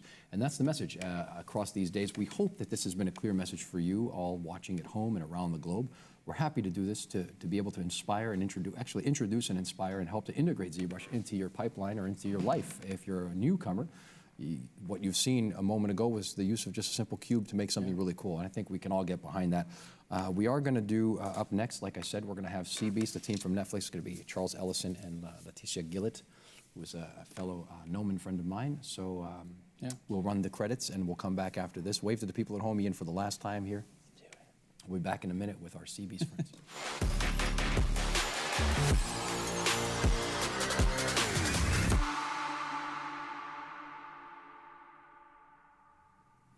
Well, from remote locations around the globe, they gather for the ZBrush Summit. Ian Robinson to my left, Louis Tucci here live with Charles Ellison and Leticia Gillett. Good to see you all, waving hello emphatically. Good to see you too. Yeah, how are you two doing today? A bit crazy, not gonna lie. This almost didn't happen for us. We had a situation where Mother Nature threw a curveball. I was all set up at home, ready to go. Leticia and I have been communicating, getting excited, and my power goes out. No. Luckily, we have high winds here in Los Angeles right now, but luckily, Leticia's husband, Chris, amazing 3D artist, has a really great setup here that I was able to just kind of pack up my tower, bring it over, scrambling down to the wire, got it set up. You should have saw us. You would have been proud of us, but we're ready to go. You said it. We are very proud. And Chris, thank you so much for helping to make this segment a reality. Put her there for Chris. Absolutely. Yeah. A T-shirt in the mail for you, old sport. Maybe even a hat. It wouldn't be possible without it. Leticia, what's going on there? We're good. I have Charles here in my house now. Yeah, right. So. An unexpected house. Here we go. Sharing space. That's always nice. We're in the same studio, so. It looks That's great. right. You got some Disney characters behind you. Got the nice, fun bit of collectibles back there. I love that. The inspiration is amazing. I want to break out into the song, but I won't because we'll get in trouble. Please sing, please, Louis. Hi, everyone in the world. Well, we're glad that you're here with us today. Yeah, it has been crazy winds here in Los Angeles, so we're happy to have you. We're safe and sound inside the Mobian green screen hangar here. Very safe, thank goodness, and the feed is continuing to be broadcast around the world. But let me just introduce you properly. Charles Ellison started a career as a young boy, it says, and originally you were from Venezuela, growing up with movies and cartoons at the epicenter of your being, and around, I'm going to age you now, and maybe age us all a little bit, but in '93, you and Paul Gabery have this in common, the Jurassic Park moment of truth, where you say, is it real? That's right. That's right. Are they real? And then somebody says, no, it's a film, and that is basically how you got started. And then Toy Story pushed you one step over the edge, as Paul mentioned yesterday, so you have that very same parallel trajectory. You've worked for DreamWorks, and now you're with Netflix and Aspire Studios as well. So tell us a little bit about what you've been up to and what you've been doing. Yeah, absolutely. I don't know if it's a good time to maybe share a screen. I just have a few things of. You may, if you wish. Yeah, you're in charge, and then we'll move over to Leticia. Okay. Do I just go ahead and share a screen from the Zoom, or is it already set to go? Let me see here. Yeah. I think it should be good there. There we go. Yeah, we see it. Wonderful. Oh, yes. Okay, awesome. Well, I mean, let me just elaborate on that a little bit, and thank you, Louis. That's a great intro. I've really benefited from having just tremendous opportunities. Like I mentioned there, influenced by movies since I was a boy. Movies for me, just kept me company, man, you know, in so many different ways. When you're an only child and you need to find things to do and you're done playing outside, like cartoons and movies, that's where you kind of get lost. And so really for me, it's a very nice journey to discover that I ended up working within the entertainment industry and creating characters. Jurassic Park and Toy Story were so pinnacle for me in terms of like even understanding this as a goal, you know, as something attainable. So went to traditional art school, like so many, you know, that are in this industry. And fast forward a little bit, you know, I got my big break joining DreamWorks. I started at DreamWorks as a 3D modeler. Tremendous group there. I mean, just immense talent and a lot of lifelong friends that I've garnered over there. And it's the kind of place that really inspired. You know, you're surrounded by so many great talented people. Had an opportunity to, you know, work on so many different films, you know, the Dragons franchise, Kung Fu Panda, many others. As I developed there as an artist, you know, I you know, got an opportunity to join, you know, the ranks in leadership, and I was one of the heads of modeling there for a few years. Trolls and Trolls 2, Trolls World Tour were kind of my first two projects that I supervised. I had the pleasure of, you know, having Leticia on my team, and you know, when you have rock stars like that, it's everything comes really easy. And yesterday, seeing Caleb Bryce, you know, making his presentation for Pixar, it's just for me, it's such a small industry, and you know, he's another artist that I tremendously respect and had the opportunity to work with as well. After I left DreamWorks and ventured out over to Netflix, you know, Jed Schlanger, producer for The Sea Beast, someone I've worked with before at DreamWorks, you know, him and I first talked about Sea Beast and what they're doing, and it was so exciting. Netflix was at that time, you know, really growing and doing so much in terms of all the projects they had going on. I learned a little bit more about it, and you know, when I had the opportunity to join, it was really tremendous for me because it was my first foray really living more on the viz dev side of things, more in art. Even if at DreamWorks you get that opportunity as well in the modeling side of things, it's to me, this was a departure of making sure I'm thinking just about art, not being too precious about things, and helping develop the creative. And and so, you know, that was a tremendous project that I'm excited to talk about. And you know, currently I am now at Spire Animation Studios. We're kind of the new kids on the block. We're small but mighty, but a tremendous group that we are continuously growing. And right now I'm serving as a kind of like a global character art director. So I work on various features, but right now it's all hands on deck on our first feature. What makes us, you know, really unique right now is we're partnered with Epic and really embracing Unreal Engine for Final Pixel and all that good stuff. Let me stop you really quickly. We've embraced Unreal Engine as well. If you take a look at our set here, we've got none other than our own ZBrush friend and compatriot Anna Carolina and her team out in Florida. We get a wider view here. You'll get to see the Unreal environment that Ian and I have been located in all day long, and ourselves and Paul Gabriel. So it's all coming together. It's good to hear you say that. Yeah, we're getting more and more familiar with Unreal with these bigger projects as they go bigger and bigger. Awesome, man. I mean, you know, that kind of sums it up for me in a nutshell, you know, and like I said, you know, just a tough act to follow with all the amazing presenters that you guys have had. It's very interesting. You know, Leticia and I were talking a little bit earlier about the things that other artists are sharing. And I just love to see, like, there's a lot of common thread and a lot of principles that, you know, hopefully we'll elaborate and share as well today. You know what? You said something very important. I wanted to give an additional nod to Caleb Bryce, who left me a drawing yesterday. The drawing at the end of the presentation. I was so happy to have that. So Caleb, if you're watching, man, thank you so much again. Really sweet, swell guy. It's good to have you. Leticia Gillett. Hello. A fellow Noman graduate and byproduct of the MIT of the CG world. We've been giving away those workshops. It's been a while. Tell us what you've been up to and what's going on with you.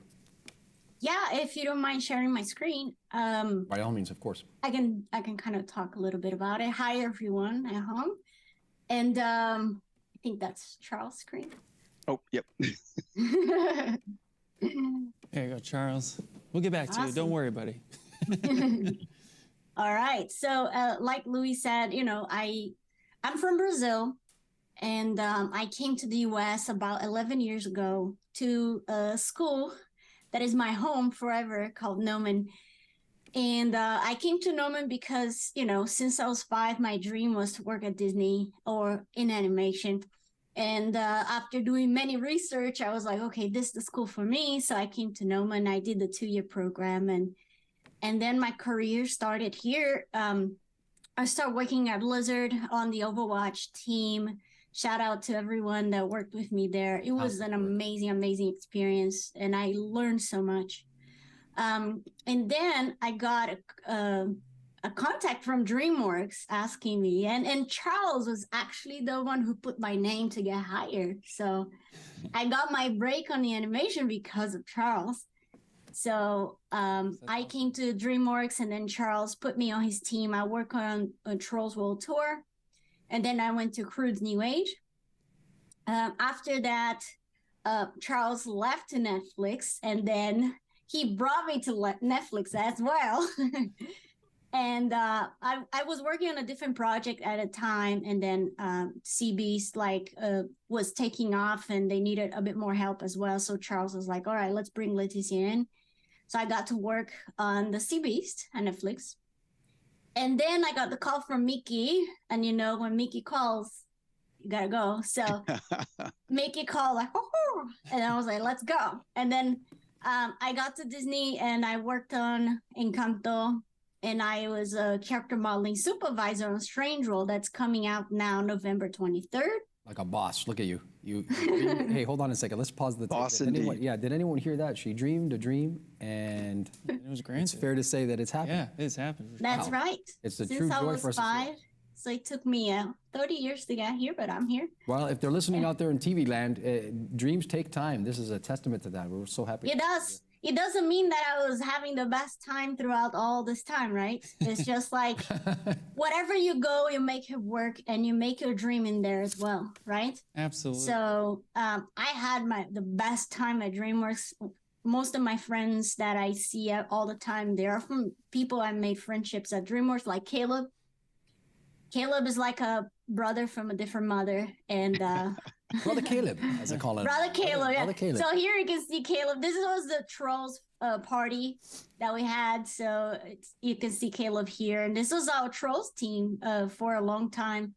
And Charles was the supervisor on that. So yeah, that was kind of my journey here in the US so far. And Noman, I study at Noman, and I also taught at Noman, and I did live streaming for Noman and events for Noman. So Noman's going to be in my life probably until the end of times. Yeah. So that's why I put it here. That's a good one. Same here. Always at the cornerstone and the foundation on the yeah, of my career. It's just same. family, you know? So Absolutely. So shout out to everybody over there. Max, Darren, Brian, and Alex. And the rest of nobody. If I forget to say someone's name, I'm thinking of Eric Heller actually was my ZBrush teacher. Before him, I didn't know ZBrush. Funny thing, me too, huh? Well, now we're really aging Eric Keller. Yeah. He's about as old as the mummies. Everything in ZBrush, so. Absolutely. Big hugs to him. Yeah. Splendid. We hope he's watching. Well, we'll hand it over to you guys for your formal presentation here and let you talk more about things, and we'll bow out of the way and let you take it away for a few minutes. Yep. Awesome. Right. And as always, too, we might get a couple questions in chat, but we'll let you go through your presentation a little bit, and then if you want, I can fire them off as they come up, or we can wait a little bit more towards the end. Up to you. Let me know how it works for you. Okay. Okay. Thanks so much, and obrigado. Yeah, de nada. All right. Charles, take it over. Yeah, we could, I guess we can switch over to my screen for a second. It's interesting because the notion of 3D modelers working in art, I think, is a really fascinating thing to talk about, because when you think about what the end product is, and it's you're making 3D animated movies, you want to see things in that medium as quickly as you can, and I think a lot of different productions embrace that earlier on these days than perhaps they did in the past. And that's something where I think, artists such as Leticia and, myself really want to live in that space, and we thrive there because it's something that we have a passion for. And what I wanted to first kind of open up the conversation with is like, how do we start this process? Like, what normally is the way that things go? You know, do we start with a concept? Do we just start from scratch? And it's truly a collaboration, you know, for sure, that we get to kind of enjoy. So on Sea Beast, and by the way, I think I speak for both Leticia and myself when, you know, we say just thanks to Chris Williams, director, Jed Schlanger, Steven Schweikert, Matthias, production designer, Matthias Lechner, and our art director, Woon Young Jung. Just amazing art team. So, I mean, it's really incredible. But I'm going to just kind of show a little bit of how we kind of start this process, and we'll talk through not only a lot of tangible examples, but just more or less how the conversation gets going. Typically, it's something like this. You know, we get a very loose sketch, sometimes a more thorough, you know, illustration of a character, but that really captures the design. Both Leticia and I had the opportunity to work with Tony Facilli, who's, you know, the name precedes him. You know, he's a legend in the game, and knowing that you're going to work with someone like that, you want to bring forth your, you know, your best effort you can. And he couldn't be more humble and modest and easy to work with. The real Italian stallion. Yeah, man, but such a kind soul. But this was the first drawing that I had seen, you know, for Jacob, who was kind of the main hero. You know, we have two main character leads on the show, and this was the male hero. And we knew we wanted to capture something that had some kind of stylization to it. We didn't want to go as stylized, perhaps, as what you see here. And this is where seeing things in the round, you know, you can start to establish those rules, break down the things that, you know, we want to kind of pursue. So this was literally on the very first day. I was so anxious to jump in. I just went and just kind of blocked out a bust. And we're going to talk a little bit about how we approach it, you know, and the different ways that, to me at least, are really strong ways to kind of get started before you even think about any context or color or details or anything like that. So I'm going to jump over to ZBrush real quick. And you know, this right here represents more of a, this is definitely the final result. This is what all the hard work kind of brings you to. And this is a great effort of collaboration, iterations, defining rules, finding what works, finding what doesn't. And, you know, at the end of the day, we try to live within ZBrush as much as we can at this juncture, simply because it offers us so much fluidity, flexibility to really explore. So I'm going to jump over here. I tried to kind of piece together something that would kind of convey this. I wanted to find the original blockouts for these characters, and I failed to do so. You know, when you have things buried in your hard drive, I probably just blew them away at some point. But I'm going to replicate a little bit of just the thought process around this stuff. And some of the other talks you guys have seen, a lot of folks convey the notion of working with primitive forms, just being very basic with how they approach a blockout. I pretty much almost exclusively always start with a simple sphere. In fact, this is just the sphere that you get, you know, from your ZTool library. And what I like to do is reconstruct the subdivisions down to like bare bones.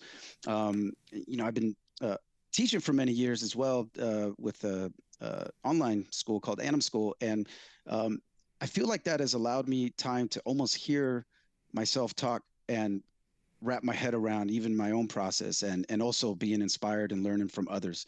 You know, Leticia being one. I one of the first artists that actually gave me some great insight to what I'm going to get into here is Danny Williams. Not only a good friend, yeah, point pusher, man. I mean, you can't go wrong with that guy in so many ways. You know, fire with that guy if he's watching. Danny. I hope he's watching. I hope he's watching. But you know, I want to give him a nod here because he really exposed me to what ZBrush was capable of before I really embraced it. And, you know, you take what you learn from people like that, and you're able to just kind of massage your process a little bit. So very basic form, right? And what I like to do, you know, as I'm blocking this stuff in, is quite literally just work with these planar, low poly representations. I establish what I like to refer to as upper hemisphere for the head, lower hemisphere, you know, just kind of isolating jaw up to the cheekbone. And I'll even take these edges and, you know, more or less kind of start orienting them in a way that they might represent certain landmarks, you know, a cheekbone on this one here, you know, maybe just a brow ridge. Keep it very basic, very simple. The other thing I do at this stage before I really dive in is I typically set my canvas to be a lighter color in the background. And the reason I like to do that is because over here on the color swatches, you have the opportunity to kind of switch back and forth between two colors if you don't have any textures assigned or anything like that. And so what I'll tend to do at this stage is just jump back and forth between silhouette and just a regular shaded, you know, kind of representation. I don't get too fancy with materials. I typically just use skin shade. I do have a version of skin shade that's a little bit less with spec, very similar to what Caleb was actually talking about yesterday. So I know I'm doing something right. But then as I kind of get going and understand a little bit of the shapes here, we start adding more context, right? I'll get into subdivisions, but I try not to rush too quickly into the details. And I think this is something that I notice a lot of students will tend to be really anxious to get into high res, just jump right into the sculpting. They want to do what they see so many of the masters doing. You know, there's so many amazing artists out there that, you know, when they showcase their work, it's so detailed, so rich in fidelity. And I really force myself before I even think of getting to that step to understand the basic forms. So, you know, here I'll, you know, kind of take something, flush it out just a little bit more, and then slowly start adding context. And what's really fascinating about this is, you know, as I start evaluating silhouettes, we can start to just make broader assumptions of what the feel of the character is like. And of course, I'm looking at art, looking at reference, being as honest to the artwork as I can. From this stage, it'll start to typically turn a corner where we get into something that now I'm introducing smaller shapes. To me, these are still primary shapes for the character because they impact the silhouette so strongly. So in the case of Jacob and, you know, many of the characters actually, and, you know, Leticia's going to show some amazing examples of just how striking a lot of these silhouettes were. But I get into this, and again, just massaging the form little by little. You know, these independent poly groups, I can, you know, mask them off. You know, I just try to work, you know, really easy with this stuff. It's so manageable to just push and pull. One of the things that often I get asked is, you know, what brushes do you use and all that good stuff. I'll be the first to tell you, man, I probably use 10%, if that, of what ZBrush is capable of, and that's a shameful admission. But it's really just to showcase like how vast of a tool it is. But for even someone like me, that I just maximize a small portion of it for what I need it for, you know, it's amazing in that sense. So as I start adding a little bit more context, we get into more granularity here. You know, so additional forms, and whether it's a naturalistic character, stylized character, a creature, it's all very much the same approach. I'm looking for what are the identifiable forms. I can take this same setup right here of granularity, and you can see at this stage, I've basically broken up the upper lip, lower lip. I've introduced, you know, just some half spheres basically for the eyelids.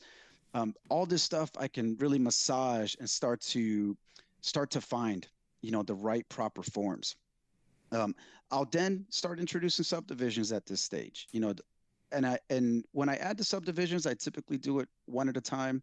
I don't want to rush into anything too smooth, too quick, mainly just out of, you know, old dog, old tricks kind of things, but, you know, just trying to keep it really controlled so I don't ever lose control. One of the notions I like to always kind of echo is you should always be in control of the geometry, not the other way around. And so for me, this allows me to kind of just stay really safe in that space. And so as I start adding subdivisions, again, I can go in here and refine. Now, at this particular stage, You can see, my points start to tick up. I start to have a little bit more information. Maybe at this point I'm enlisting something like a Damien standard and just kind of tightening up some suggestions in here. But again, not doing any heavy lifting. I can start exploring things in terms of, how planar I want to go with things or how soft, but really controlling the degrees of that tightness. That's really important for me at this stage. And then, of course, as I get, a little bit more polish with more subdivisions, I'll spend a lot of time at this stage just to make sure that my choices feel well enough. And probably the next question that is commonly thrown, is, well, when do you know when to kind of commit? And I think that's unique to every artist. And I think in VizDev, what makes this different from, let's say, what I would approach on a more like production modeling level is production modeling, typically you're going to have a pretty firm target. I'd say it's pretty firm where it's like, okay, just there you go, man, run for it. That's your lane. Jacob was such a moving target on this show, and it was the first human we were trying to understand. So I try to have a process that keeps me flexible and, not be too precious about anything, not be afraid to, totally pivot, at the drop of a dime if you need to. So the next step really after this is to kind of go into something that now I'm utilizing, other aspects of ZBrush that take me away from just the move brush. Literally all the previous steps, it's more or less move brush, a little bit of Damien standard, maybe some H polish thrown in there, but not even playing with any clay brush or anything like that at this point. But here, I usually, if I've done my job well on the previous steps, I can start considering dynameshing pieces together here. So for example, if I go in here, I still have my independent poly groups. I would go in here and basically say, okay, maybe I'm safe to take these right here and go ahead and dynamesh this. And the way I usually go about this is I kind of try to be a little bit strategic where I'll dynamesh with poly groups on so that I can kind of control what pieces are getting welded in. So, if I just kind of execute this here, now you can see that I've now welded that together. And if I spend a lot of time, really,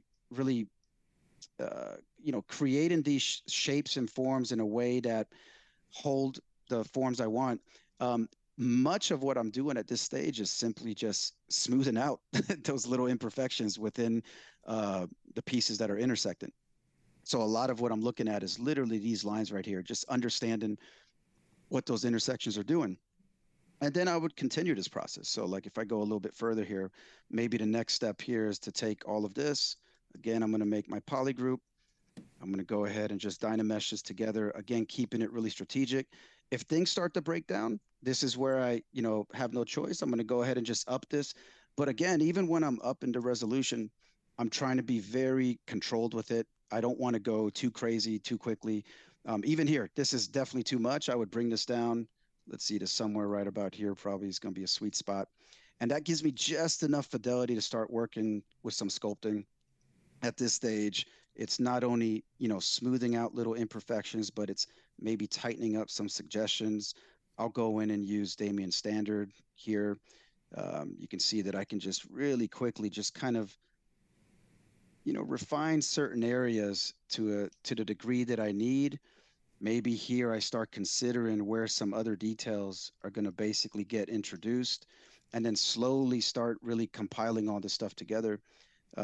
Another thing I've been using more of lately is clay polish, which, man, why didn't no one ever tell me about this magical button that tightens up your geometry? I wish I would have known about this, but much sooner. But I go in here, if I just hit that, it'll oftentimes just tighten up certain areas, and I don't want to lose softness, so I try to be careful with it. Maybe I would just like mask off a specific area that I want to clay polish, which is something that masking really gives you so much control over. You can be very precise with where you want to isolate those things. So at this step, the next logical thing is more context. This is where I'll typically block in some forms, and for things like brows, lashes, maybe even representation of hair. So this allows me to have more context to evaluate things, and even more so, I can start getting into color. So as we move forward here, and I'm just gonna turn on a little bit of this stuff here. This is where I'll get into something that now I've taken all of those polygroups that existed. And I know this is kind of, mind you, it's skipping a few steps here, just to get to something that has just a little more clarity. But it really is a method of just going from this, dynameshing things together, introducing the little bits of complexity you want. And then, slowly I'll start working in a little bit of poly paint. I don't think it should be understated how valuable color is, as a tool to really see proper representation when you're using your eye to evaluate distance between different landmarks. I know you're hitting something that has been presented here before. Ian and myself have been watching from afar, and it is definitely something that has been mentioned before across the summit. Yeah, the colors. Yeah, absolutely. So I would. In terms of the design. So absolutely, I would always advocate, introduce color as soon as you can in your process. It's only going to enhance your ability to make educated guesses on where you want to go. Especially agreeing with you, emphatically agreeing with you and smiling at the other Yes. Hey, man. smiling and saying, what do you think? You agree with him 100%? Yeah, I mean, especially for stylized stuff, like sometimes the color says so much because we're working with primary, secondary shapes only. We don't have like the extra tertiary stuff yet. Right. So I think like color helps a lot with that. Yeah. Okay, carry on. Sorry, didn't mean to interject, but I really wanted to make sure. No sweat. I'm hammer that one right into the board. Yeah. I'm getting there. I'm getting there. Ian's smiling at me. No, it's keep going. Also, too, just to interject real fast, it's also really cool to see the process because, like you touched on something earlier, Charles, about when you should actually be trying to commit to something. It seems that even though, this is a process you've worked out quite a while, keeping those poly groups and then dynameshing with groups on does definitely help you kind of safeguard so you're not welding too much too quickly. And I really dig that approach. And so I just wanted to touch back on that and say that I really advocate for that as well. I think it's a solid approach. So to hear you say that is just solidifying the process that I've used. Oh, man. No, thank Four you. thumbs up. I'll take it. I'll take what I can get. The little victories, man. So again, just in the spirit of context, I'll start, coloring as much as I can. Then this is where it becomes a really interesting point, for me, because if I know that I'm in the ballpark, let's say, Leticia or myself are working on something where you can almost sense it, you're close. That's where you got to make a kind of a technical choice as to how you want to proceed, because the likelihood of having to make multiple poses or expression tests, things like that, things that you saw demonstrated from some of the other artists, Caleb included yesterday, that for me is where I typically just go all in on giving myself something that has as much flexibility as possible. Now, ZBrush will typically give me something in a pinch relatively quick. But if I'm being perfectly honest, what I typically do is I'll just take this raw mesh. If it's really heavy, I'll decimate it and take something into Maya where I can, typically just use a tool like Quad Draw and retopple the head relatively quick. Not for production's sake, but just with the intent of having something that I know is going to supply me with the fidelity I need for different exploration. And also notice that I've only been blocking in the head here. There is a reason for that. A lot of times when you want to work quick and nimble in this kind of space, if you have a base mesh to supply you with a good head start to be something you can push and pull and work on top of, that clearly is a way to expedite what you need.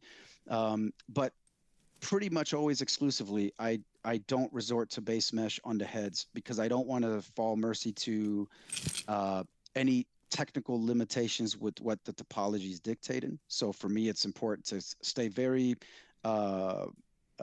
organic at this stage, like keep it flexible, right? So after I've done a little bit of that, let's fast forward a little bit. Let's say I took this to Maya, did my retopo pass, and what I typically do is weld it into whatever body I've already kind of sorted out at that stage.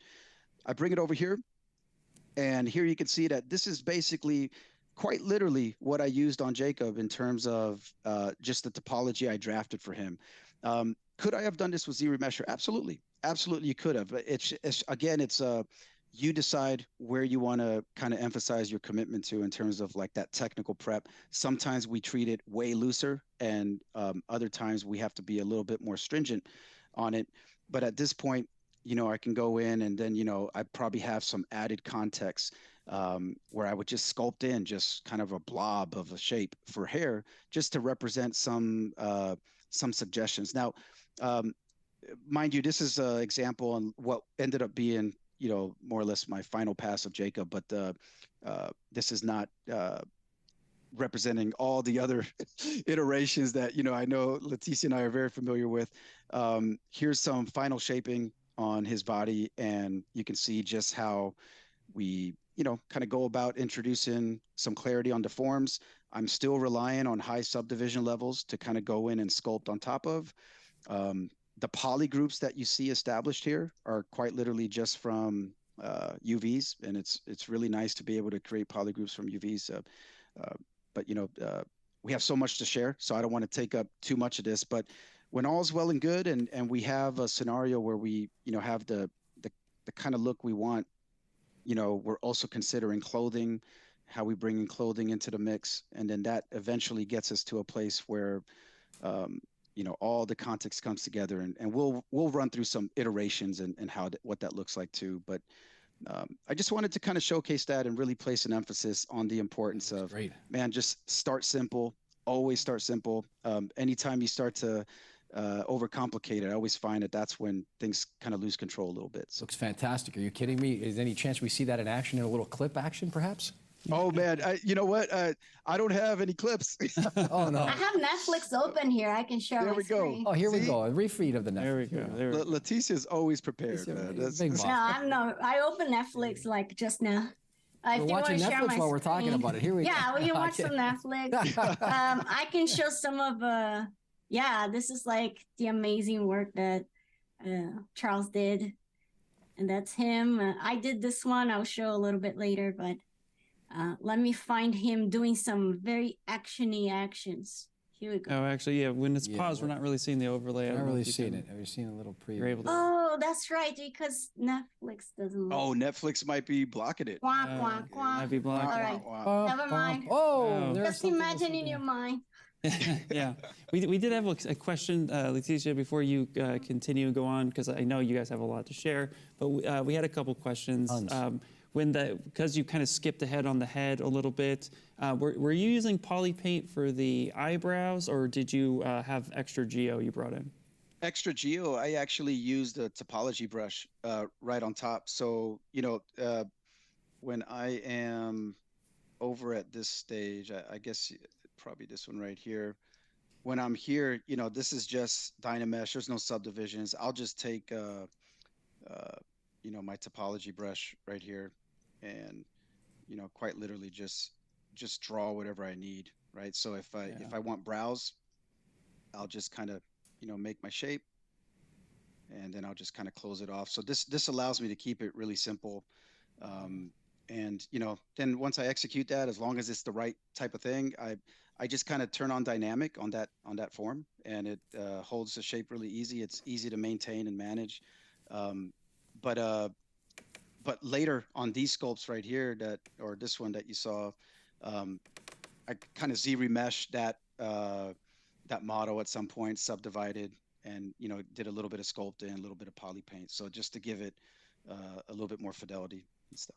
Nice. It looks fantastic. You say that again, Ian. Yeah. Thank you. No, I mean, you could say that again. Hey, yeah, it looks fantastic. I will do it. I will say it all day long. It looks amazing. Seriously.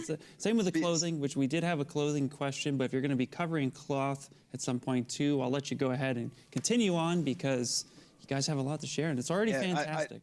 I'd love to pass it over to Leticia, because she has some amazing stuff to share with Blue as well. So Leticia, man, go for it. Yeah. Thank you, Charlie. That was great. very much like what Charles said, like, I'll get a concept, something like this.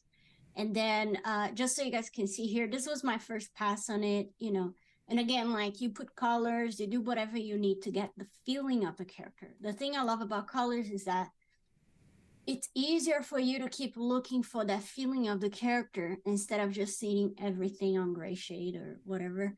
So, and then you can see here that there was a few pieces added. But if I jump into ZBrush, you can see this is blue, right? And this is the blockout I found, my first blockout, which was this one. And basically, just like what Charles said, like I'm really just focusing, like I love this window here that ZBrush has now, where if you just click and drag, you can make it bigger if you want to focus on some things. But you can really see what's going on with a very basic, simple silhouette. A lot of cartoon stuff, it's all about how shapes connect and how sharp to soft transitions, right? We have a sharp transition here. Obviously, this is the blockout, but when I show the final model, since he's a blob, you're not going to find a lot of hard shapes, right? So you got to, one thing I like to say is about soft versus hard, which is get the feeling of who the character is. And imagine the contrast is a very important word, contrast. It's a very important word of like, how do I play with soft and hard on this character to give the feeling of the character? So this one is obviously a very soft character. So if I would say contrast, I'm going to have much more towards soft and a little less towards hard shapes. And if I go here to the final model to show it, you can see that like that hard edge I was having from my blockout, right? It was like a hard place. No. Again, you got to really feel who the character is. And in this case, he's supposed to be very non-threatening. You're not going to find very much sharp edges on it, which doesn't mean you cannot have sharp edges. Again, like it's a game of like he's 70% soft, 30% sharp.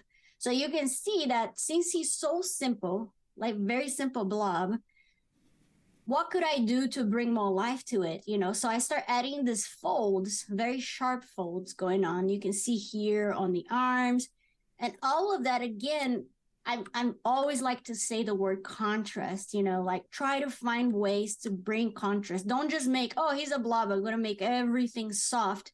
That doesn't bring contrast, doesn't bring visual interest, So you can see on some things, there's like, even though this is a soft shape, there's sharp angles going on here in the transition of shapes, which again, bring that idea of like 70-30 or 80-20 kind of thing. One thing that you gotta be careful though is when you get 50-50. When you get 50-50, again, 50-50 is not contrast, right? It's equal amounts. And when you do that on your decisions, it might bring you to the uncanny valley kind of feeling. So again, remember the word contrast, remember the 7-30 or 80-20, because that's going to make your designs more appealing, at least in my experience so far. So with blue, again, you can see here, this is kind of like the block-out that I started from. I like to start just like Charles. If you look at here, these are all very low-res Dynamesh stuff. Some of it I zero mesh, but again, it's just very basic to really get those shapes in. And then the way I normally like to start is just, again, only thinking about primary shapes. I'm only thinking about what's going on with my silhouette in every angle. And I had a teacher, his name's Mike DeFeo, and we're working 3D, so you gotta rotate. I see sometimes people just like focusing front view, side view, front view, side view. You gotta rotate, you gotta look from underneath, you gotta look from the top. Everything needs to be in a certain rhythm, the certain flow going on, right? So I have here, this is the simple blockout I did. So I normally, after I do this, I Dynamesh and just start sculpting. I like to call it sculpting with intention, which again is not necessarily I go over, like if I go to this shape and I'm like, oh, okay, I'm gonna carve his mouth and then I'm gonna start doing this on the eyes. that's not sculpting with intention, right? So I like to go slow, almost like you're petting your cat, you know, kind of things like, oh, let me see how it's gonna feel here. And, you know, like giving a lot of love to the shapes. And again, at all the time, if you sculpt with intention and love, you're gonna feel like you have some level of control. You don't lose control of your mass, basically, you know? So I have this here, I'm just gonna show a few things. So this is like the version of Blue with open mouth, so we could figure it out. What the hell is going on inside his mouth here? You know, what kind of gum, what kind of teeth. So it's very, very soft and cutie like this.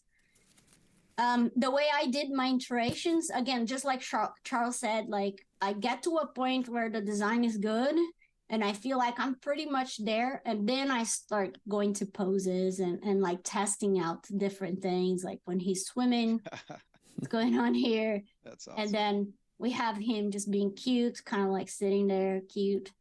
Like here I have the first iteration that I did. So I did this version, and then we start feeling like, oh, he's feeling a bit bare bones, and you know. But again, you can see that a lot of his features, it's very soft, right? Very little sharps going on.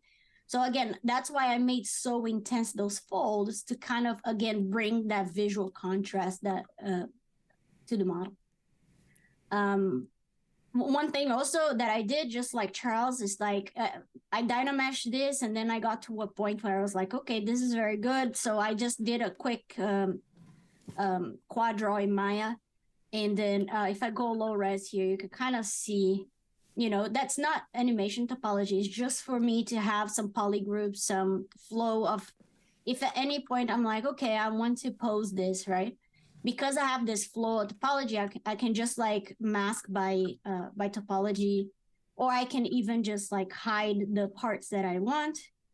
And let's say mask this one. And then I can just bring it here, turn off my symmetry, smooth my mask. I love having also the low res, right? So I can just go here and just like rotate him and do whatever kind of pose I need. So I could do something like this, you know. So I love having the low res so I can go back to it and do posing or test animations, anything that is needed. Yeah, so in this model, it's a very simple model, as you can see. But that's kind of how the process I went through. I really like to paint things as much as I can here. Obviously, in the movie, he doesn't have much going on. If I show my PRF here, you can see that's him in the movie. So he was just like, you know, a blob. He's super cute, though. I have to say, I'm going to interject real quick and just say how adorable he is in those poses, and just to see it come to life a little bit, you know, because it's like, it's just so adorable. And it is cute. Yeah, and the way you're pushing, like you said, that contrast element, the chat's going nuts as like, that's such a well put term to use. It's excellent. And you can use contrast with everything, right? Like, especially on stylized, like you can think about straight versus curves, right? So this is something that is really very nice to play with, right? When you're thinking about it, like you can see there's no angles here, but everything kind of sort of feels like it flows and connects in a way, you know, it's a very flowy model. Where if I open another model, which is Sarah, she is way more angular, you know. So on her case, it was 70% angular and then 30% soft, which on Blue was kind of like 90% soft and then 10% angular, you know? Yeah. So if we look at Sarah here, you can see that if I isolate amazing model, by the way. Sarah's amazing. Cool character. Thank you. You know what I mean? It was like it was like a female version of Keith Richards popped onto the screen. It's like, you're like a rolling stone, you know, not amused and not happy. And here's a knife, by the way, kid. Just one thing to interject real quick on. Go ahead, Charles. Yeah. Just what Leticia just showed. I got to say, like, simple characters are the hardest in my personal opinion. There's nowhere to hide. You know, every line is very intentional. So seeing what Leticia did to bring that to life is really fantastic. I have to say, I learned that the hard way, because one of my favorite shows is Gravity Falls, and I was like, when I was early on, I was like, okay, yeah, I'm gonna sculpt one of those characters. They're easy, right? That was a lesson taught. When I was teaching at Noman, I used to, on my first day, I would open ZBrush and I would say and I was very late in the program. Like my class was one of the last ones in the program. So I'll get people very good in ZBrush already. But what I would do is I would get those very 2D Cartoon Network characters, and I would say, all right, let me see how you guys are doing. And then I'll give them the concepts and I'll say, go sculpt this shit. And everyone would be struggling because they're so used to be doing things with anatomy and a lot of shapes changes, right? And that was my way to bring everyone to kind of like a humble level. It's like, all right, now we all know we have more to learn. Let's go for it. You know what I mean? Yeah, that is awesome. Great approach. I like that. That's great. There you go. Yeah, sculpt this triangle shaped thing that's not really a triangle. Yeah. Go for it. I gotta say, coming back to this again, I mean, when I see these pirates on the ship, I see this one character pop up. I said, this has gotta be, they gotta have you, did you look at Keith Richards? Give me that at least. Look at Keith. Come on. Oh, God. Arr. Yeah, so if I go here to Sarah, you guys can see that, you know, she's nice. Like she has this very angular shapes, right? We have obviously much more anatomy. She has this very angular shapes, but again, she is complex character. She's not just angles, you know. So if you notice, we have the angles, but they're not completely sharp, like very harsh sharp. They have some curvature going on. If you look from far, they feel very much like angles, but when you get closer to her, you start feeling the curves instead of just like boop, boop, straight lines, you know.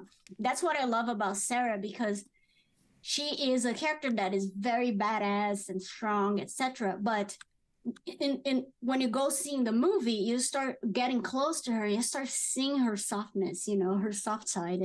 And that was what I was trying to put it in here. You can see also the, I did like Charles did, I did a little topology on it. And I love topology mainly to kind of like, you know, be able to like mask certain parts of the model when I need to pose it, and also go to the lowest resolution and be able to change anything. One thing I like to do, since I was using ZBrush to present my models a lot, you can see that, I don't know if you guys can see, but there is a certain level of noise in the model, like just to break the highlights. And I'm going to zoom in a bit more just so you all can see. It's like, it's not a smooth model, right? So when the highlight hits, you don't have that very plasticky soft highlight. You kind of have a little more complexity. And the way I go about doing that is using surface noise. So I don't know, even for cartoon stuff like this, I like to put it even for a little bit, again, because I don't want that very harsh highlight, you know, I want a bit of complexity on the highlight. So what I like to do is I go to noise, on the surface noise, and then I'm going to say edit. And in this case, because I already have it, the noise in it, let me try to zoom in. I can just edit now, but if I didn't have it, this is the basic noise in ZBrush that plugs in by default. So if I want to, like, for example, make my noise stronger, just so you all can see, you can kind of see what's going on with the noise there, you see. Now it's very strong, it's breaking the highlight a lot. It's like a much rougher surface. But in this case, for cartoons, I don't want too much aggressiveness on my noise, so I like to put just a smidge, kind of like break that highlight and give some life to the model, you know. So you can see I made it a bit stronger. You can see what's going on with the noise here. And that, I love doing that for many things. And one of the things I did this as well, let me just tone it down a little because it was too much. It's too much. Okay. One thing I used this as well was on her hair. As you can see, you know, it's just tubes. If I go lower resolution here, it's just tubes that I made, but then I added surface noise to it to, again, like, it's not like the very soft highlight going on. It has some complexity on the logs, you know. So that is something I do a lot. What else can I show on her? Do you guys have any questions? No, I want to be her when I grow up.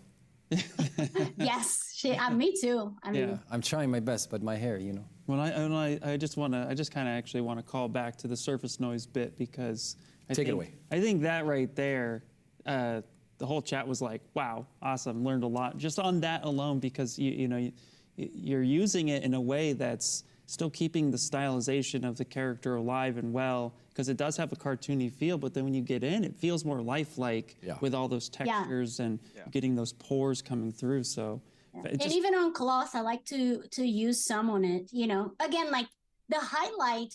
Okay, sculpture is perceived by light. Any 3D sculpture, you perceive shape by light, right? Right. So if your objects are all soft with the same highlight, that's fine. It's a look. But in this case, for our movie, we wanted a more dirty, kind of like weared up look. So what I did is I just put a bunch of surface noise on things to kind of, again, break that and create that visual complexity. It's almost like that tertiary detail that I don't want to sculpt, because it's not going to stay on the model. It's just for presentation, Yeah, of course. So, I remember when we were developing that, I thought, oh, this is going to change a lot of workflows. And I'm so proud to see this today. Like, I can remember it being such a monumental thing at the time when it was just not released. And I think I used on everything. You can see here on her peg leg, like, you see, like this model here, this shape, you can see that if I go low res, this is, this is a topology. It's very, I'm just so happy to see people using it that way. It's so great. It's so great to see. But you can see the noise going around and, like, again, creating that perception of a bit more complexity than actually is in the model. Yeah. No, that's great. We do have a couple questions for sure. So the first one is, how do your models get approved? Do you put them in A pose, T pose? Do you do a test pose to show them off? What's the best approach that you do for approval? That's a great thing. I'm going to show very quick my pose, but Charles has a bunch of cool stuff for facial expressions and things like that. So I'm going to throw the ball back to him. So for this character here, you see, like, I just gave a little bit of like straight kind of feeling pose on her. I did a few, let me zoom in. So I did a few facial expressions. So this is kind of her like, hey. But then I did a little more like she's angry, like, what the hell, And then she's like, So, and a little smirk, because she's very, contained. So I couldn't go too crazy on her with the expressions. It needed to be something a bit more elegant and strong for her. So you can see that I didn't go crazy with the expressions, because it's not who she is, right? Yeah. But I'm going to throw the ball back to Charles, because I know he has some cool stuff to show, and then I can show Macy after. Go ahead, Charlie. Okay, no, it's all good. I mean, just fantastic stuff, right, guys? I mean, it's crazy. Phenomenal work, guys. Before you go any further, just phenomenal. Everyone is 100%. Smashing the like button, hitting subscribe, or whatever they do. It's all off the chain. Smash like, subscribe, share, follow, comment, do it all. Sorry, carry on. We're out of control. We were trying to Leticia and I were trying to figure out like how do we break down like what it feels like, what's the lineage of the journey of these characters. And so like to get to that presentational component that one of the questions was right now, there is a whole factor of iterations and communication and exploration, right? And so I'm going to kind of just go through a little bit of that process here. I'm going to scrub through just a few of the passes that we'll typically do, for these characters. So like, as far as to answer how do you show it for approval? I would say that the best scenario is always show something that conveys personality, whether it's one pose or a series of expressions or just one expression, whatever it is. I never show anything in a T pose or A pose, anything like that. About as default as I'll get is arms down. And this is something that for me, arms down is really relevant because, our characters on screen are going to have their arms down. They're never going to be walking around like this. So that's really easy way to kind of convey, so, and also I don't have to think too much about rigging in a sense. So just one thing, Chair. One thing important, I feel like in all animation studios that I worked, you never present T-pose to directors, you know, especially for main characters. You're always going to have to add some life to your character to be able to get stuff approved. So, yeah, but go ahead, Charles. No. I mean, that's absolutely the case. I mean, the same was true at DreamWorks. Same is true for anything I develop now, you know, at Spire. And so as we kind of go through iterations, I wanted to show something here. This is what it looks like. This is a funny image that I wanted to pull up. This is me and Tony kind of working together and figuring stuff out, you know, just literally just throwing a bunch of stuff on the wall and trying things. And I would take a stab at expressions. He would go in and, you know, he just has this magical quality with lines that he can just kind of identify what he thinks might be a better suggestion or a way for us to, you know, kind of lean towards. The scribbles of notes, I wanted to show this because this is often what it looks like. And you're in the thick of it. There's deadlines. There's so much to be done that it really just is kind of everyone collaborating and finding things. And so in the spirit of expressions, you know, I will spend a lot of time just playing in this space to try to convey as much personality as I can. Sometimes it's a failure. Sometimes it's pushes things forward. But that in itself, those failures, I think, are really valuable, you know, to understand like, okay, that didn't quite work. Let's go this way. Some of the added components you're seeing here are things like groom. I know that's not specific to what I may use ZBrush for, but to me, any kind of fidelity is important to convey to characters. And, you know, this is something Leticia and I really feel passionate about. Like anytime you can give a bit of richness, like that tip with noise is fantastic. That's something I don't do, and you better believe I will start doing that. But it's that kind of stuff that I think is really valuable. You know, so for me here, again, just experimenting with not only expressions, but how to groom reacts, you know, in that regard. And we'll get into crazy stuff. You know, again, like we were talking about that question about presentations and poses. This is an exercise that Tony and I did, and we were like, okay, let's try to see how everything holds up. And this might have been over the top, but we were feeling ambitious and wanted to go for as much as we could. So we went through and tried to flush out as, you know, phonemes and, you know, okay, what is a stretch for Jacob? What's a squash? You know, really trying to hone in on what those specific shapes were. And all of this was meant to be informative for as part of like a model packet that we can deliver to the amazing team at Sony. You know, we haven't even mentioned that Sony Imageworks. That's right. Is who brought this to life. We're serving so early downstream that we're not executing anything that's finished on the, you know, final pixel. And they really just brought all this, you know, together in such a great way. There's even refinements down to, you know, okay, maybe different looks on hair silhouettes, different suggestions on costuming. And then we get into nitty gritty. At this stage, Shi-Yoon came in and, you know, Shi-Yoon Kim, amazing. He's amazing, you know, just that simple. And he can go with just a fine line on a draw over and just indicate what he wants to see. You know, Leticia's job, my job is to make sure we're holding on to that properly. You know, one of the things I like to think about with when I look at silhouettes and stuff is like I often refer to it as the weight of the curve. And what I mean by that is never trying to make anything feel too weighted centered, you know, where it's just too normalized. You know, if you're going to have a pushed curve, let the weight be high, let it be low, never in the middle unless it really calls for it. And then, you know, as we kind of push forward, then we have someone like Woon Young is the art director on Sea Beast, but just an incredibly talented painter, you know, and so he can come in and take a render that we'll provide and really do like an exceptional job at indicating the kind of, you know, weathering and things that he wants to see.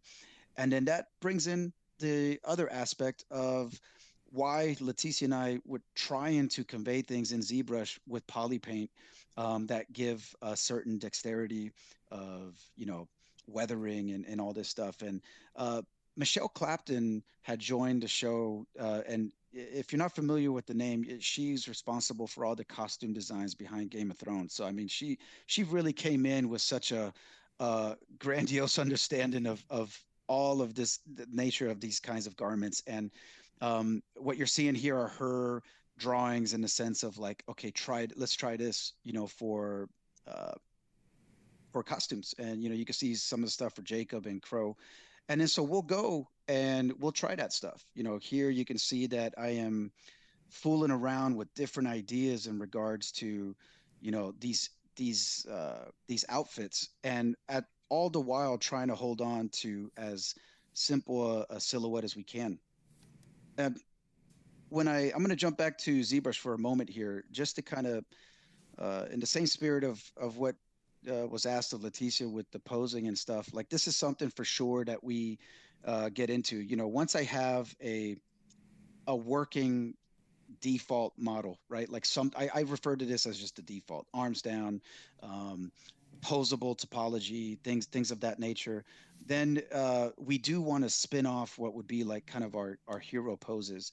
And so, you know, what I typically do at this stage is I'll just copy and paste a tool. And I've tried this 2 different ways, and I've failed and succeeded in different ways with this. But I used to just stay within one tool and duplicate a lot of geometry, make folders and all that stuff. And it works. It serves its purpose. But when I wanted to see like the transition between default and a pose, I had to go in and, you know, deal with turning off visibility, turning on other things. So copying the tool just, you know, ultimately was the most sensible approach. And I'll take all the existing stuff and I'll just start going in and identifying these poses. And the way we arrive at these poses would be literally Tony and I just standing in the hallway and kind of acting it out.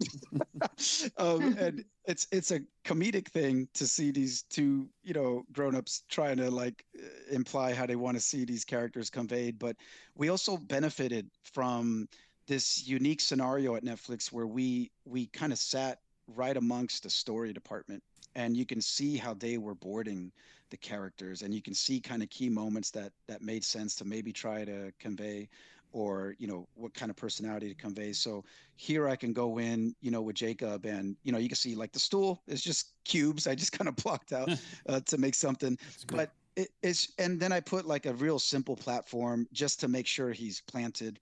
And my objective with any pose is to understand the weight, understand a through line, like what's a strong line of action we can get through here. And I very much utilize silhouette at this point, where I can just kind of go through and just see how things feel from a few angles. And you'll see that, you know, even here, I'm like really trying to just convey this one curve here as just a simple C. I just wanted this all to just kind of go through in a very simple way. And it's finding these opportunities to do that kind of stuff that it's really fantastic. You know, I really enjoy the posing probably more so than any other part of the process, because you see the character come to life. We'll spin off other examples. Here's a version that was relevant because, you know, if you've seen Sea Beast, Macy, which is the hero character Leticia did so beautifully, and Jacob, really, they developed their relationship over the course of that movie. And Tony thought it would be great to just show Jacob maybe down at her level. She's a kid. And how would he look at her with admiration? And that's really what I was trying to convey here. Like, just take what I had of him and find that softness on an otherwise very brute of a man type of, you know, figure. And this really informs us as far as like the range we can get with the characters, and also hopefully inspire downstream to really try to find and push, you know, the character that he can be. We'll do some other things here that are, you know, this one wasn't my favorite pose, but at the very least, it's conveying a different side of him, you know, something a little bit more light. How do we arrive at the poses? So I use T-pose mesh pretty exclusively for posing, and for me, it's a really valuable tool because I can rely on good topology that I have. So, for example, all of these garments here, everything was pretty much built. Oops, let me see what's happening here. Let me select this one. Well, we do have another question coming in. Before we get too far ahead with the posing, you were talking about a lot of expression testing and a lot of trying to find the character. And as we all know, at some point in time, actors come on and help bring the character to life finally. Do you ever get a chance to work with any actors during the early phases if they know they're coming on to get the expressions maybe a little bit closer to what they would bring to the character? Or is this something you explore on your own first and then let the actor kind of come in and finalize? A great question. That would be really cool, but I would say, at least in my experience, that's usually reserved for like the animators that are bringing the character to life. They might have more of a dialogue with the voice talent and stuff like that, and obviously the director, and that stuff. But sometimes if we know the casting of the character, we might hunt down reference, and let that kind of impact some of our choices. Right. And inspire, absolutely. Yeah. So if we have that knowledge at that time, it's definitely useful. But as much as I wish I could say I chatted with Justin Timberlake on Trolls, I didn't get that chance. Yeah, no, that's fair. That's totally fair. And then the last question I have for you too is, everybody's so interested in the cloth expression. Did you do the cloth in ZBrush and then just kind of like you did with the character work it out, or was there another direction? So there's typically a different approach, at least that I kind of go on with this. This is where I wish I had a little bit more know-how in ZBrush. I've seen people do some amazing stuff with ZModeler in terms of creating and drafting, good cages for things. I mean, if it's a skin tight garment, can mask off, a component from the skin, extract that, like remesh it, like I can do stuff. But knowing that we needed to, I needed to remain fairly controlled with what I was doing. And so I always resort to the tools I'm familiar with. What I did for this stuff is just block out very simple cages in Maya, bring that stuff in. But then from that moment on, I'm relying on ZBrush to kind of do all the heavy lifting at that point. Right. In the sense of now again, I'm not at the mercy of needing to create a production garment that is going to be simulated. I can go in and really play with the kind of expression I want the fabric to have. In this case, we had a lot of, interesting fidelity we were trying to introduce. And the coloration was probably the biggest component of, just having this kind of weathered feel. My poly painting technique, kind of simple. I literally would just use standard brush, and I would typically just utilize an alpha. I had a library of just different alphas that were kind of interesting, just offered certain breakup. And then my brush mode, my stroke mode, I would just, switch it to drag select, and I could then go on and then with just varied hues of coloration, just imply, just some breakup of color. That's how I got a lot of like this kind of weathered feel through here. And it was trial and error. I think a lot of that stuff, you had to just kind of try something. If it was giving you what you needed, then you kind of stuck with that. And at one point I found a good formula and just kind of kept on going with it. But wow, it's a home run, if I may say. I think unanimously people love it, especially my kid. She loves it. Oh yeah, yeah. It's just a grand slam, and the way that you've handled all this is just exquisite. Is the only. Oh, thank you, man. Thank you. I appreciate it. I want to. I'm going to punt the ball back to Leticia. We're just going to kind of go back and forth. If why the heck not? By all means, anything like that. Okay. I have here. I think it's going to share. I have here sort of like the, if you don't mind sharing my screen. Yep. Okay, so you can see here this sort of like for presentation what I was doing, which is, again, what Charles said, like even if you don't have time to do anything, put the arms down, it's gonna feel more natural, you know, like you can see on this one, this is a T pose. I just put the arms out and it already feels a little better than having an A pose, a T pose character. So here you can see a little bit of the posing and then some of the facial expressions that I did for her. And this is her at the end in the movie. Wow. I can show here also what I was talking about earlier. You can see that like, this is Gwen, the witch. So you can see that the witch, she has sharp angles, like really increased sharps. And then you can see Sarah is sort of like more of this with a little bit more nuances on the soft. And then you can see Macy, which is way more soft. But don't get me wrong, Macy, just like Blue, has some good sharps that are very keen. Like if we notice here, she has this sharp angle here. She has this sharp V on the nose. She has this very sharp mouth shape. And this ages her. In the movie, Macy, she is an orphan. So that line on her eyes is just a very simple line, but that line gave her that wisdom that some kids needs to have if you don't grow up with your parents or something, you know. Yeah. So all of those decisions needs to be done with a lot of love. I can show here in ZBrush, like Macy, the ZBrush model, what I'm talking about. You see, like she has this very like, I like to call this the zygomatic pole, but it's this line here going in. You can see the separation of planes going on, you know. Even though it's soft, is there. It's not just one soft ball. You can feel those planes going around, you know, giving her that wisdom that she needed, you know, that courage. A lot of things also is when you talk about soft, this is soft and then this is soft, right? But you have a little more like fast curve, which you can see here. Like you can see whoop, a little fast curve, and then you go to an angle here. And again, this brings that edginess back to her instead of her being all soft little girl kind of thing. So those things is what you learn from someone like Charles being a supervisor and from Tony Fucile, you know, is those things that you like, if you have the chance to work on productions, really pay attention how the designers talk, so you can really capture those elements to the character, you know? Yes, that's really good advice, actually. Yeah, and you can see here, I can talk a little bit about facial expressions, but one thing I learned about facial expressions, and I'm not a master at it at all, like I'm very bad at it, but I learned one thing that I can share here, which is 2 words. It's called contract and expand, okay?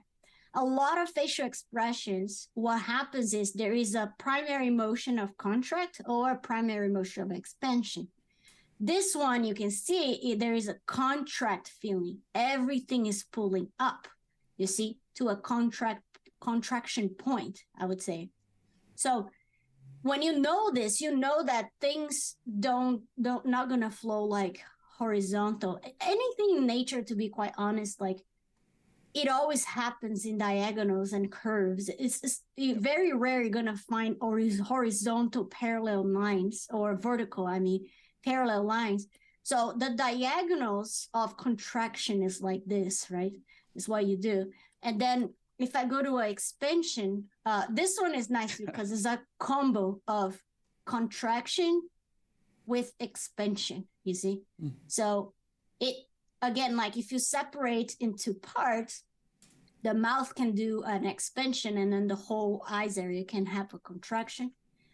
If I go to a different one, this one is all expansion, right? She's all expanding very, very much so. So if anything about that, when you're looking at photo images of people doing expressions to put on their own characters, remember the word contraction and expansion. I can look here if there's this one is very nice. This one is, you know, she's a little bit of contraction here on the eyes. And then we got some expansion like this. So one thing I saw some people asking stuff about clothes, and I can show very fast. This is a very temp clothes. I don't have the finished clothes for her, unfortunately, but here's her body, right? And one thing I like to do is, let's say I'm going to do the dress, right? So like Charles said, I use a lot of extract, but I learned a thing when ZBrush added the dynamic subdivision. I'm going to show it here. Like, for example, I'm going to get this to start making her dress from this, but I'm going to crop just the bottom part so, you know, I can pull it out to make a dress. I'm going to go to the lower subdivision levels. So let's say this. So I'm going to mask it, and I'm going to do an extract. So, but instead of doing extract with thickness, I don't want to have to control the thickness of things. So I set thickness to 0, and then I say extract, accept. So now we have this shape here, right? And with this, I could just start pushing and pulling to create the base for her dress, you know, and you can do the shift click to kind of smooth the topology, right? So you can do something like this, let's say. But what I love about dynamic subdivision now is that this is a one-sided thing, right? Oh, if you all try to sculpt clothes before, like if you give thickness and you start smoothing things, you might lose that precise thickness of cloth. So what I like to do is I go to geometry and I go to dynamic subdivision. I turn on dynamic, and now there is this thickness slide, which I love because, again, I'm always modeling with the model single-sided, but if I add thickness, you can see now, you can have that thickness as a modifier. But if I go here and start smoothing, you can see I'm not smoothing my thickness because it's not applied to the model yet. And that is so good. Everything I do these days, I do it like this. One thing also you can do with the thickness, if you feel like you don't want that hard surface kind of transition, you can turn off this button called Pause Subdeep. And also, I probably need to clean my creases. So if it's looking hard surface like this, because you probably need to uncrease all. Now it's, you see, it's a bit more softer clothes. And again, like I love this because it makes me work so clean. And I know that the thickness of my things are always going to be the same, and it's going to work. It's going to be amazing. So for cartoon stuff, you want to be so clean all the time. You know, you want to work smart and clean and intentional. Intentional meaning like every curve counts, right? So what I'm trying to do here, again, is just find ways for me to work clean and have control of my shapes. So this is sort of like, I don't know, a camisole, like a sleeping gown or something. But you can see that it's very easy for me to just work with the single poly. I don't need to worry about thickness, and it's going to always look clean and nice, the thickness of my model. And if you want to export this to any other software later, you can just bake this thickness. So if I'm here, right, you can see the thickness going on. If I, let's say, need to go to Marmoset to render or whatever it is, I can just go back to my dynamic subdivision and say apply. And now that I applied, if I go here and start smoothing, you can see I'm losing my thickness because now this is real applied geometry on it. So I never do. I only applied at the moment really that I need to go render something. That's when I apply, and then I can get very clean stuff on my model.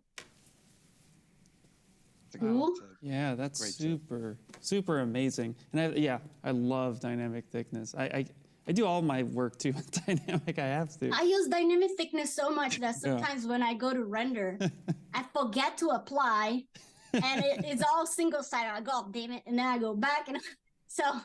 But I love it because, again, like I feel like I have so much control on the thickness of things on my model.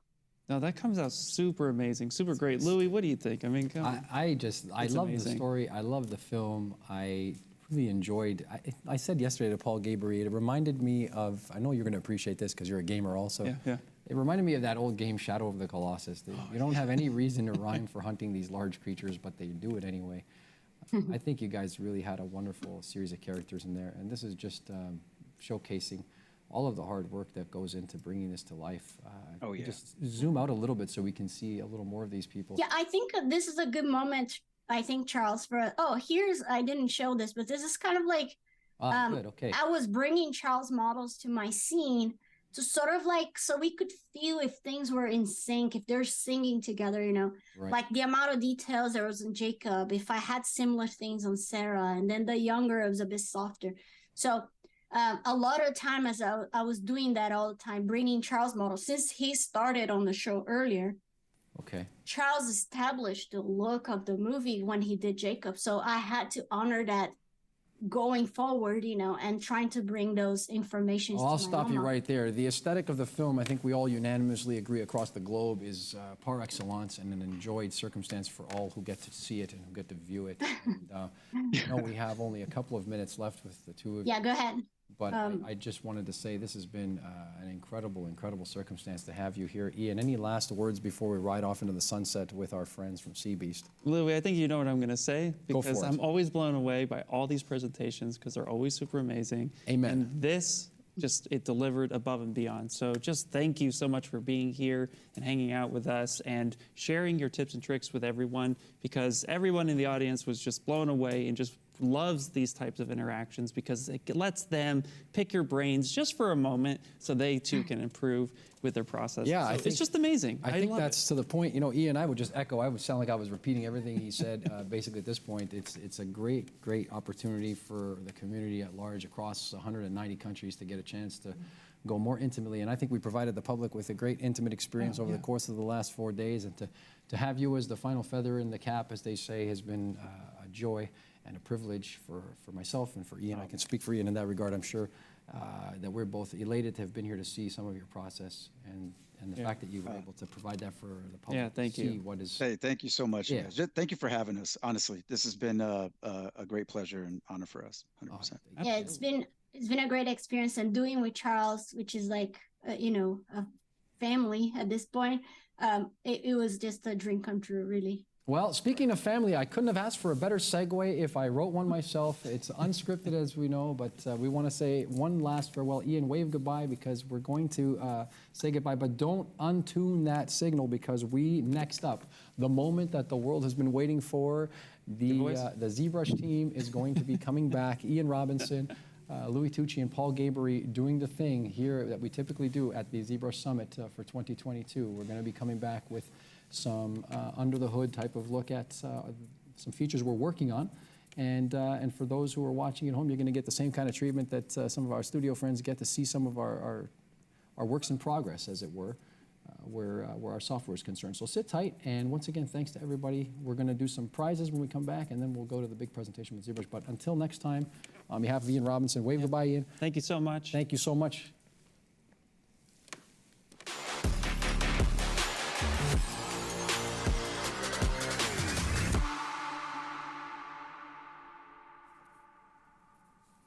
All right, all right, all right. You know what time it is. Give away the kitchen sink, Ian. That's right. There's no time left for it. We have a few prizes to give away. This is the last prize, so you know, I'm excited. Like, again, I said I could do this all day. Is that what you're giving away right now? I am giving away the 4-course bundle of XMD Academy. You know, we're just, honestly, I'm just going to get into it. We're just going to go ahead and do the draw winner.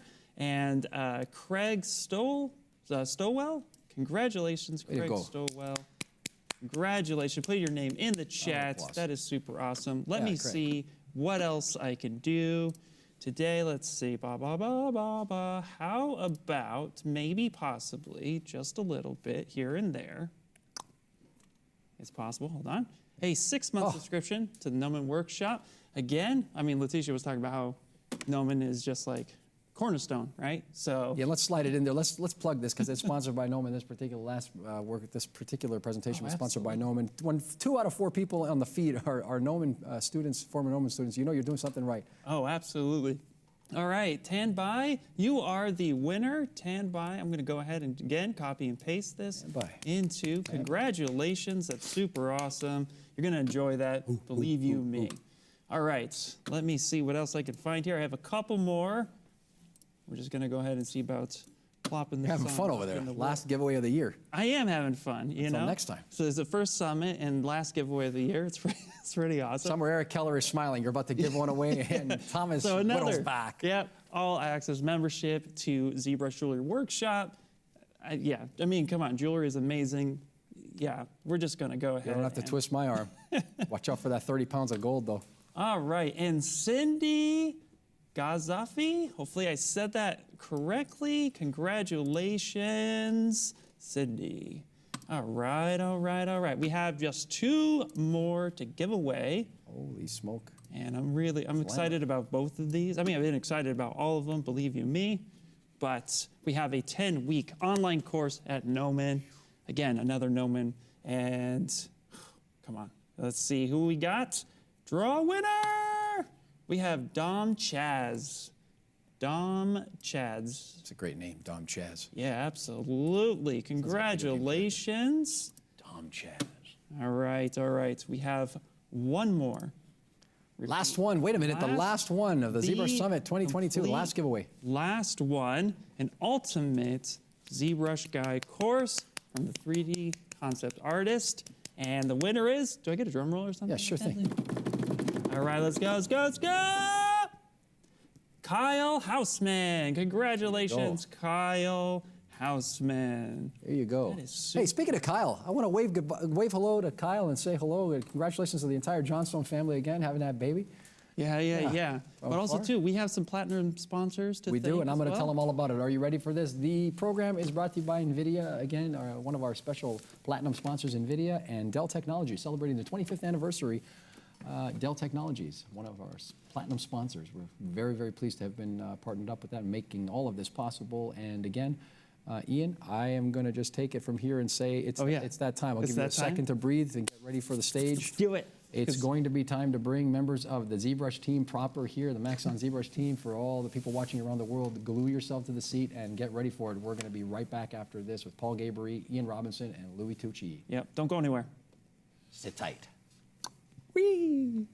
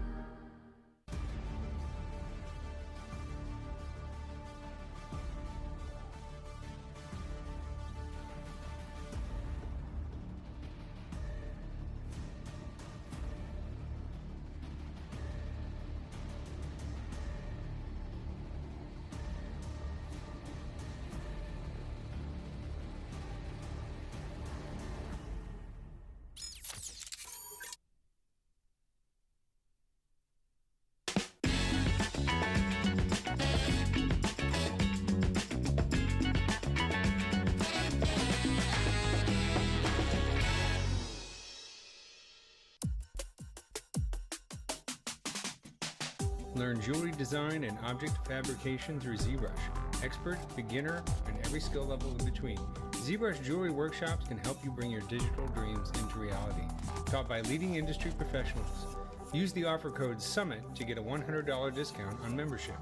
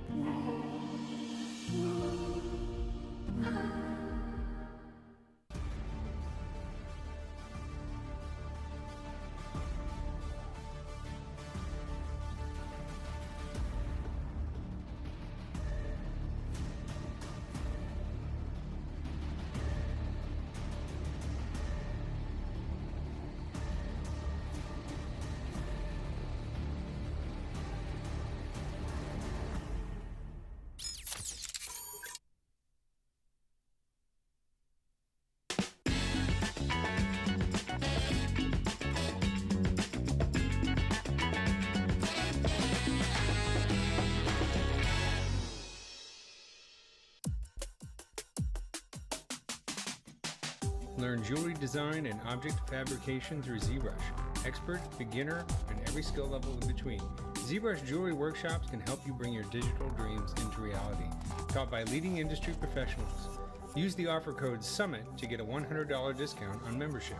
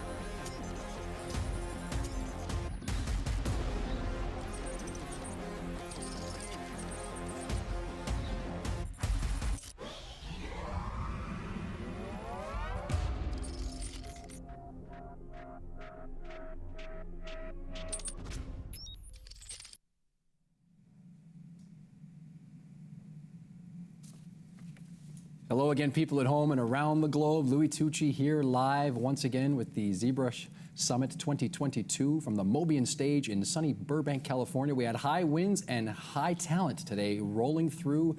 It was a cavalcade, an extravaganza of talent. It was something to behold, and if you hadn't seen it, you wouldn't believe it had happened. So without further ado, I have to say that we've come to the moment that we've all been waiting for when we talk about and we deep dive into, now hold on a second, look at who's found their way, the two of them. They used to be the remote twins, and now they're on set with me live. I've got Paul Gabery and Ian Robinson live back on the green screen. Say hello, boys, it's ZBrush time. Hi, Paul.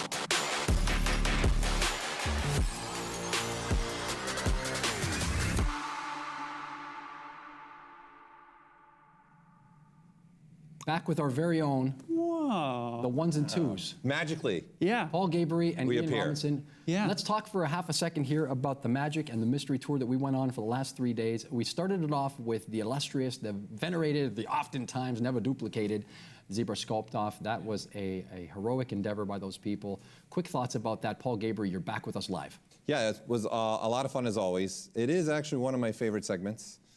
Just seeing what different artists can do with the theme that we give them, the challenge that we give them. And it's just a lot of fun bouncing around and trying to playing the game with us, the guessing game. Yeah, the guessing game. Yeah, I know some of the guys in the control room were joining us, they said, and trying to guess as well what environments were maybe people were using and what word they might have used for their sculpt. So it's always fun to see that. And like I said, that was our 8th at the summit? Eighth time. Eighth time at the summit. Okay, so, and then we go to Ian Robinson, who made his debut here under the hot debut. lights. Hello. He got this side sent of the out into camera. the wilderness. We took him. He went to Sideshow Collectibles. He was with a scan truck. He got scanned. Ian, Give me a your nice take jacket. now that you're coming back down to earth after the 3-day extravaganza that was your tour of duty with us as an official member of the ZBrush team. Last feelings here. How do you feel? Well, it's nice that you say I'm back to earth, but I'm still on cloud 9. It was amazing. These last 3 to 4 days have just been out of this world, from the Sculpt-Off all the way down to even our last presentation with Sea Beats. Like, it's been a wild ride. So hopefully the audience is enjoying it as much as I am, because I'm enjoying it for.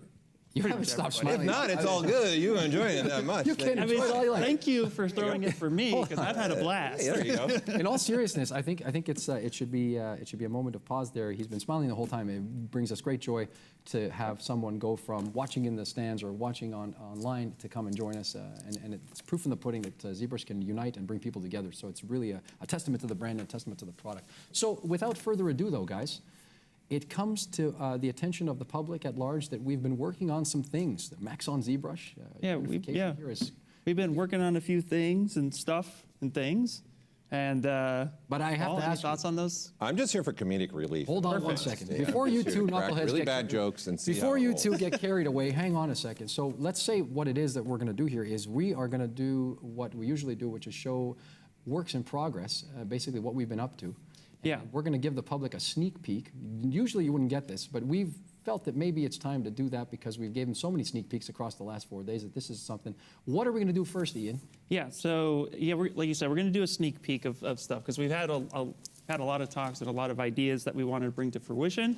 And so the first thing we're going to do is this whole time, I don't know if you can really get a big shot of this room, Wide angle. We've been in this AR stage this whole time throughout the entire event, and already have gotten a lot of questions, how was this possible? And so I actually want to share my screen and kind of walk through how GoZ interacted with Cinema 4D, and then how Cinema 4D interacts with Unreal with their Cineware in order to get this type of scene possible. So as you can see here, during the Sculpt-Off, a little nod to the Sculpt-Off, because we had all these environments that Paul Gabriel and I would put together for the contest to kind of sit there and say, you know, like, make your environment, make your piece here.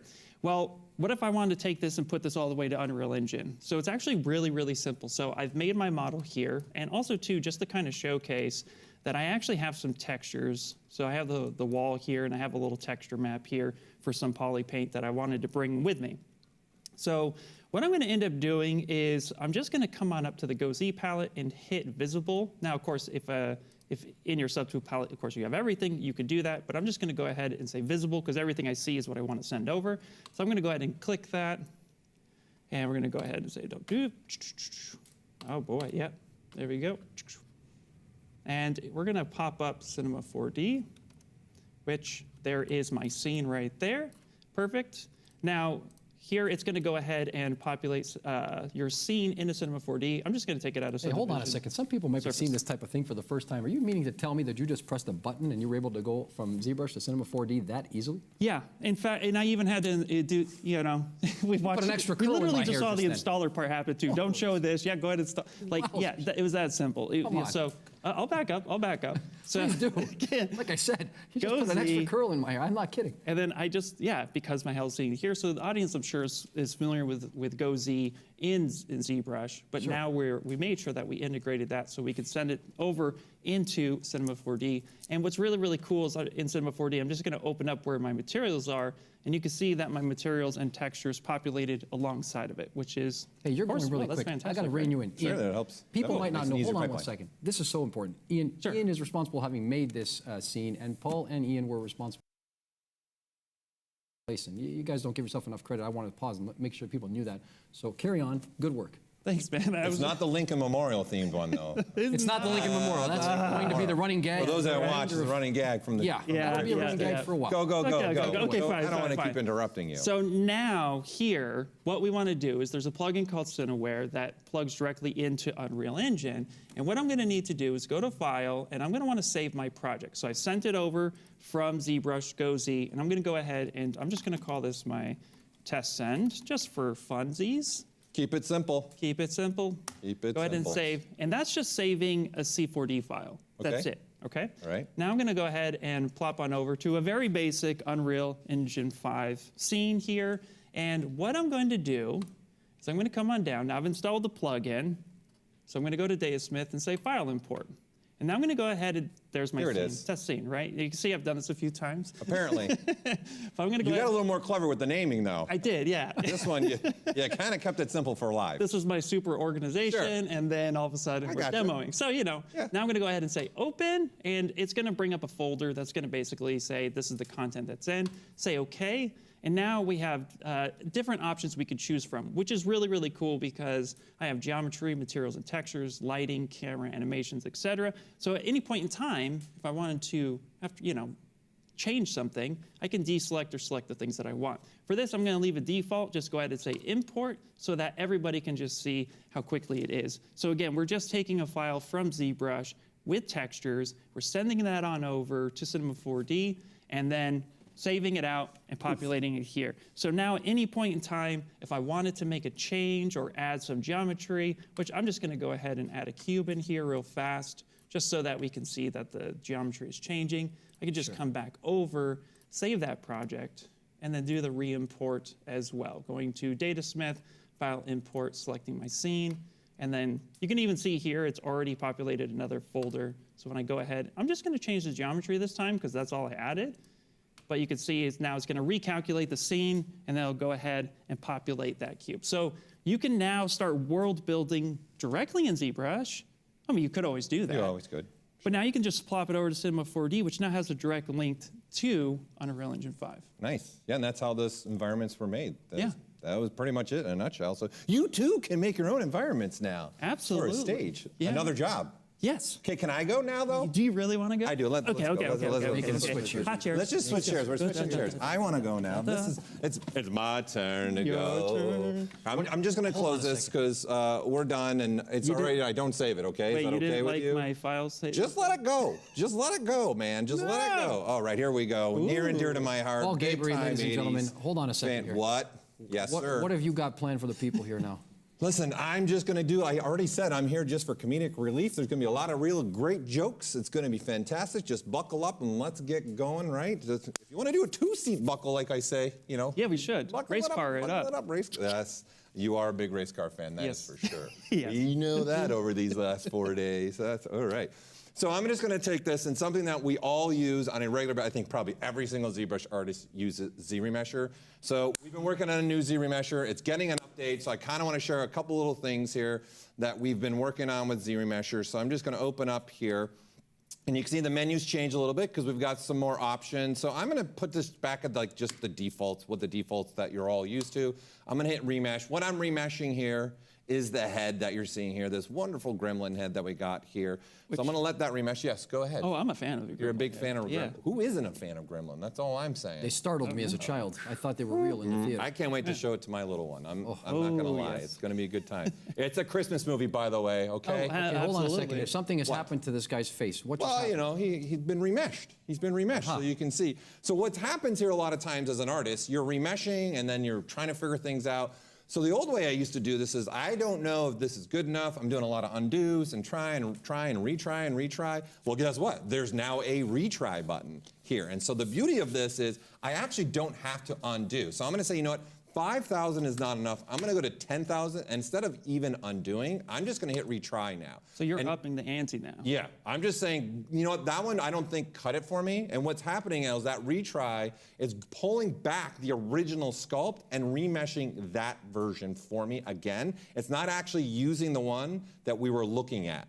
So that's what that retry button does for me now. And the reason why I like this is a big thing for me, is I can go now undo and redo, and I can just look between the two remeshes. So this is what I like about that, because so many times I undid to the model, I remeshed, and then I'm like, well, I don't remember what the last one looked like. So that's really one of the beautiful things about this new retry button. It's going to allow me, and you can clearly see, especially if you take a little peek here in the nose area, what it was. So like, he's going to have a hard time breathing right there.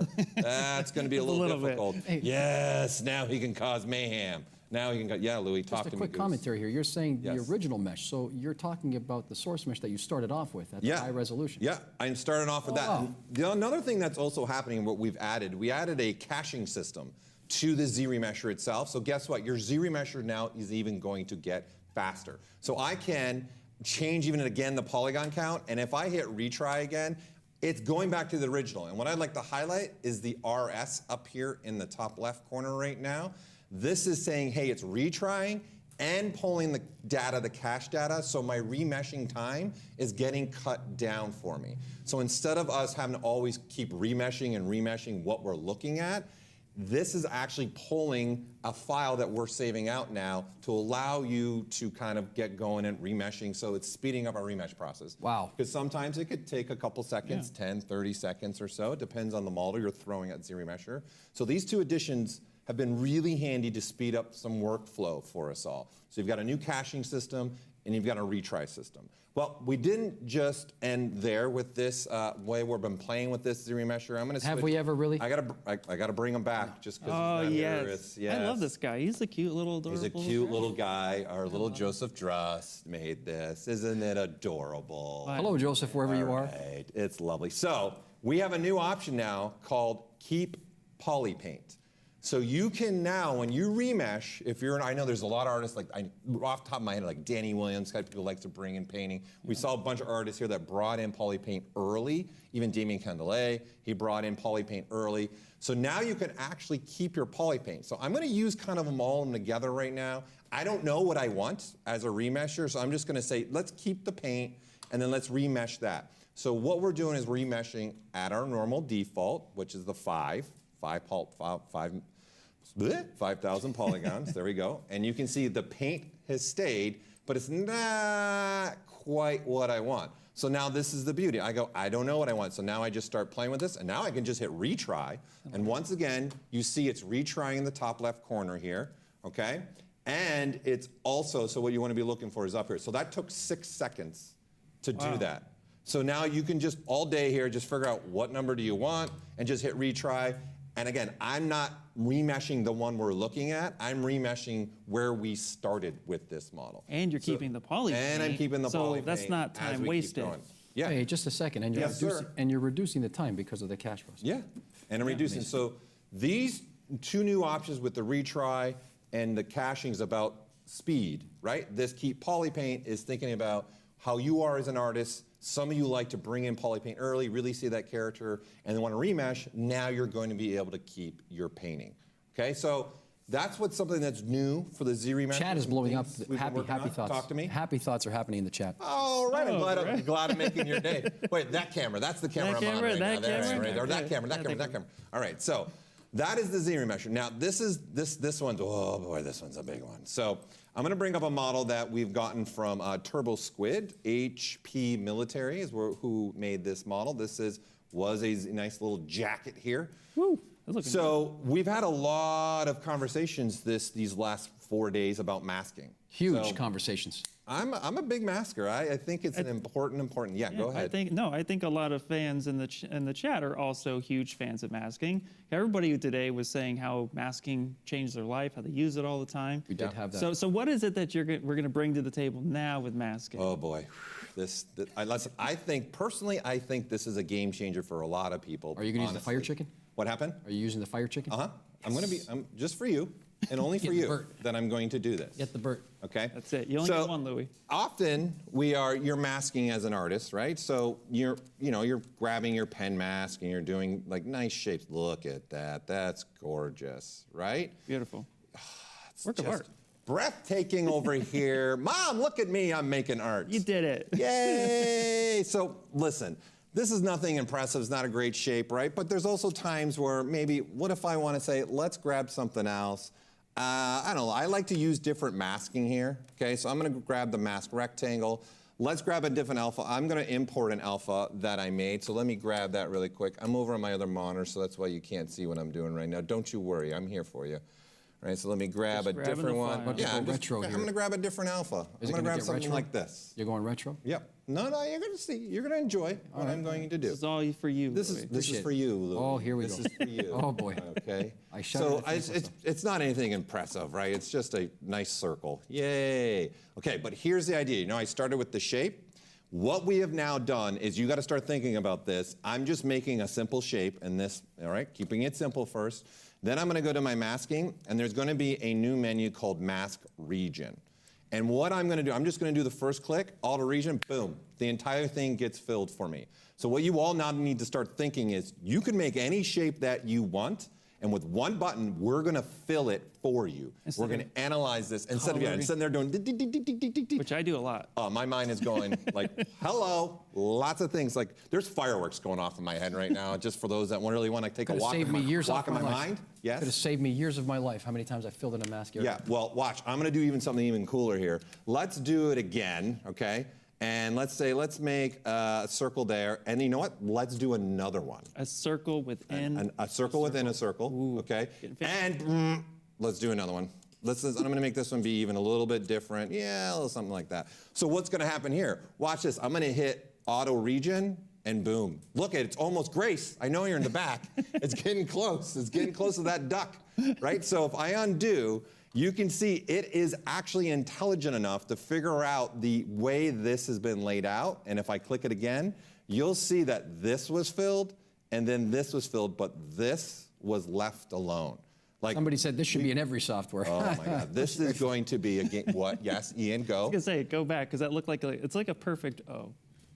I want to say what it looks like. Yeah. But I don't know if there's copyright. I can't say that either. That's why I say it's the duck. I'm just going to say it's the duck, okay?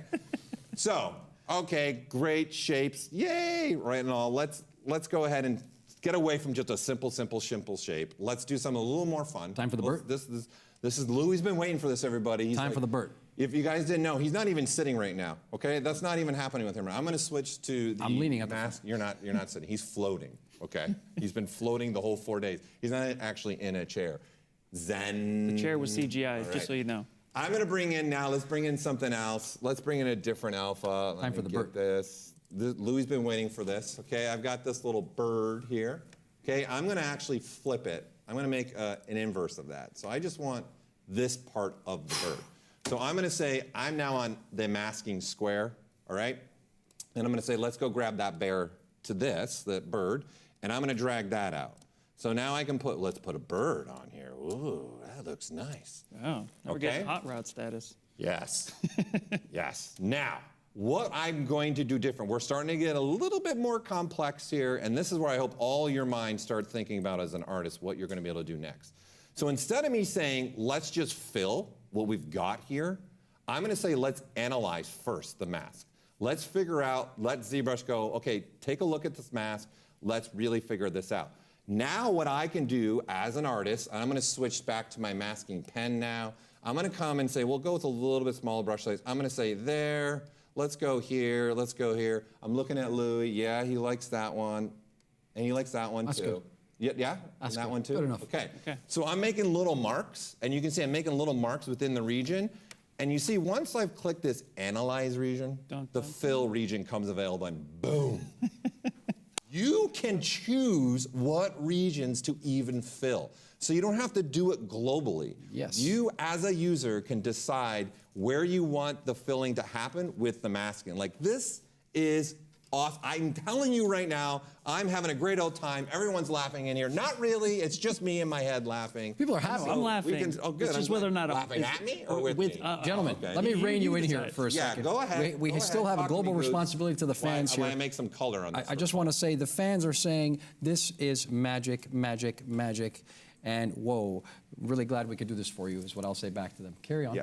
So as you can see, now that I've applied paint, you can see where the reds went, because it's Christmas, and you can see where the greens went. That's a lime green jacket.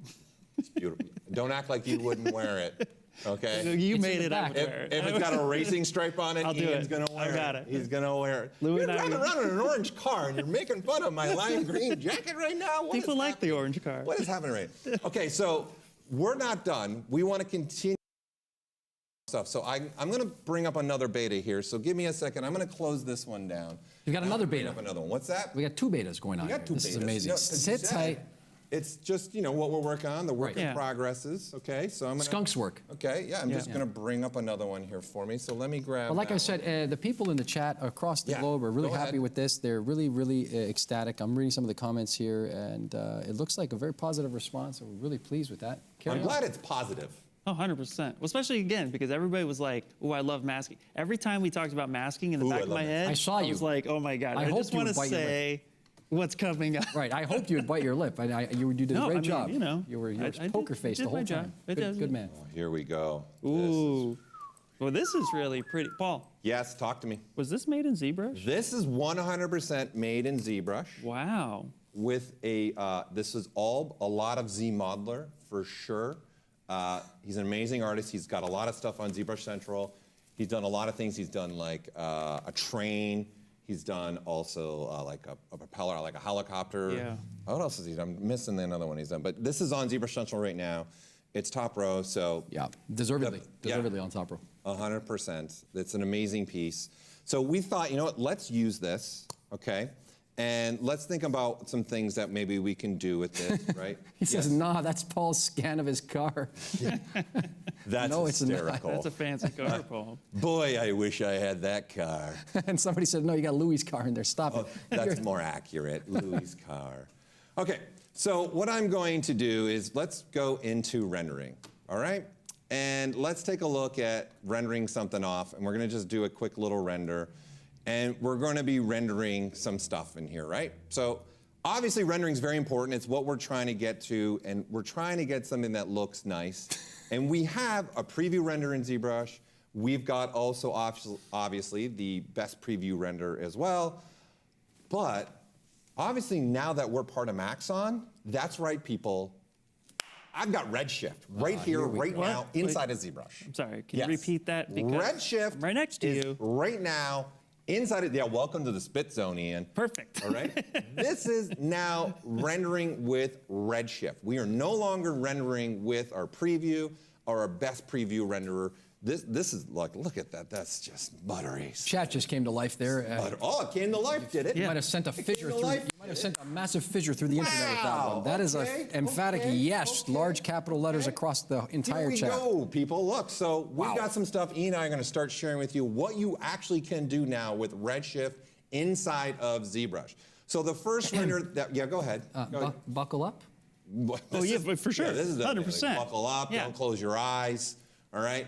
Number one, I just re-rendered. Look how fast that was. That was like second. Oh my God, yeah, So easily. we are doing something special to try and make the rendering even faster with Redshift inside of ZBrush. So just like we were talking about with ZBrush, your first render, it's going to calculate all that information, but we are now remembering that model and information. So now, as I play, for those that have rendered, it's like, I feel like I'm just like, what is that, turning? I'm just like turning things and hoping things happen. Yeah, right? which happens a lot in rendering. God, like rendering. So I just want to play and start figuring this out. So number one, I'm doing a progressive render right now is what I'm doing. So I'm going to say, well, how about I turn off my progressive rendering, and then I'm going to say, well, let's go ahead and re-render this. So you can now, as an artist with inside of ZBrush with Redshift, you can either do a bucket render or you can do a progressive render. I'm a big bucket guy. Personally. No, I do a 50-50. I do progressive in the beginning just to get a sense and a feel. Yeah. But then when I'm ready to get like closer to a final render, it's going through, I switch. You switch. Yeah. Okay, makes sense. I'm weird like that. I just like seeing that pixel where it's going. The animation. I It's don't know like, that yet. Maybe that's what it is. Maybe we can get some sound effects. Listen, I've been trying to get sound effects in ZBrush for 13 years, and it still hasn't been able to happen. I'll just pitch it. I can voice it. Okay, thank you. All right, so now what I'm going to do is, we've been using a blend. I'm going to switch to just a matte cap material, and now I'm going to render this. So that's right, you can use any of your standard materials and any of your matte cap materials and send those to Redshift and render with those. So it's not just about grabbing that standard material. So here's a nice little quick clay render. And again, we're going to be doing here, Ian and I, we're starting just from scratch, what you're seeing right now. Yeah. And we're going to switch back and forth and kind of slowly now show you what you can do with Redshift rendering and how beautiful a render you all are going to get once you get this in your hands, right? Because we're excited to see once you have this. So you've got two materials. Well, that's not good enough, honestly. No. So, no, especially with Ian next to me. He's like, that's not good enough. No, we're going to have to throw a lot of materials. This is where Ian comes in and tells me and looks at my renders and tells me that doesn't look so hot. Okay. It's only for this part. Oh. The truth has come out. Here you go. So we have also added Redshift materials right in ZBrush. So now I've just selected just a standard Redshift material and said, let's render with that. Let's see what we get just with this and see how well that's looking. There, you can definitely see there's some changes happening here that I really, really love. And then, like, let's see about playing some. Yes, you got your finger up over there. What's happening, Louis? You got something? I don't know if I should interject now or I Okay. should let them wait a little longer because All right. there seems to be a running question that they want. Well, if there's questions, I'd probably wait. We might probably get to it because we're going to start I'm trying not to going to answer that yet. So obviously I'm going to open up our modifiers. You can see everything now we have at our disposal with a Redshift material. I'm feeling shiny inside. So, you know, I'm always bright inside. I'm feeling happy, feeling lovely. Whoa, look at that. So metal, right? Throw that on. Let's see what that is rendering like. And again, I'm using our rendering ability, sending it to Redshift now, right? Which is incredible there. A beautiful, shiny car. Yeah. Is it GPU or CPU? It's both GPU or CPU. Okay, it depends on what you have. If you have the subscription to Redshift or Maxon 1, you're going to have the ability to have your GPU. If you don't have the subscription to Maxon 1 or the subscription to Redshift, you'll get the CPU. Right? So that's important to know. So one more Great time, with a question, that's subscription, you get the GPU? Get that subscription. And don't forget, those that registered, we're going to be sending you an email after the summit from a Dove. It's going to be a Dove that's going to deliver. No, it's an email, a regular email. You're going to get 25% discount special for Maxon 1 and also ZBrush. So there you go. There's a way for you to get in. So you can see I'm just playing with some metals, messing around with this. We can even, you know, start playing with some other items on here. You can see you got a lot of stuff. Maybe let's knock down the reflective. So, you know, real quick, I had a question for you. Okay, so, you know, if I'm one of those guys that gets the email for the 25, is it for the first year? It's just for the first year. Oh, look at that. Okay. I've seen one of these in LA, just chromed out, blinding me on the street, reflecting off. Yeah, that actually reminds me of the concert hall that happens to be in Hollywood. Walt Really I know. The Disney Hall. Yeah, Walt Disney Concert Hall. That's what you're talking about. Designed by Frank Gehry. Fellow Canadian. What happened? Frank Gehry. Fellow Canadian, yeah, absolutely. Walt Disney Concert. All right, so you can start to seeing what we're going to have inside of ZBrush now with Redshift. Okay, so what we've done here is we started playing with these Redshift materials, and I'm going to now just turn on all the materials that we made for this car. And let's go ahead and now just render this out as is with these materials. So I just turned on our poly paint because I want to now show you guys a little something where, like I said, this is going to be a progression thing that we're looking at with you all and trying to just keep pushing the render and pushing the render. And hopefully this inspires you all in thinking about your ZBrush models, what you're going to be able to do with this. Which is a lot right now. It's a lot. That's a lot. Right. Right? Yeah. So this is already now starting to get better and better and better. And that's what we're trying to do today with you all. So I'm going to jump back up into here, and I'm going to turn something else on. We've got even our depth of field. Right? So I'm going to make this really, really blurry. Like just so you'll be able to visually see this online and see that. And I'm going to take the focus and I'm going to say, I'm going to say right about there. Boop. So that's it. I'm just telling ZBrush, where do I want to focus on this car? Where do I want that depth of field to be? And look how fast this is rendering. Again, we are remembering that information for us. There, I'm done rendering, right? It's pretty blurry. It's pretty blurry. Pretty blurry. Yeah, I would say. Right, so as an artist, I'd say, let's drop that down maybe in the 5 range for a radius, and then let's go ahead and print that off and go, yes, I am making a render. There you go. It's looking better. Yeah. Are you liking it? Yeah, I am. Well, yeah. There are a few things I would like to do. The thing is, hold on, before you tell them a few things, there's people saying this is a conceptual designer's dream. All right. Ian wants to. And hello to everybody. Yeah, just a couple things. I won't take up too much time. We're switching again. Okay. Go. I wonder what you'll be doing. All right. Well, what I really like about this render so far is that it's starting to feel more and more lifelike. Okay. But what if I actually would like to, I don't know, maybe give it a background? That'd be kind of cool, right? So you want to change some lighting? I do want to change some lighting. Not good enough for him, what I did. No.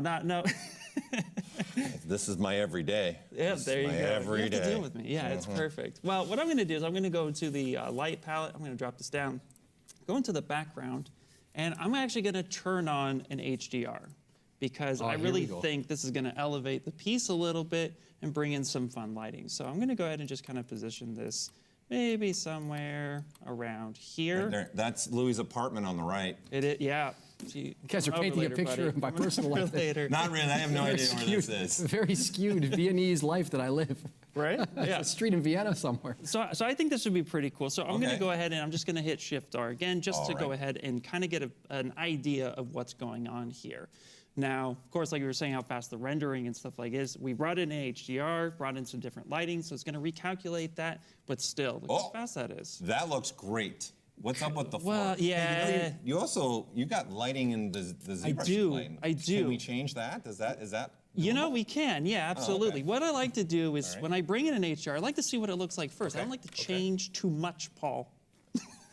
Sorry, taking over the demo. But now I have a redshift exposure element, and I can actually bring that down a little bit, or I can raise that up depending on what I want. Let's actually drop that down just a little bit. Now I also too have gamma and exposure I can play with as well, but I'm gonna just adjust the redshift exposure. And just redshift? Just redshift, yeah. Okay. Just redshift. All right. I mean, so we could go really low too. Oh. How low can we go? How low can you go? Cool. It's gonna get darker now. It is gonna get darker. But, you know, the other thing, I'm going to bring it up just a little bit more, but what I want to point this out right here. I like that you just pointed the Cintiq, like they all can see your finger right now. See, you literally just pointed at the Cintiq people. I've been left responsible. That. I can't believe they Amazing. I can't believe they put me in charge of keeping you two on the wraps. Exactly. Who put me next to this guy? Yeah, you did. Oh, that's right, I did. You're right. So I actually would like to, you know, maybe adjust some more of the lighting itself here. So I'm actually going to take the redshift material that we have here. I'm going to drop the intensity down just a little bit. And when I say a little bit, like a good chunk. Like a lot? Like a lot. Pretty much turn it off is what you're doing? Pretty much turn it off. So now you're only using HDR. HDR. Oh. Yep.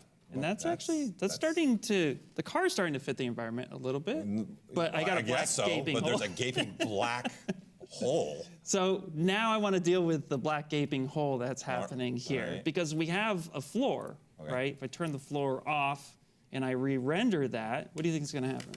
I think we're going to go back to the future. Back to the future. And it's going to float. It's going to be floating. It was correct. So instead of turning off the floor, maybe what I can do is add a material for that. So I'm actually going to go under Redshift Render, and there is a material setting here. And I'm going to go ahead and pick a floor material. Do you have one specific? Oh, we do have one. That's pretty cool, right?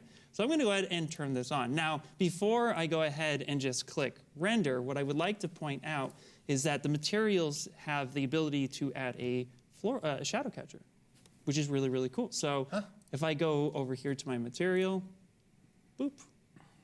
It's on the bottom. There it is. I already did it for you. You did, but I'm going to do it again. Assistant. Right down here, and I'm going to put on the magnifying glass this time, not point to the screen. I'm going to point out the bottom of the material of Redshift is a shadow catcher, and it is 0 for off and 1 for on. So with that material, because you can turn anything into a shadow catcher. It doesn't just have to be the floor. It's any mesh. Any mesh. Okay. As long as it has the material with the shadow catcher on, it becomes a shadow of catchers. It's becoming a twist for you. It is. Tongue twister. It is. It's becoming a tongue twister. We already know my spoken capabilities aren't the greatest. Right. But now we can see, look at Paul. There's a shadow on the floor We're of the HDR. We're starting to bring some, I still think you're missing something personally. What about the inside of the car? Is there you want to see inside of it? That would be pretty cool. You know what? That would be really, really cool. Yeah. So let's go ahead and alt-select the glass, or what should be glass. And I'm going to go ahead and go to my materials, and I'm going to find my RS glass material. I'm going to go ahead and click that. And I'm going to make sure that I go on up, select material, go to color. So just filling with that material. And I believe this is glass too, right? Yeah. So let's go ahead and might as well fill the lights, because we can't see if it's... I don't know if there's lights under there. I don't know. Of course I know. Of course. So let's go ahead and re-render and see what happens now. Now, it's just the material selection, but with Redshift, now... Ooh. Oh, there is actually something in there. That's pretty cool. That's pretty... I want to try something now. Can I take back over? You want to finish it? Okay, let's do it. It's like a game of musical chairs here this afternoon. We come to the finish. This is fun. Let's do this all the time. All right. All right. I'm gonna. I know you were enjoying playing with that. I want to reiterate this for the background. I'm gonna go up. Punch it. I'm gonna punch it. Punch it, Bishop. I just want to punch a Bishop. Let's push that out even a little bit more. Again, I want to keep rendering and playing with this. So I want that white to come a little bit more. So again, the beauty here is it's only affecting the redshift and what Ian was pointing out. So we have a way to play with that exposure just for the redshift render. So let's see, I'm gonna turn these off and let's take a look at, say, something in there. Let's get a little closer look. Don't be shy. Let's get, there you go, right? I'll turn on polyframe so you guys can all see what I have here. All right, and I'm gonna say, let's take this little purple part right here, this little section here, which is clearly lights, all right? So let's grab a different material. I don't know, let's grab something else. Yeah, I don't know, let's grab something this a little one. bit more glowy, maybe? Oh, do you know where I'm going? I don't think know. you do. I mean, they're headlights. Well, yeah. What could we possibly be doing with headlights? Well, first of all, I don't want any metal on this. That's not necessary for this. But what I would like, which would be pretty cool, how about some emissive? Ooh. Okay, so I'm gonna throw some emissive on here. I'm gonna go all out crazy. You're gonna go all out? This is probably in the back room. They're going, stop. Stop doing that. Blind. You know what? I'm gonna encourage it. Go ahead. What's 100%? Thank you. You're welcome. I appreciate you encouraging. I got your back. I appreciate that. And then I'm gonna fill that now, right? So we get this material.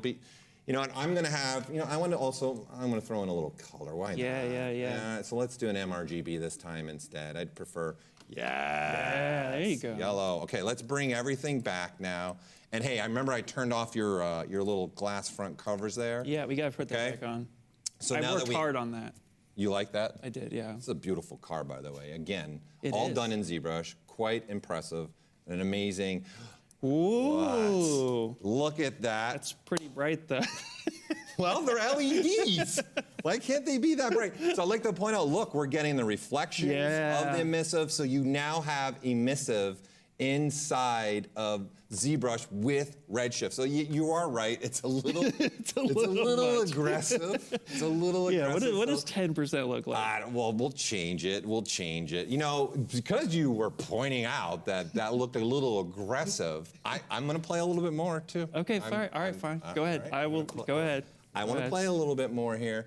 So I'm going to, you know what, let's select and see the car. Let's just click and drag the material for the car again. All right, and let's go back and let's see. I want to go see what that crazy chrome looking thing looks like, right? Oh, so boy. I'm gonna. Here we go. Here, I'm gonna go even lower on the roughness. All right, and I'm gonna up that metalness. Even look, why not? I'm cranking it. Oh, Yeah, okay. Look at that! Yes. You know that might be a bad idea, though. I would not want to be driving next to this in sunny Southern California. That's for sure. Out of most parts of the world. Oh, look at that! Nice and chrome. Ooh, that. It's pretty bright. You know, I think that's a little too much chrome. All right. Let me see. Let me draw. What if I went halfway? What do you think about that? Okay, what if I rendered that out? Let's find out. Let's find what that is. So this is the beauty of this is I'm now just playing with this material, figuring out what I want to look like. And now I'm like, what? Do you remember what I had for this? You know, I was going to say, I think you should just set it back but I would like you to set it back exactly where you had it because we got approval for that. They called in, they said approval, and then you're coming in with this metal chrome stuff. I'm just going nuts. Can you dial it back exactly where we were, please? I'm just going crazy. Okay, well, this has always been a problem for me with rendering. Same. Right, because I feel like you're just pulling levers, render. Yeah. Pulling a lever, render. Yeah. Changing a material, render. Changing a material, It's a common problem because you never get it quite where you want it. You always get close enough. At least in my experience, I don't know. Yeah. It sounds like we're on the same page with that. Yeah. So I'm going to pull up that render palette because obviously you guys all know where we're going here.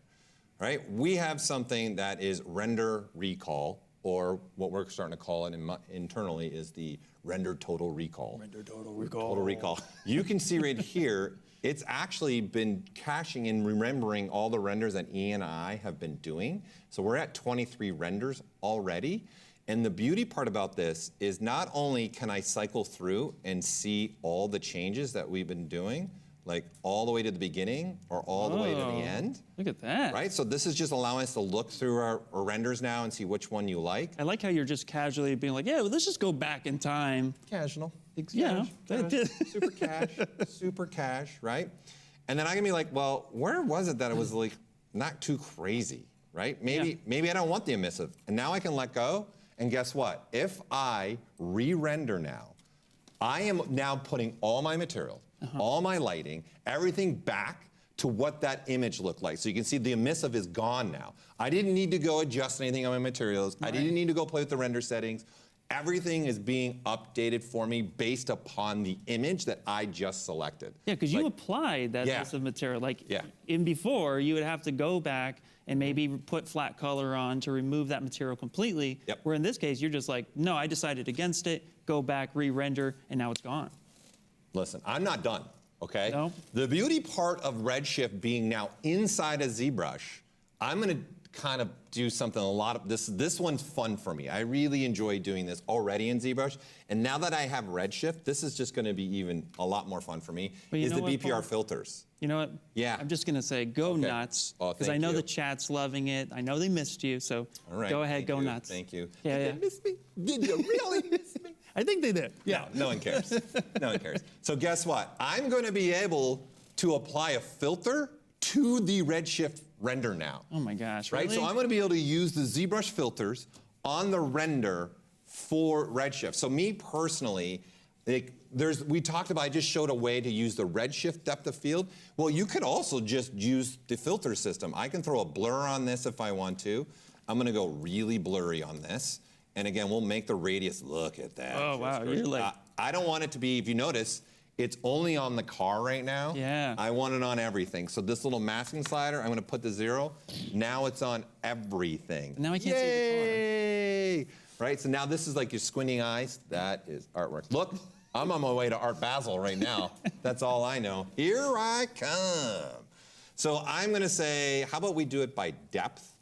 Okay, and I'm gonna say you could 0 these out if you want to and let ZBrush figure some things out and automatically boom, and then if I re-render now, okay, we're gonna re-render with the Redshift again, get me all those shadows, get all that information back, and then boom, throw the filter on it, right? So filters are real time, so I'm seeing everything, but to get back all my shadows and everything else that I want, there you go, you can have that. So this is always to be an example of like, okay, my radius is too big.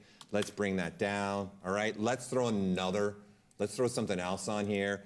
Saturation, what if I wanna start desaturating, right? And then I'm saturating the background only. And so you can clearly see, I can say switch that to only the car if I want to. A little noir in honor of Louis Tucci. A little Thank you very much, sir. There, okay? Thank you. Right, so you can see this is all being done in real time. I can even say, let's throw a little colorize, colorize, maybe a little, I don't know.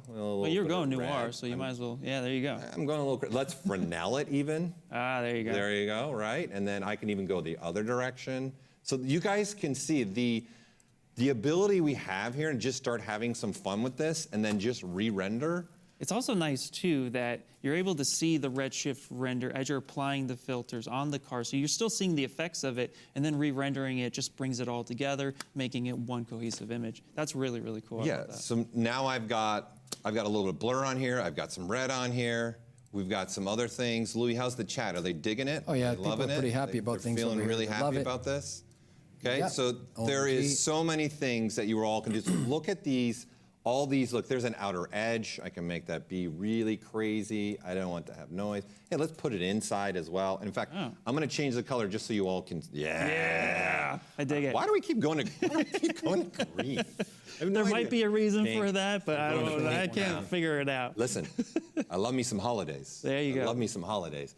So you can see what this is doing. This is putting an outer edge, right, in here. And I love using this one for like when I'm doing stuff that's toon shaded, cartoony, but the point here I'm trying to make is very extreme, but what we're trying to emphasize here is we have Redshift rendering with the filter system, all with inside of ZBrush. This is going to be a ton of fun. I can't wait to see the renders that everyone's going to be doing. And also, too, let's not forget, you were talking about matte caps being, matte cap materials, Redshift materials, standard materials. It gives them more options to find exactly what they're looking for. Okay, yes, but not everyone's like me. Okay. Just living in hard surface all the time. Yeah, we have some organic stuff too, right? Yeah, so I'm gonna load something else here. I wanna load another little project over here that I have. Wait, what do you got here? Come on, I want to see it. Just enjoy, Mr.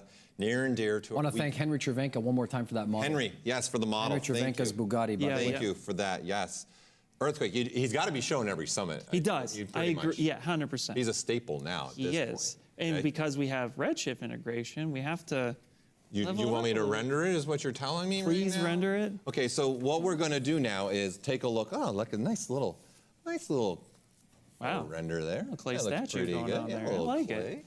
You like that? Yeah, I mean, you already have a shadow catcher. Paul, this is looking really What are you going to do with this guy now? Well, let's see. You got different materials, right? So you've got ability to play with some materials in here. Yeah. So I'm gonna want to go back again. I don't like what I did there. Okay, Well, I don't have to do that actually. I can do the recall, right? could, So you don't even have to load other projects now, right? This is an example of why don't I just go back to the original file after I started playing with some things? So let's start playing with this material, okay? And let's get into my material palette. And now, obviously, the next thing that I'd probably want to do, how about some subsurface scatter? Yes, please. Okay. SSS. Finally, they were blowing it up in the chat. I didn't have a hard time saying anything. It's going to be this subsurface easy scatter. for all of us now. This is going to be. I'm going. Even though Ian doesn't want me to, I'm going crazy. He's going to look like a burnt tomato. He's going to be a burnt tomato. Look at that. He is pink. But it's showing it off. He is pink. You got yes across the board here in the chat. Yes. Yeah, Letter Y, there yes. you go. For all those character artists out there, like, I just need that subsurface scatter going on in my model. Yeah. And obviously, we're going to need to be able to tweak things like this. So number one, I'm going to want to be able to control color. So you can see down here, you're going to be able to control your front color and your back colors in here. This is ridiculous. Oh, you admit it? Super extreme. Okay. Well, I'm just trying to make stuff for everyone at home to really visualize this Yeah, and that's see true. this, Push right? it. So there, I'm knocking it down.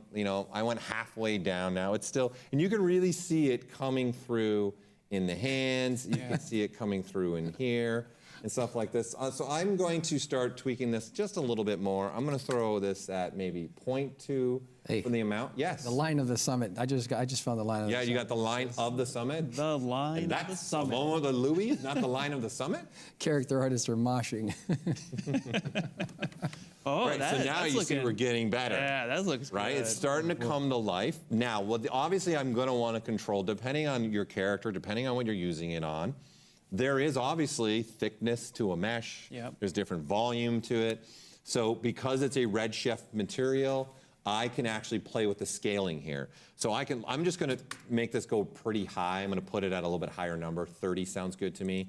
And what this is controlling is, hey, how thick is the mesh? In essence, what's the scale of it? The higher I go with this, you're going to start getting more and more subsurface because you're allowing it and saying, hey, the mesh isn't this, it's this. I once caught a fish this big, not this big. That's just a movie quote. That's not mine. No. Go ahead. Someone put the movie in chat. Let's see if you know it.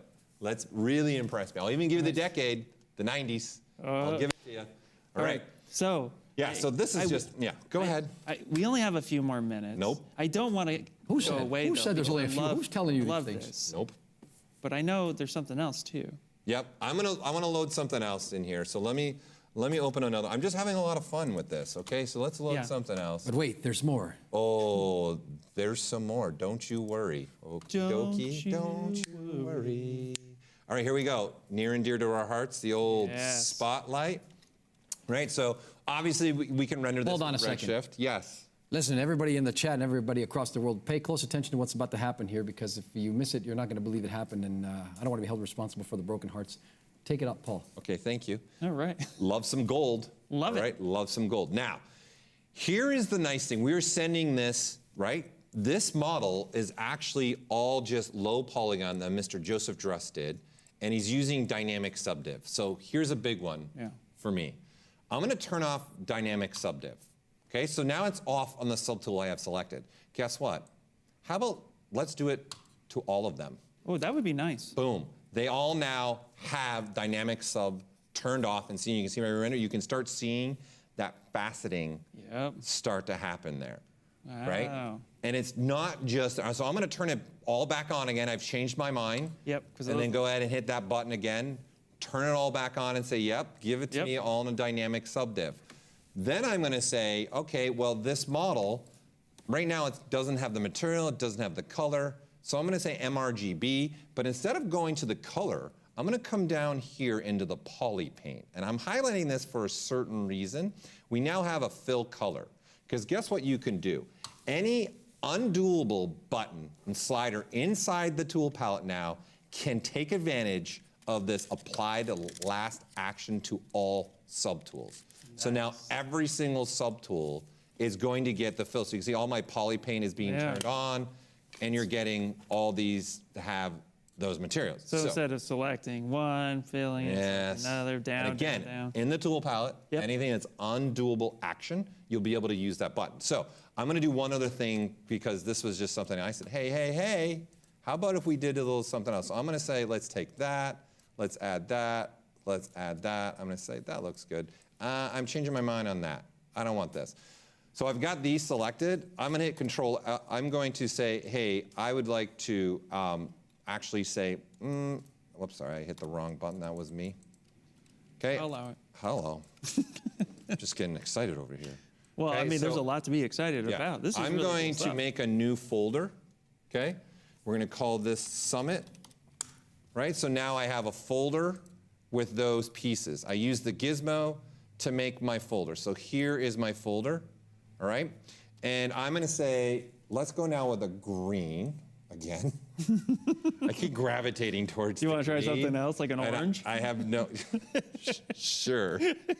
No, because I think green's actually better. I can't believe they're paying you guys to do this. This is unbelievable. Let's do a pink. All right. I think that's better. Yeah. Okay. All right. So you can see there's a bunch of different materials in here. So I'm going to do RS plastic. Right. So if you remember, I filled all the subtools. Yeah. So now I've got a new color and a new material. So guess what? I'm going to say gear. Right? And I want to say, how about let's do this. Let's come back down to here first and say, let's fill with MRGB on. Let's fill the selected. Oh, beautiful. Oh, that is pretty in beautiful. pink. I love it. Pretty in pink. And now guess what? Apply. Instead of pressing there, I'm going to go here and look what just became available. Yes. So I can do this even by a folder. So now just this folder has the pretty in pink plastic with this gorgeous gold that I made from scratch. I mean, that's just incredible, right? So you can see we can use this replaying last subtool a lot. So I have something else though. I'm not done. I got one more thing that I'd like to show here. What am I?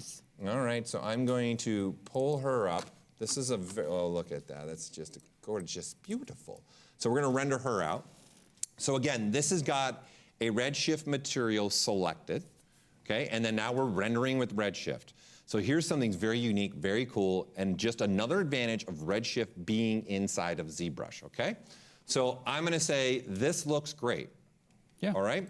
Here, watch this. I'm gonna show you something special that we've added also into here.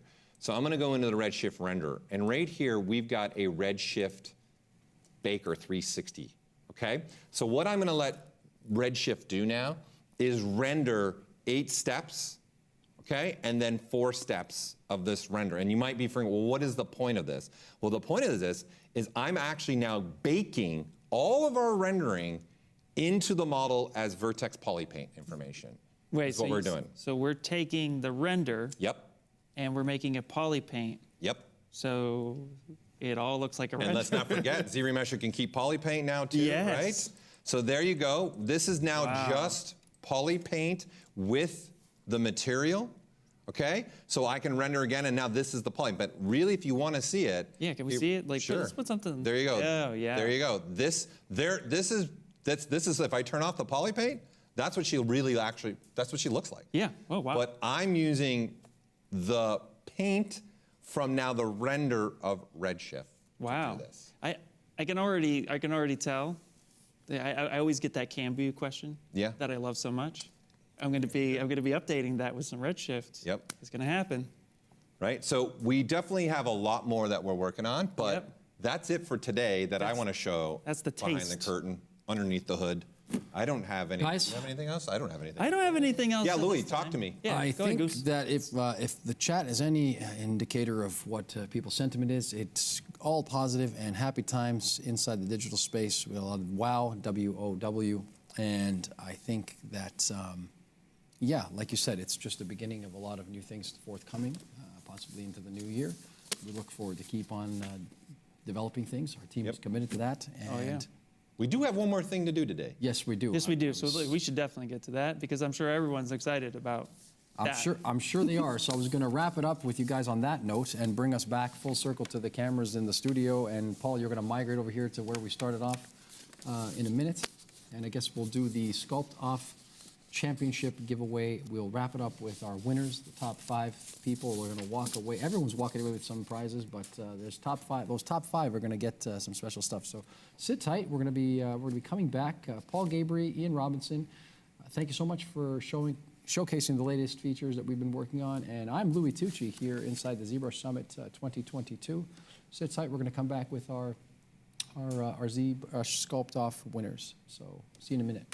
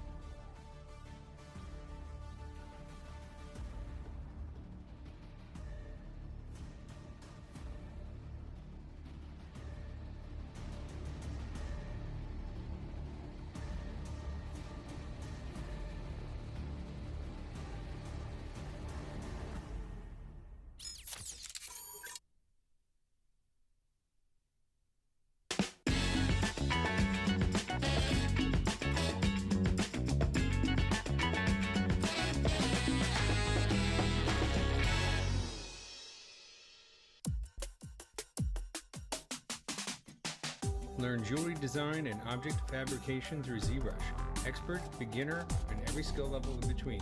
ZBrush Jewelry Workshops can help you bring your digital dreams into reality. Taught by leading industry professionals. Use the offer code SUMMIT to get a $100 discount on membership.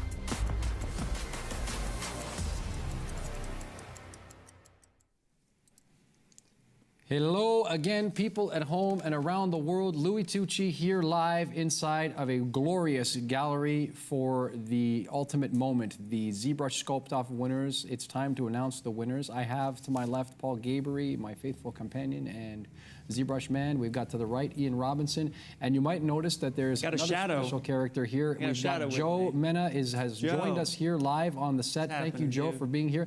Joe is here. He was one of our celebrity judges. We had Joe Mena, John Brown, and of course Phil Hale, my friend, across the pond in London, England. We're going to go 5 to the top, 5th place to the 1st place. I want to say thank you to Joe for being here again on behalf of us all. Thanks for your efforts. Thanks for your work. I want to thank Ian Robinson, our on-location correspondent for the last couple of days, for his efforts and running around. He had a perma smile. He'll be grinning all night long. We've got an after party. We're going to have an after party. That's what's going to happen. And Paul Gabery, the man who has held it all together, I want to say a special thank you to you. Before we do this, you have been the pillar. You have held the ZBrush Summit going in my absence all these years, and we're back again. Ian is here. We're here to help you and keep you going, and it couldn't be done without you, so thank you. Everybody should be smashing the like button. This guy held it together for years. Go, Paul! Give a round of applause. Not true. What I got? Not necessary. Not necessary. Kept it going. It's a large group of people. Of course, and that brings me to the large group of people. However, let's not. We're not directing it all at Paul because there is a large group of people behind. There are, excuse me, a large number of people behind the scenes who make it happen. Once again, thank you. Special thank you to the entire Maxon family, of course, and our ZBrush community members for the continued support through transitional periods, through all thick and thin. They've been there since the beginning. They continue to be here, and all of our teammates in the offices around the globe. The ZBrush team is a very dedicated and committed group of people that continues to try to strive, as you just, both of you, Ian Robinson and Paul Gabery, showcased. Our latest endeavors involve some very, very cool stuff that will no doubt change people's workflows and the way that they go forward in the business of making cool stuff and maximizing their human potential. So that's the thing we do the best. That's the thing that keeps me going in the morning. Without further ado, now, the moment you've all been waiting for. Yes? Yeah. If you competed, you're waiting for If you competed and you're not watching, what can I say? If you competed and you're watching, let's give it away, as the old saying goes. And now, I guess it's 5th place from the top, number 5, right? Let's show it. We are going to start with 5th, yes, absolutely. Let's start with number 5. Traditional. Let's see it burn away the screen. Show the number 5th place. Go ahead. They're going to come into using the environment that we have. This should be a lot of fun. A different way of showing who is 5th through 1st. Also made in ZBrush. Yep. Again, to everybody that has been involved in this, I'm excited to see who our winners are. Oh, me too. Yeah, because everybody came, brought their A game in just, 3 hours. That's no joke. No small feat. To be able to just come in and just put something down in that short amount of time. There she goes. Yeah. You've lost your ballerina. What? Okay. She's gone. Yep, she's down. But yeah. Down she goes. Here we go. Here we go. I'm excited. And that means that we're one step. Oh, yeah. Sorry, Joe? I said absolutely yesterday. Asked if I was excited. One step closer. That means the ballerina has sunk into the floor, and it means we're almost there. We're going to reveal in 5th place. The anticipation. I like what you did there. The anticipation. That's a reference there. I know it is. Okay, here it is. In 5th place, we're going to have a prize coming up here. Ooh. They are going to win. Let's see what they're going to win. Ooh. Wow.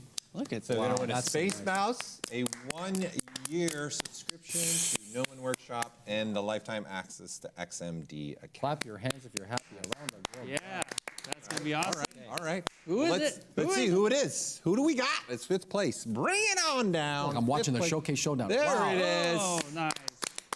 Very cool. Rockefeller Center. Wow. That's a really cool. Very nice. Very nice. Lovely. Yeah. Lovely. And heavyweight, they look like they're holding up there. So you thought it was strength for sure? Yes. Okay. Yeah. I like the juxtaposition of a cloud, though, as the point of reference for strength. I do like that. Can I say? I like that. I was thrilled to see the theme of the contest this year, and the environments that Pixelogic Maxon created. And for the first time, everybody's thinking VFX. Sure. And sculpture's being celebrated. So as a sculptor, that makes me very happy. Heck yeah. Wiser words could not be said.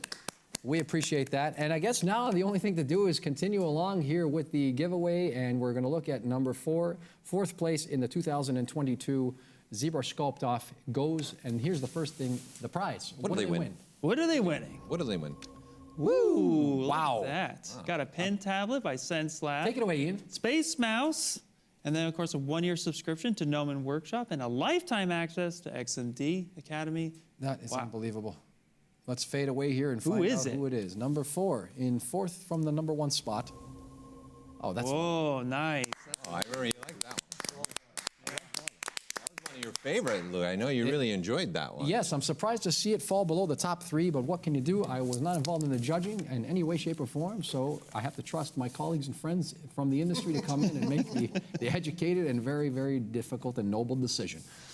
Ladies and gentlemen, this is the bronze medal, as it were, the 3rd place in the 2022 ZBrush Sculpt-Off. We're going to reveal the prize here. It can only get better, a huge amount of prizes. Let's see the prizes here. Fade away happens, and wow, we've got a pen tablet, a SenseLabs pen tablet, the bundle. You get a little case to carry around your pens with, really useful. You got the Space Mouse, very useful. A 1-year subscription to the MIT of the CG educational industry, which is the Gnomon School, Gnomon Workshop.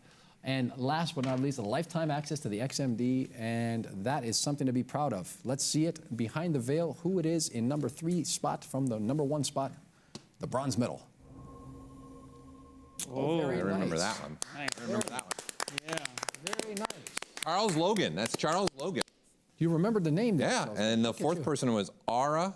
I'm not even going to try and say. Let me see it. Let me see it. Let me see it. You want it? I got the names here. Hold on. He's got the names here. All right. Finally, in 5th place was Koloyan Vasilev. In 4th place was Ara Gulijanyan. In 3rd place, we had Charles Logan.